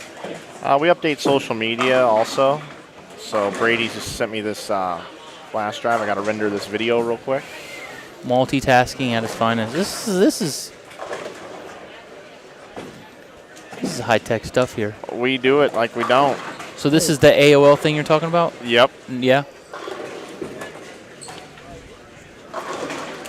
Yep, every time mine comes back, there's always new toys, new something that I can't touch. And the self-proclaimed not a nerd has more gadgets than NASA. Well, here's the thing that I think is important. You can just stream a bowling tournament, or you can cover a bowling tournament. I mean, look, Brady's been over here working all day, updating standings, tweeting, doing everything for us that we need done. Kim is also taking care of it from the EBI side of things. Kim, as well. hi Kim. And then myself, I'm streaming, but that's not enough. We need to do even more. Like to handle a tournament properly, you should be covering everything possible that's going on. I could have just came and streamed and called it a day, and that wouldn't be your style. It's better to have multiple things going on all the time. So right now, and this probably doesn't make the people at home too happy, but I'm going to go upload this file, and when I do, the stream will get choppy for 10 seconds because we only have so much internet connection. But it's important to get that highlight out. So this is going to turn yellow. Yeah. You can already see it. Well, you can already see it starting to get a little. It hang out. It might hang out. It might make. So it just gets a little choppy, but we're recording over here perfectly. That just went out. You have it now, Grenier. And then we're back to monitoring the chat. Everything's good again.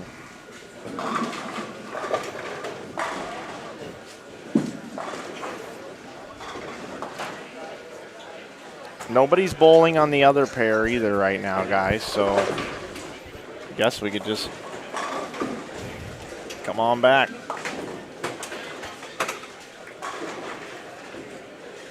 Let's see what we got here.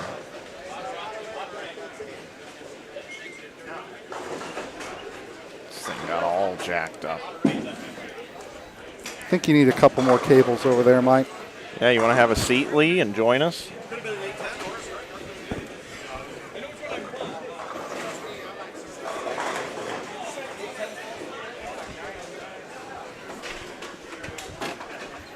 Oh, we have bowling, so that was all for nothing.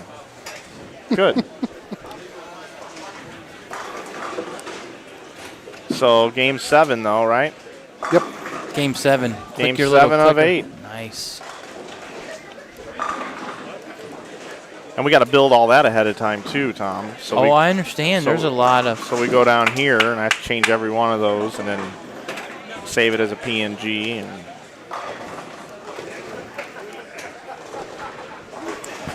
Like I've said 50 times, it's a long way from a laptop and a webcam. yeah, that's what we did 6 years ago at the same event.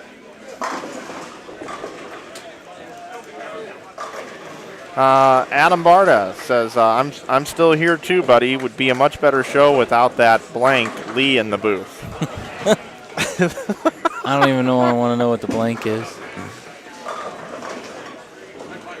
I think you should come back up tonight, Barta, and mess with Rob the whole time. Ooh, that would be good. That would be good fun. It'd be nice to have Barta up here.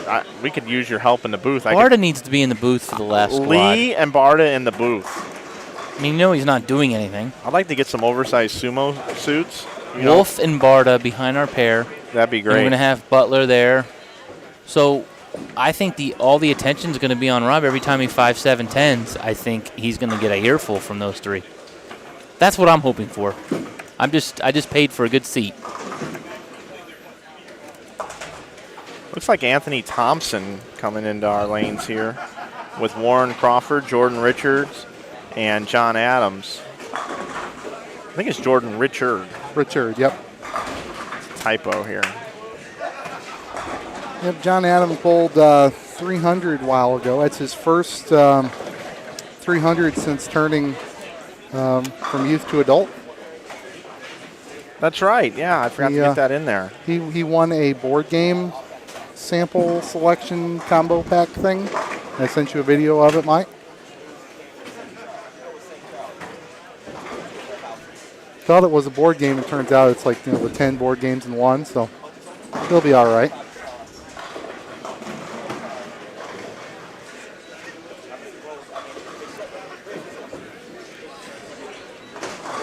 We're here in the booth with Tom Daugherty, Lee Boudouris, Mike Flanagan here with you. 2016 Hammer Holiday Doubles, Hammer Day.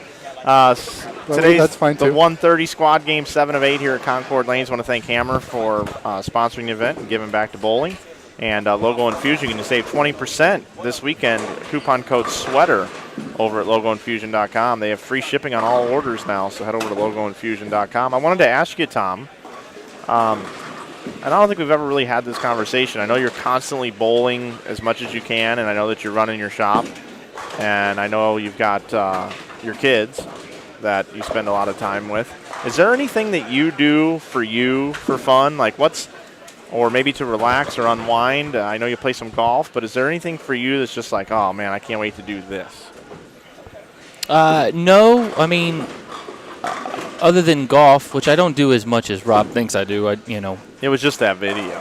Right. I mean, there's only 7 days in a week, so if you play 8 rounds of golf, is it really a lot in a week? So, but there's nothing I'd rather do than spend time with my daughter. So it's relaxing as much as it is rewarding. So I mean, if it's getting them and taking them to the park or taking them to the movies or whatever it is, I mean, I can literally sit on the couch and watch them play and not do anything, and it takes me away from everything. So it's what I love to do the most. So that's always going to be number one to me. And how old are they? I have 3 little girls.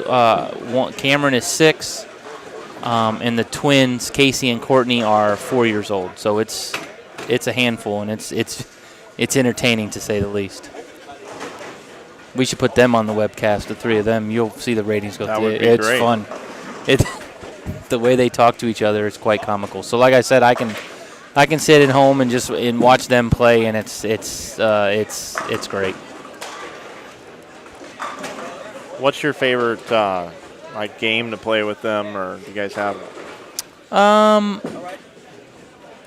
They're definitely princesses, so they like to play they like to play with their Barbies and stuff. Okay. So anytime we can get us all together and they like to put on shows, which I think all little girls do. So they play dress up and put on shows, but we don't really want to talk about what Dad does during that because it could be used against me at a future date. But let's just say I've been knowing to wear some outfits that I wouldn't be caught dead in.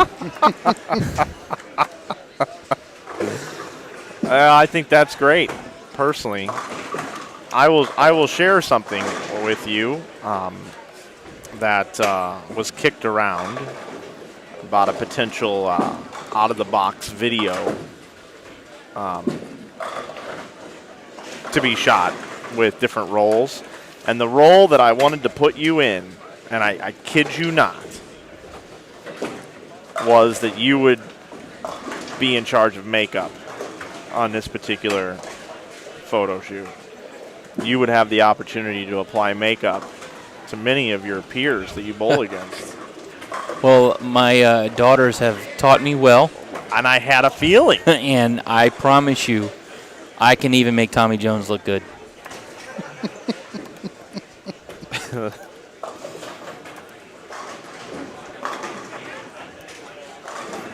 Well, that's intuition right there. I had a feeling.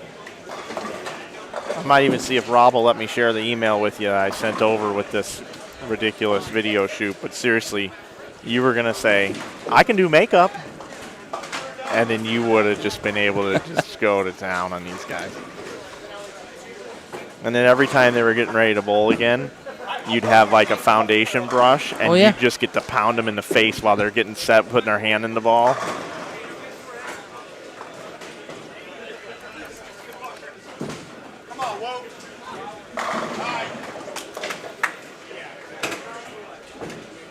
Still hanging out, 458 viewers, 251 likes. Yeah.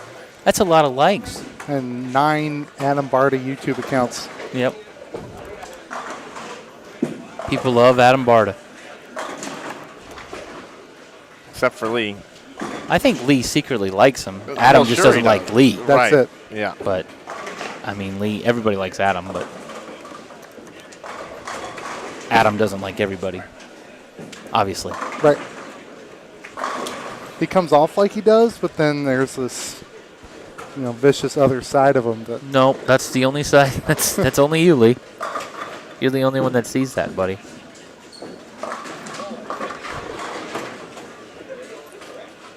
I think right now is a really good time to go live on Instagram for a behind-the-scenes video. So if you don't follow Inside Bowling on Instagram, you should right now. We actually just posted a minute ago Scott Grenier's last shot on 300 right on Instagram.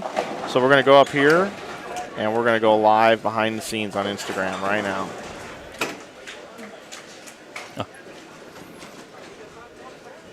The sound should be working okay. If you're hearing an echo, it's because you've got us open in 2 different browsers. Come on, Dan. So Turn the volume up.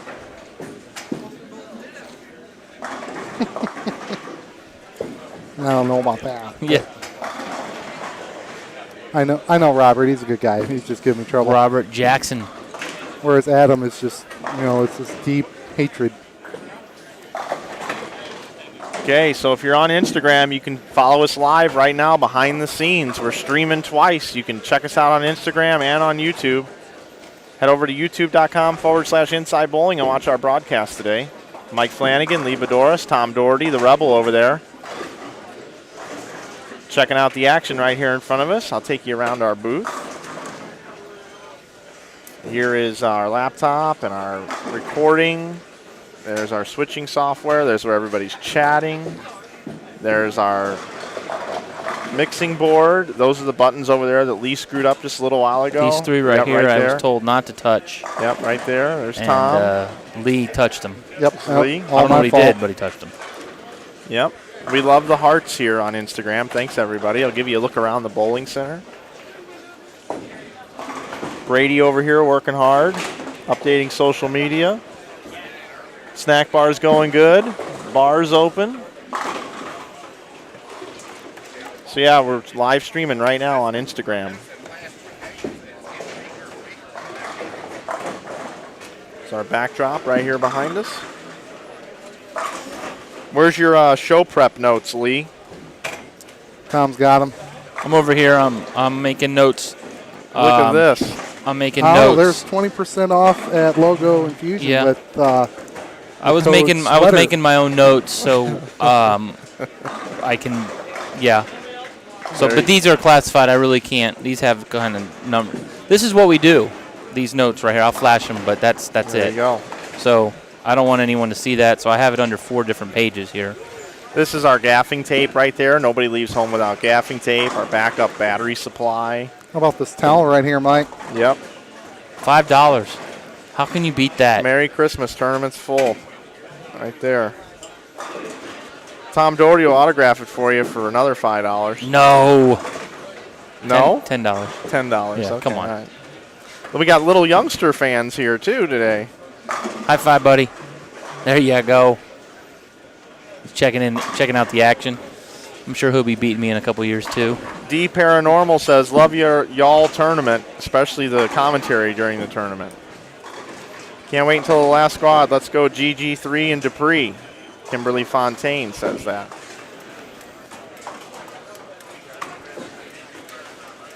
All right, I'm going to end the live broadcast on Instagram. Thanks for checking it out. If you haven't followed us on Instagram, make sure you do, at Inside Bowling.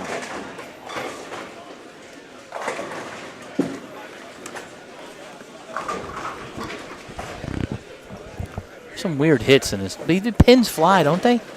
Sometimes. I guess that's why the scores are so high. This place used to be notorious for being really hard to carry and one of the lowest averaging centers in St. Louis. Problem has been fixed. Here's an update. The problem has been fixed.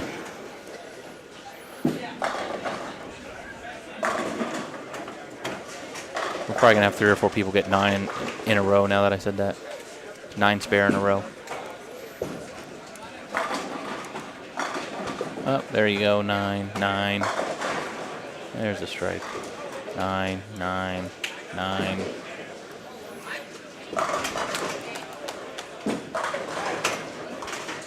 I'm going to bring in 2 pairs now at once.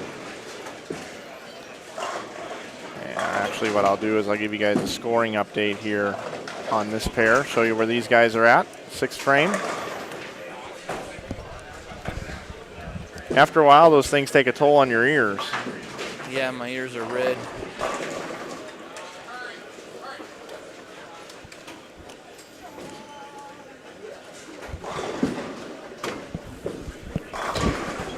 I don't know if you saw the post, Mike. Our assistant tournament director, Jerry Dwiggins, came up with a name for this weekend's event. Yeah, what's that? The Ice Bowl. The Ice Bowl. It's not bad. I see what he did there. I think it is cold and it is icy, but we're bowling. I still don't think the conditions are terrible. We don't know what's coming tonight. I would have to disagree. They were pretty bad last night, weren't they? Yeah. I mean, Steak and Shake was closed, for God's sake, Flanagan. Well, that's... Steak and Shake was closed. That's a good All point. 3 of them. Yeah. They don't even close on Christmas, do they? No, I don't All right. think So, obviously... All right, it was pretty bad Yeah. last night. Steak and Shake was closed. Jack in the Box was closed. 2 of them. That's true. That's true. 2 of them. OG Davis 23 says, "Tell Tom to bowl me one-on-one." Okay, OG. Have you ever had anybody like want to bowl you? Yes. And what's the minimum ante? Well, that's the thing. They want to bowl me, and then they call me out or whatever, and I'll even come to your house. I mean, you can pick the place. But they want to bowl me for like $100 a game. And I'm like, I don't. You want me to fly where and bowl you for $100 a game, and that's that, and it's no. So. So what would an ideal matchup look like? There's some guy out there who's a house bowler somewhere wants to bowl you. You fly in. How many games? How much a game? Well, we bowl 3-game matches. It's $500 a game and $1,000 on total. Sweeps pay double. That's the minimum. So, and I will not bowl a lefty.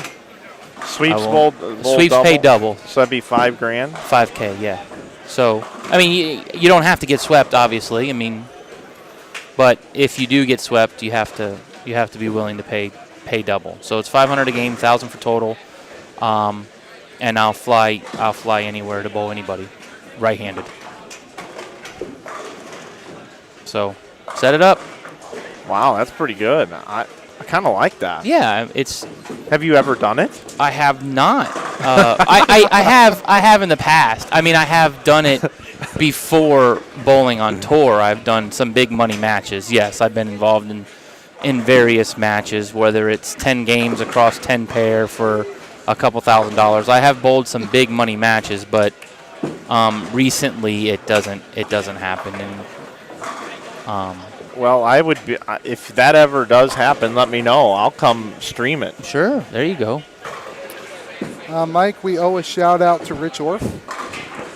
Okay. Rich asked for a shout out. He also wants help handicapping, but I can't help him do that right now. Sorry, buddy. But Rich takes care of me. I know he takes care of you. So, scared of lefties. Yeah.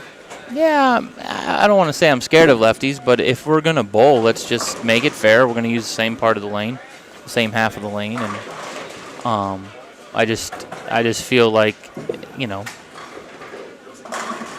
I don't have no problem bowling a lefty-righty match if we bowl doubles, and I have plenty of friends that are left-handed, so who would you call first? It depends on how much money we're bowling for. The situation you just set up. The situation I just set up, the first person I would probably call, I don't know. I'm trying to bowl doubles with Jesper in the main event. Are you really? Yeah, I have to get a hold of him. I don't know if he's on my Adams. I always bowl doubles with Dino. Dino Castillo, that's my doubles partner. I enjoy bowling doubles with Dino. I'll bowl doubles with Dino anytime, anywhere. But he's not on a team this year, and since they moved the doubles to coincide with the team event in Maine this year. Was it 300? Sorry. I have to kind of find a new partner. He doesn't want to go all the way to Maine to bowl the doubles, which is probably because he doesn't want to bowl with me anymore. But that's okay. So I was, my teammates are Chris Barnes on the Adams Splitters. Captain Chris Barnes is bowling with Tommy Jones. Sean Maldonado and DJ Archer are our two new additions this year, and they bowl doubles together. Unless Jesper has he didn't bowl. I don't think he bowled the doubles in January last year. So, but maybe he's available. So we'll see. Roger Burnett hitting us up here says, "Tell Tom I'll play $100 a hole against them." He did actually. He did, and he paid up. We were like I said before we played. He invited us. Ultimate Grips, Ultimate Inserts paid for some of the staff members to go to Akron last year after the fall swing, which was Firestone Golf and Country Club is the greatest place I've ever played golf. It was my favorite place, especially since it was all on Roger's dime, and I had to use rental clubs, so it definitely leveled the playing field between Roger and myself, even though he had his own nice new set of clubs that he doesn't know what to do with. But he actually played me $100 a hole, and he paid up at the end. It was nice. Thank you. My kids enjoyed the week at Disney on you. Thank you very much. Did you beat him that bad? It was ugly. It was ugly. It was ugly. And he paid for the whole golf. I almost felt bad, but Tommy said, take the money or you're going to insult him. So I took the money, and I proceeded to give some of it back to the club. I bought some shirts and stuff because I felt bad. But then I went home and I told the girls that Daddy's boss got a little mouthy and paid the price, and so we're going to go to Disney on him. And the funny part is he was at Disney the same week with his family, and he kept trying to ask where I was so we could get together, and I kept avoiding him because I thought he was going to ask for his money back, but he didn't. He paid up, and now he has a great story to tell his grandkids one day that he lost to the great Tom Daugherty on the golf course, and I'm terrible. So that. Well, here's an update on the standings. Taylor and Flanagan at plus 669. Collins and Jones are in second at plus 585. Third is Johnson and Cunningham at plus 495. One pin behind at 494 is Meyer and Grenier in fourth. Samowski and Stegemeyer are in fifth at plus 490. Hartnell and Bowers are in sixth at plus 484. Seventh is Mills and Wilkins at plus 483. And Walters and Araby are in 8th at plus 462. 11 teams are over 400 over.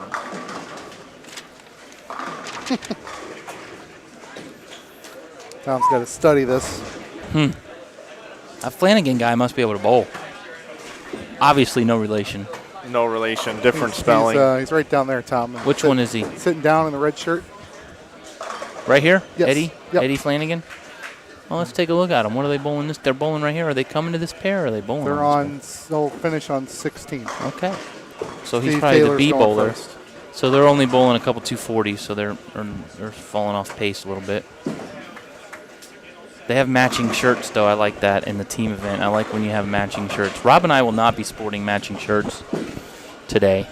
Steve Taylor is an awesome bowler. Steve Taylor's an awesome bowler. Yep. Steven Taylor, according to the back of the shirt. Steven, his logo Infusion jersey. We go by.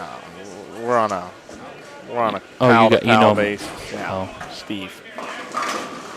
Oh my God! Oh. Do we have that on replay? Because I think that's the head pin. It is way over on the right on your screen, but I think that was the head pin that slid into the 8-pin spot and was scored as a 4-pin.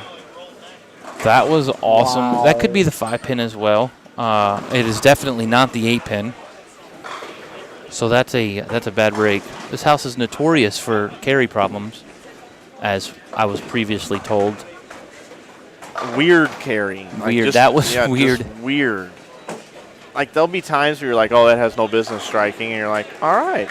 Then you'll go up and you'll be like, man, that is just perfect. And you'll be like, how did I leave a 4-7 on that shot in the pocket? Big shout out to JT Jackson on the thing. Is he bowling my squad? No, or is he already bowled? He's here. He didn't sign up in time because he was working on that movie coming out next year. So he just came to St. Louis for the heck of it? No, he's from here. This is his hometown. Yes, but it's December. It's don't come here. Holiday times to see the family. I don't care. Bring Claus, them to L.A. Yeah. I mean, it's L.A. I know. But anyway, so last night, because of the weather issues, he was able to get on a squad last night. Oh, he bowled last night? Yeah, he bowled with somebody. He bowled with somebody, and where's his score? Probably. We don't have a printout of that, Tom, but we can pull it up over here. We don't go that low? No, I don't have any of last night's on there. Oh. Yeah, try this one right here. And there's... Yep. Go to A-B combined. Boom. Scroll down.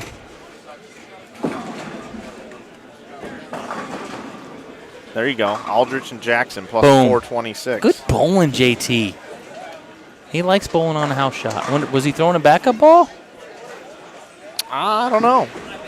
You looked at your phone and you're laughing. Yeah, I did. You caught me. My mouth's open.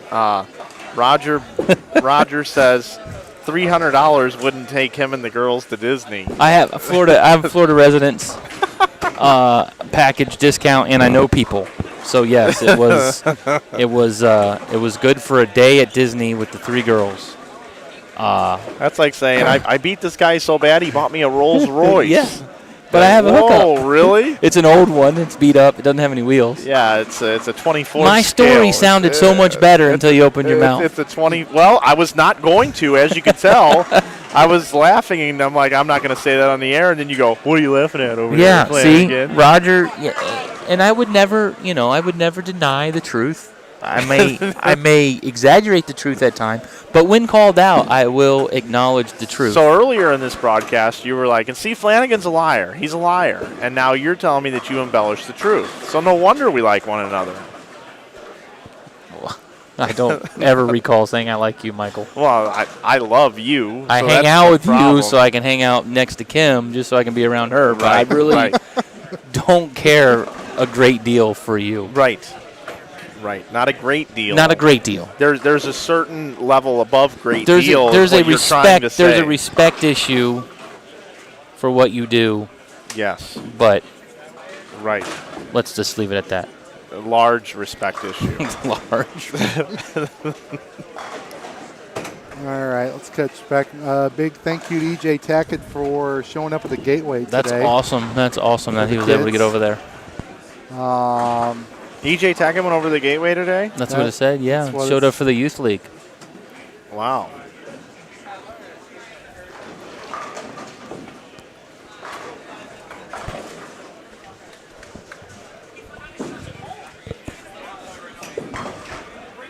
How's Connor Pickford bowling? They bowled earlier, right? Yeah, they didn't get there. Okay. 300 and something over. That's a long way to come to not make it. Yep. Lee, can you tell us about events in Concord in January? And they're having a Gary Helfer's Day. Yep, I think that's Martin Luther King Jr. weekend. I think I saw the flyer at the counter, 2 squads on Saturday and then a cut squad on Sunday. Yeah, Gary Helfer's Day, a local St. Louis bowler, Tom, lost him way too young. Passed away suddenly not too long ago, a few months ago. Springtime? Yeah. It was springtime, because I remember I was painting my garage when I got the news. So contact Concord if you want to bowl that. They got flyers I think it's almost full, actually. Dan didn't mention that, but it's going to be on some sort of a kegel shot from what I heard a while ago. So, and then of course the 2 tournaments tomorrow if you don't make it. Where are those at? So one's over in Belleville. Oh, which is sweet. So Illinois I have a side. second chance tournament or something There's to 2. bowl in? Well, you can bowl in both of them? No. Or you have to pick one of the 2? You got to pick one. Well, that doesn't seem like that makes much sense. Why don't they get together and have one big one? That's not how it is around here. Okay. So one is in North St. Louis County, and then the other one is in Illinois. Neither of them are terribly far from here. Half hour, probably. Well, when there's no ice on the road. All right, let's see. Let's bounce out of here, Lee, because there's nothing going on. Bouncing. Where am I going? Lee, what are you doing? Give me this. It's supposed to Can click. you So you please click take the there. control away from I clicked Go there, there. and it didn't work. And I You click down here and nothing. You got to Oh. be in this window right here. it used to not matter, Mike. You know there's a Jack Black song called Lee? I'm well aware. You know Jack Black? Yeah. Yeah, it goes Lee, Lee, Lee, Lee, Lee, Lee, Lee, Lee, Lee, Lee, Lee, Lee. That's the song. He was supposed to make a bowling movie. He was. Remember that? He came to Indianapolis to check it out. meet with a few of the bowlers a couple years ago to do his whatever you want to call it, research on bowling, and for his upcoming role. But I never heard anything about that. So I don't know if they didn't make it or they made it and realized it wasn't very funny, or I think it was a director friend of his had this bowling movie written and they were going to do it, and they just never went forward with it.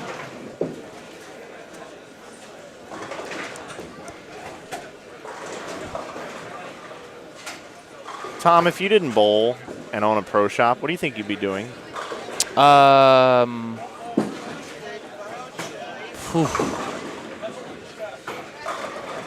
don't know. I don't know. Probably something in the entertainment business, stand-up comedy. Oh, really? Yeah. Yeah, I've dabbled. You have? Yes, I have. How did that go? The food was good. The food was really. We served a good cocktail thing at the club there, and nobody complained about the food. So obviously the food was good. I didn't eat any. I was sick to my stomach, but it was good. But I don't know. I don't want to think about it, actually, because it just sounds depressing if I had to, work a real job.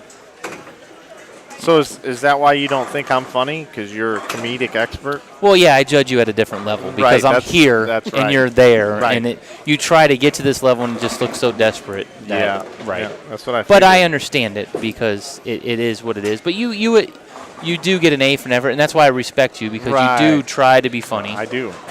You know what was funny on a side note?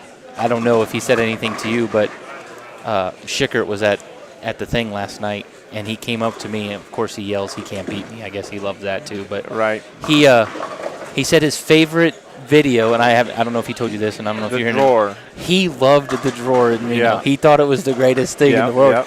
He couldn't even tell me the story. He had like a tear running down his face. He was laughing so hard. He said that was the greatest thing I've ever seen. He thought it was funny. So yeah, they all really liked that. That was good. I wasn't even attempting to be funny there, but yeah, no, it was great. That was funny. Yeah. I didn't know if you heard that. I'm sure he told you, but yeah, they I talked about that was those the first videos. I heard of it was last night. Their favorite thing was when we'd be up in the room and we'd just go live and just wing it. Just that be was us. their favorite. Yeah, that's the best. To me, that's the best because it's what we do when you're not there, and so the fans get to see a little different side of everything. And if the drawer was opening and the camera wasn't on, I would have been kicking it just like I was. Right, so right. Some guys like to be a little fake on the camera, and that's not my style. So. Game number 8 here at the 2016 Hammer Holiday Doubles. We're very, very glad that you're watching bowling with us today. Tom Daugherty spent a lot of time in the booth with us so far. We really appreciate that, Tom. Lee Boudouris, Mike Flanagan here with you. And we want to thank Hammer for their sponsorship. And obviously, Tom, as we wind this thing down, if you don't mind, tell the folks at home a little bit, if they weren't joining us earlier, a little bit about kind of what Hammer's got as far as a product lineup right now. Like, why should they believe in a Hammer bowling ball? Well, it's Hammer. The Hammer brand is just, to me, it's one of the best brands in bowling, if not the best brand in bowling. Unlike your logo down there on the holiday sign, when you look over to the left and you see that Hammer logo, it's solid. I mean, it's Hammer tough. It's to me the best brand in bowling. And I'm not saying that as a biased opinion. I'm not saying that as far as their equipment being better than anyone else's. I'm just talking about their logo, their brand is the best. Now, with that being said, now they're starting in the last year or so with some big changes made at Ebonite International. They are making some of the best equipment on the market, and I'm happy to be a part of it. And it seems like everything coming out with this new phobia that I just got to throw in Reno for the first time, which I'm in love with, to the Black Hammer, to the Burgundy Hammer, to obviously the Rebel, the Scandal Pearl, the Scandal Liners, everything in their line for every type of bowler on every type of lane condition. And I believe that, in my opinion, out of the 4 brands under the EBI umbrella, Hammer has that they can say that because they have the best urethane ball on the market, and it's a Hammer bowling ball. To me, they have the best high-end symmetrical ball in the Scandal line out of all the lines. That's the best ball. So to me, Hammer is the best brand of the 4, and I'm just happy that they chose me to sign under that brand, because when I signed this deal, I didn't know what brand I was going to be under, and I'm very happy to represent Hammer. I get to throw all the balls, but I like wearing that Hammer logo on the front of my jersey. So I'm just going to throw out some random bowler type. I'm going to throw you out some bowler scenarios, and you got to pick one ball that you'd put them into. Okay. All right. This happens on a daily basis at the pro shop. Yeah. So I should be pretty good at this. One ball. Now, mind you, I get to stare at the wall of bowling balls, so it has to come back to me. One Hammer ball, no hedging. We're just going to go with it. Okay. Okay. All right. 65-year-old senior bowler. He walks in with a Cobra. Says he loves his Cobra, his AMF Cobra. He needs a new bowling ball. What ball are you putting him in? Burgundy Hammer. Okay. This guy's two-handed. He's 14 years old. Can't quite control what he does on the lanes. Throws it about 18 miles an hour. Scandal Pearl. Okay. This is a 17-year-old girl. Throws it phenomenally well. Lacks on rev rate. Likes to play up 10. Medium ball speed. Medium ball speed. Go ahead. Someone was talking to me. What was that again? Okay, it's a 17-year-old girl. Right. Medium ball speed. Lacks revs. Likes to play up 10. Probably, I'm going to put her in a Rebel Solid. Okay. This particular bowler is 35 years old. He's been bowling in the center for a long time. He averages 230. He's your typical tweener. He can do a little bit of everything with the ball. He's in a bowl tournament. He can only use one ball the entire tournament. What are you going to put him in? I am going to put him in a Hammer Black Widow Red Legend. Okay. And I'll give you one more. This bowler is going to go bowl on cheetah pattern. and PBA Regional. Black Hammer. There you have it.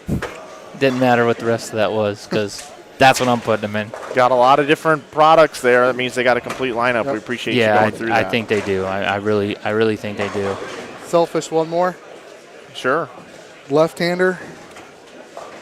Average rev rate, slightly higher than average ball speed. Plays straight. I'm going to give him some advice to go buy some golf clubs, take 2 weeks off, and quit. Let's pretend I can't play golf.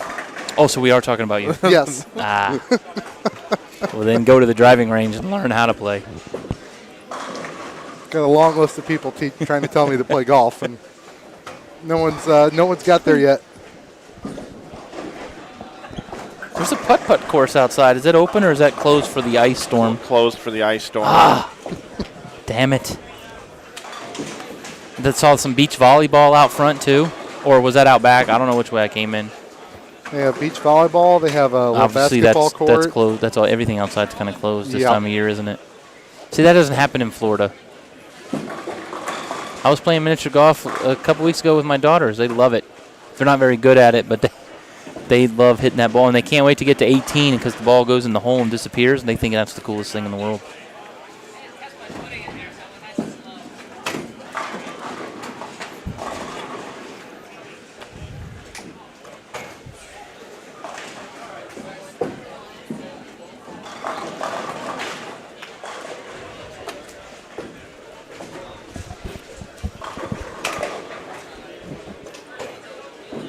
Switch over to 19 and 20, Dwayne Stegemeyer. And Eric Samowski along with Greg Fumler and Brett Fumler.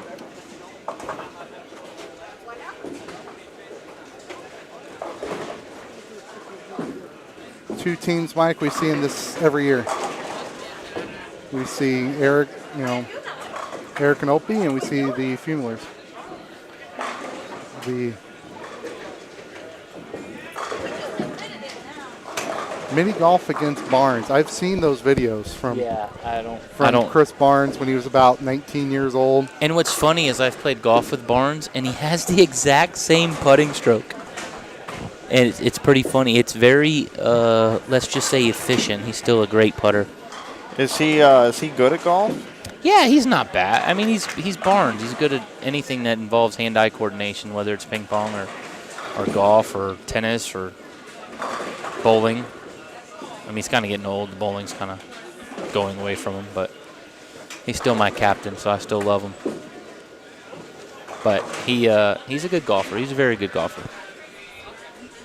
Tom, when you grew up bowling, who was the style that you or a bowler that you liked the most? Well, it was Mark Roth for sure. Which is why I don't use my thumb. It's because Mark Roth could do something with a bowling ball that I couldn't as a little kid. So I wanted my ball to go down the lane like Mark Roth. So the only way I could do it, since my little 2-inch span couldn't get any revs on the ball, was to take my thumb out, even though nobody had ever, I had never seen anybody do it. It was just something I kind of did on my own. Obviously, since then, it's changed and everybody does it. But at the time that I made the decision to do it, I don't know how I got the idea. I just thought it would be more fun to have my ball curve a little. And so then it became fun to do it, and that's what kept me in the game. I think if I don't see Mark Roth bowl or I don't take my thumb out, I give up the game because it wouldn't have been as fun. I was a basketball player growing up, so basketball was way more fun to me because of the team aspect of it. But then when I learned how to hook the ball and make the pins go flying and everything, I became a bowler at that point. So I'm here because of Mark Roth. It's all his fault. Mark Roth. Taylor and Flanagan both have the front 5, by the way, of this game, I was told. Wherever they may be.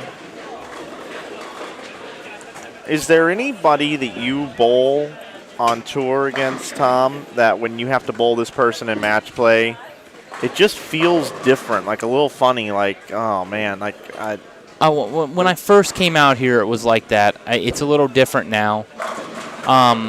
But in match play, when I bowled Barnes on TV at the at the some fall swing, whatever that thing was called, that I won, and I had to bowl him in the second match.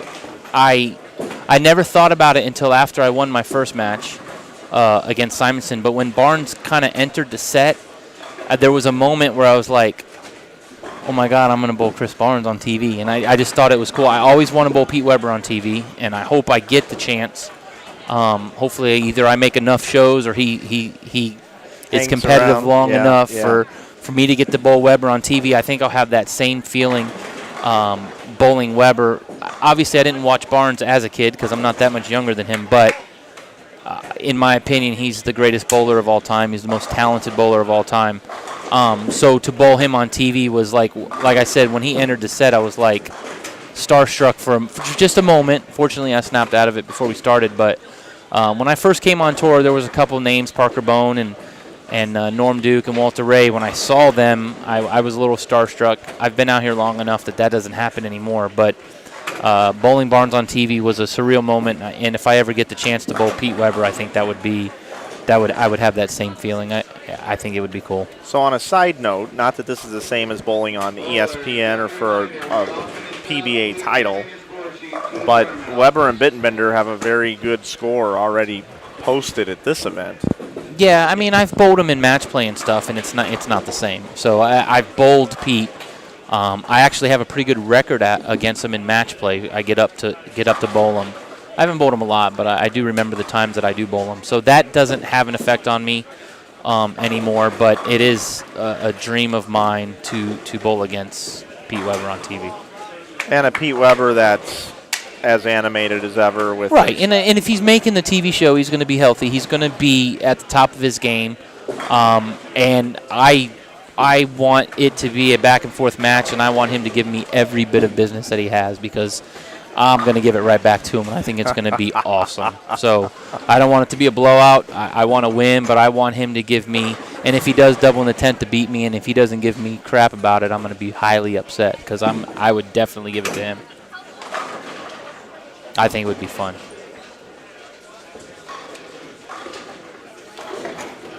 Tom, if you could go to any sport in the world and go watch that sport take place, where is it and who are the teams? Team sport, huh? Yeah, where would you go watch this? I think what the NBA, again, growing up as a basketball player, I think what the NBA players do today are pretty amazing. I got to see LeBron James play in Cleveland a few years back when we had a tour stop there before he went down to Miami, and had pretty good seats to it. NBA game, if you ever got to go to an NBA game, the closer you get to courtside, the more amazing the things that they do and the way they jump and how big they actually are.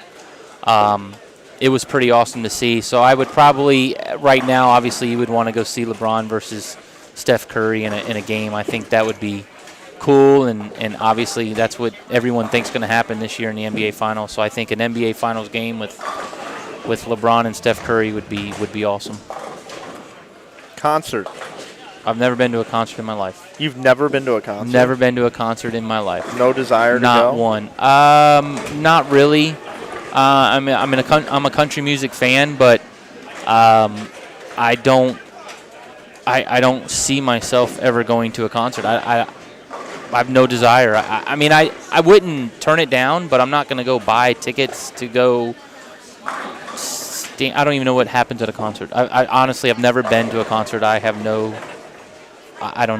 desire to go to a concert.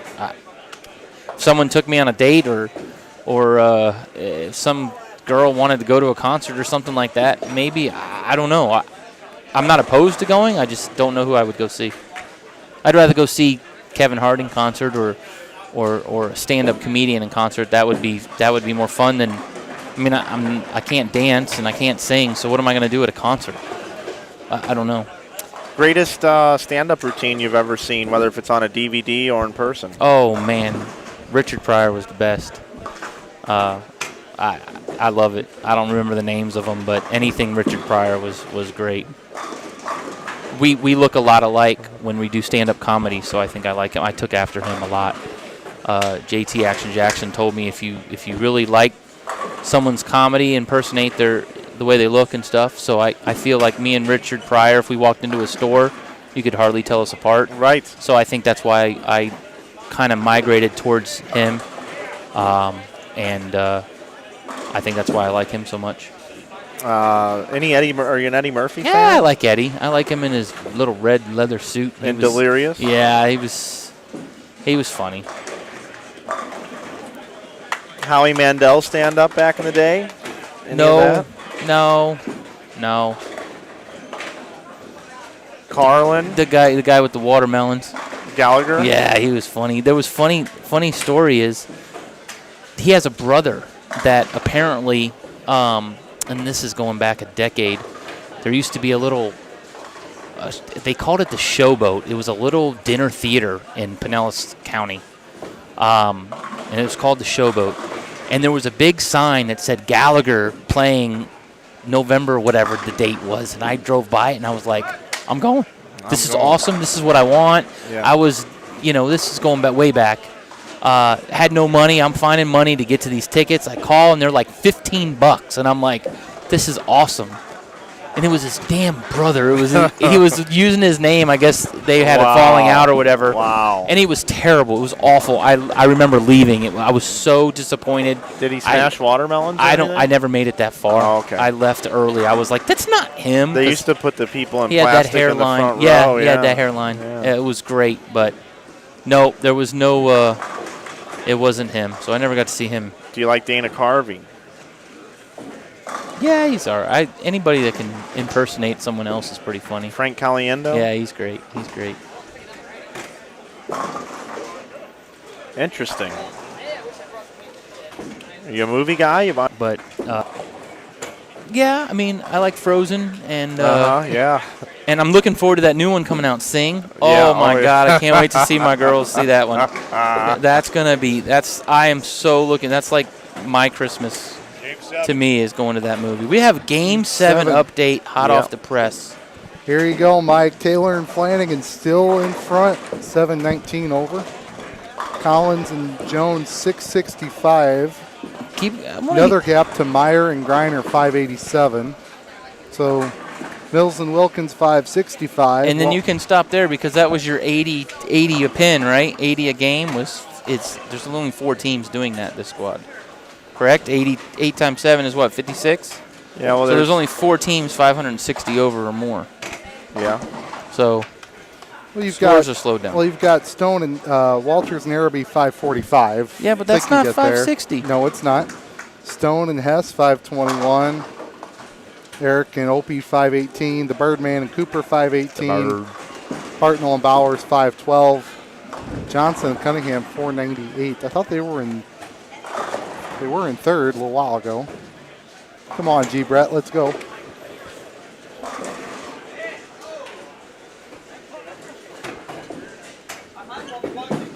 Mike Peters had front 9.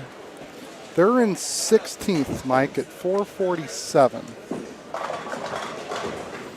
79 and 45. Yeah, I don't think so. Maybe.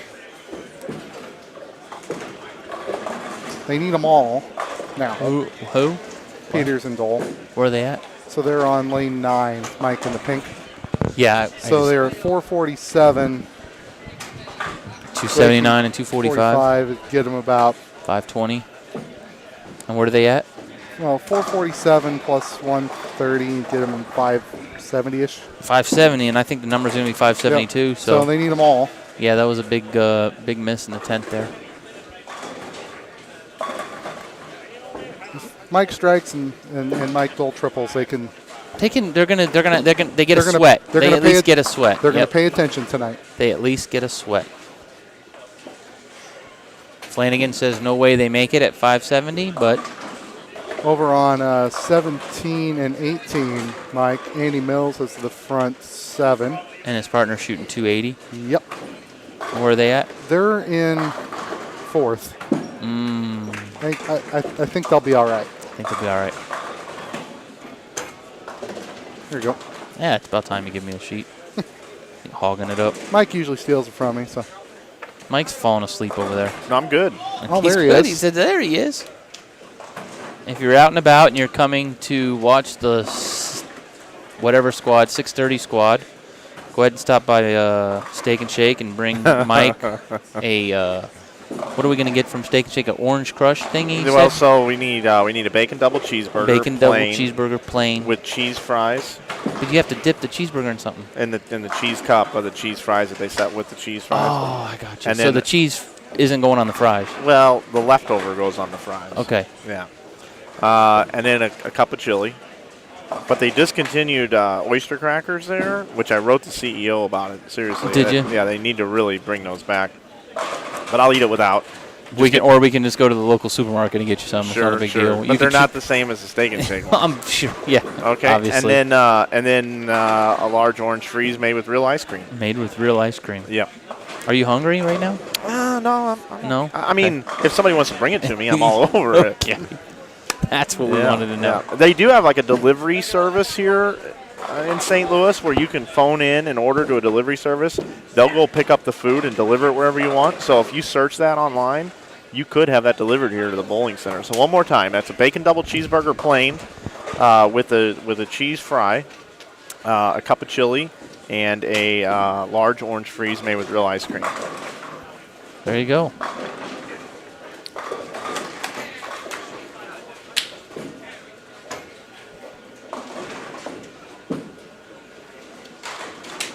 Or I wouldn't mind if somebody went to one of those Japanese steakhouses and actually sat through the entire deal with the chef doing everything. You can order that stuff to go now. You don't. No, need I to want actually- them to sit there and experience the whole thing and not be able to touch the food, put it in a to-go box, and then bring it to me. That's not going to happen, Flanagan. I saw a Japanese restaurant like right out here when I went out for lunch. You're living a pipe dream, buddy. It's not going to happen. Uber. There you go. Uber. What's that? 580?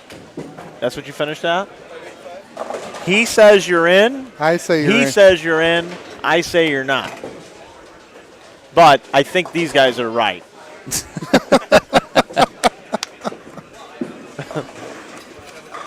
Because your all squad did not deliver. Huh? There isn't a, yeah, if you go to squads A and B combined on that tab, it's down a ways. No, that blue tab. A and B combined. It's definitely within sweat range, for sure. Yeah, Mike Dole struck out, so they shot 524 that last game. So 124 plus. They were 447, 572. 571. Oh, and I said the number was going to be 572. So that would put them in 33rd. They're out. So they can go ahead and go home. They're out. I am calling it now. They're out. But they're over my number. I just said 560 something about. I 9 said o'clock this 572 morning. because there is a dead number, 572. So I didn't pull that number out of my butt. There actually is a dead number at 572, so that's what I'm going with.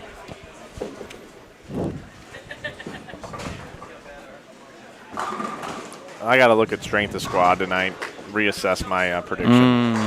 Well, unfortunately, it doesn't look very strong because it looks like Rob Gotel's team might be one of the better teams on the squad. So that shows you that the squad is relatively weak. You've got. I think the leader of our squad will be Dupree Dickey and George Gohagen. They're going to be strong. Gasson and Andrew Anderson. Sapp and Wozniak can bowl. Ogle and Lowshedder can bowl. Yeah. They all can bowl. I mean, we're bowling on a house shot. Right. So And Cody Clayton and Brad are two friends of mine who can flat out whack them. So that Mario Martinez and Patrick Johnson team, my opinion, they're little sleepers out there. Sleepers. They are. They're the sleepers. Sleepers. And Jerry Mars and Charlie Brown. He's a clown. Brian Valenta's bowling, so we'll see some gutter lofting tonight. Oh yeah. Yeah, our scores will not be as high because our rev rate's a little bit higher. There's a guy that shot 900 in the squad. Cunningham's team 460. That puts them at 558. Go home. Go. Trisha Reed and Mason Brantley could always stick around. Home's get to too far. striking. I'll take 600 over right now, and I will go out to eat. Japanese Steakhouse. If they give me 600 over right now, I'll give it to you. I'll shoot 200 over. Rob will shoot 400 over. Let social media blow up about how he kicked my butt.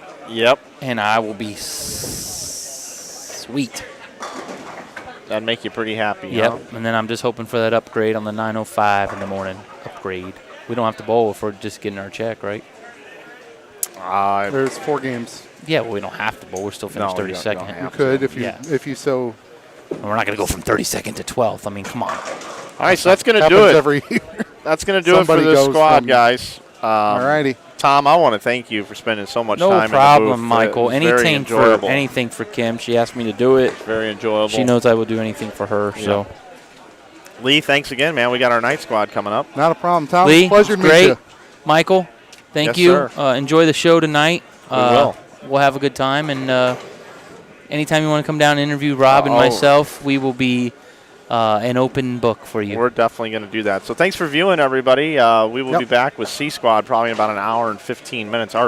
The third squad for today, which is actually the D squad, the 6:30 squad, so which is going to start a little bit late. But What about 7:30? Probably. Okay. Lee, Tom, Mike, Dan Beeman, Jerry Anderson, for everybody. Thanks for watching. We'll be back in a little bit.